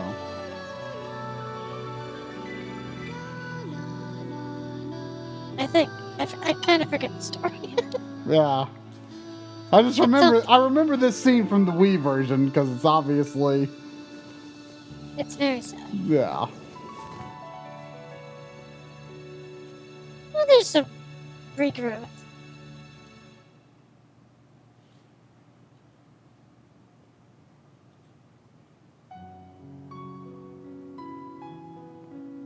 All right, there's them credits. Yay! Good job. All right, I mean that's great. You can beat that game in about 4 hours. Yeah. Fantastic game. Very good game. Fantastic. Fantastic. Yeah. So you probably don't remember the Wii one too much, but do you think this one was harder or not? Probably a little bit, maybe. Yeah. I mean, you know, I went through that phase where I kind of just like, I was like, if I didn't think a game was amazing, like, you know, I was just like getting rid of them, even if I'd beaten it. You know, I kind of regret that now because I do, but Yeah. I'd like to get the Wii version again. I think it is a little expensive, but not, I mean, like $30 expensive, which is expensive for a Wii game. Is it? Yeah, Wii games aren't very valuable. Not right now. I mean, everything goes through their phases. Like, I mean, you know, N64 is picking up now. I mean, you know, it's when the people who grew up with those consoles, you know, get to the right age to have nostalgia for it and to have money to start buying those games again, you know? Well, on Amazon, it's going for $91. Really? Well, is that new though? Yeah, it's from. I don't think it's from Amazon themselves. Right, but still... if it's new, that doesn't surprise me. But like, used is 23. Yeah, that's about what I thought. Yeah. I thought it was 20 to 30. Well, good job. Thank you.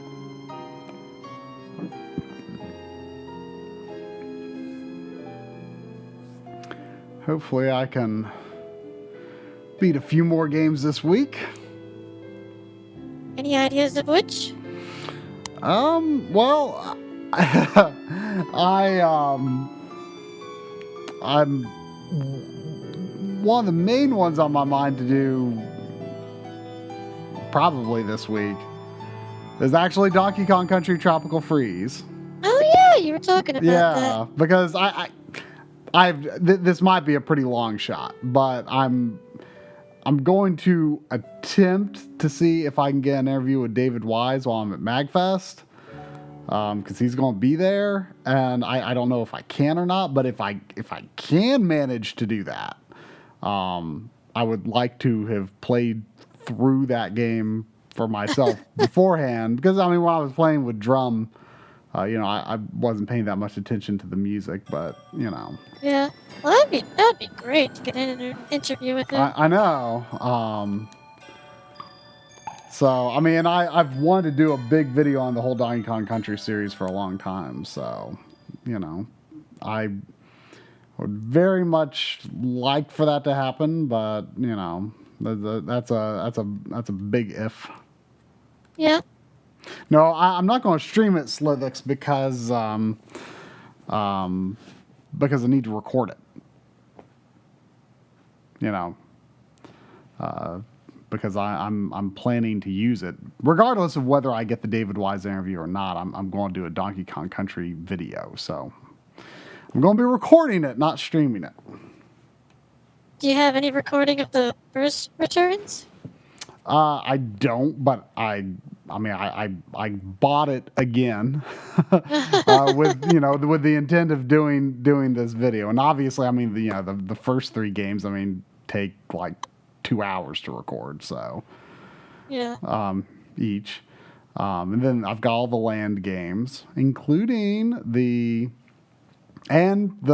country remake for GBC and the Country 2 and 3 remakes for GBA. The only thing I still need is the Country port for GBA, the first Country, which I mean those are dirt cheap. That's the only. Did you count 64 and all that? Probably. Yeah. I mean, you do have to draw the line somewhere. Yeah. I mean, I would probably mention it, but not like talk about it terribly much, because I'm talking about the side scrollers. Yeah. And I don't think I would talk about like Jungle Beat, right. Because it's not trying to be Donkey Kong Country. Like I'm going to talk about the games that are trying to be in the vein of Donkey Kong Country. So. Yeah, and I learned this from Alien Jesus, actually. The Japanese version of Donkey Kong Land 3 is a Game Boy Color exclusive. Huh. And the big thing about the Donkey Kong Country 3 on GBA is that it's got an original soundtrack. Completely from scratch soundtrack by David Wise. Well, that sounds familiar, yeah. Yeah, it's kind of weird. I've not... I've tested it out. But, what the heck? My fridge... Is there a monster? Do you hear that? My fridge is making a very weird noise. I heard like a... That was a very strange noise. My fridge sometimes makes strange noises. Mine's always making strange noises. All right, well... I wish I had Christmas Everyman's Triumph, but I don't. You don't have the 12 days of backlog? Well, we played it last stream. I guess I could. You do it again. I guess we could play it again. Do I? You know what? I could probably. Let me try this. I could probably just download it really fast and. Wahoo! Best title screen. It's pretty good.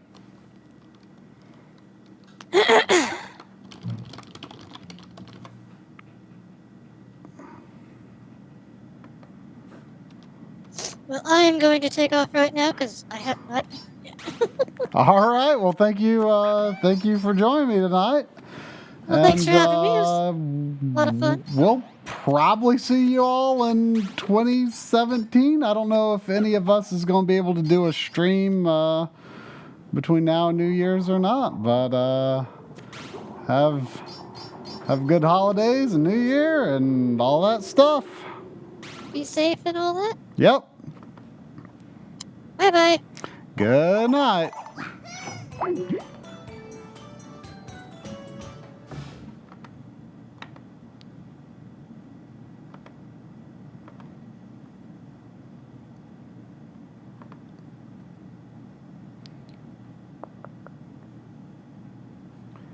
All right, here we go, I think.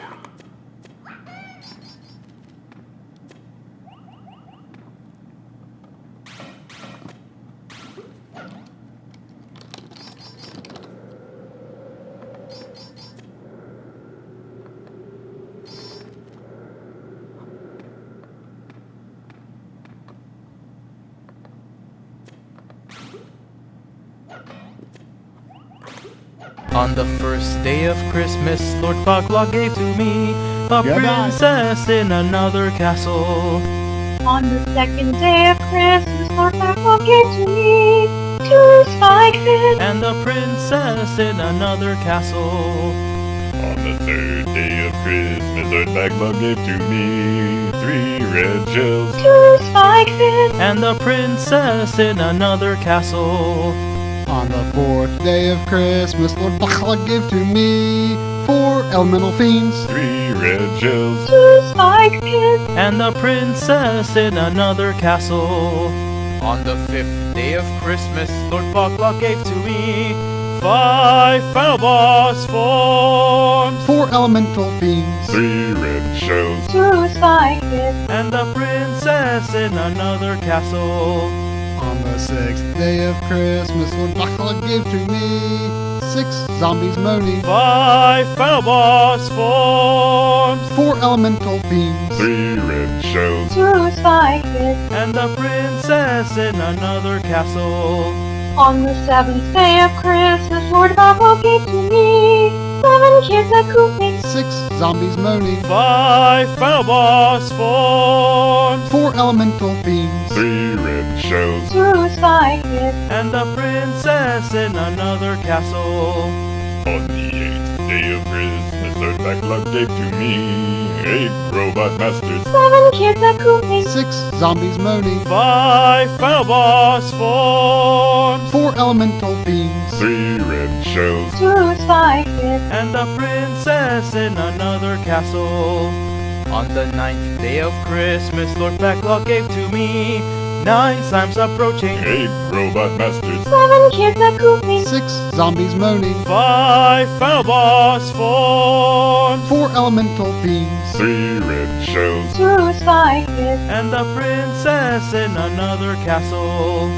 On the 10th day of Christmas, Lord Backlog gave to me 10 hours grinding. 9 Slimes approaching. 8 robot masters. 7 kids at Goofy. 6 zombies moaning. 5 final boss form. 4 elemental fiends. 3 red shells. 2 spy kids. And the princess in another castle.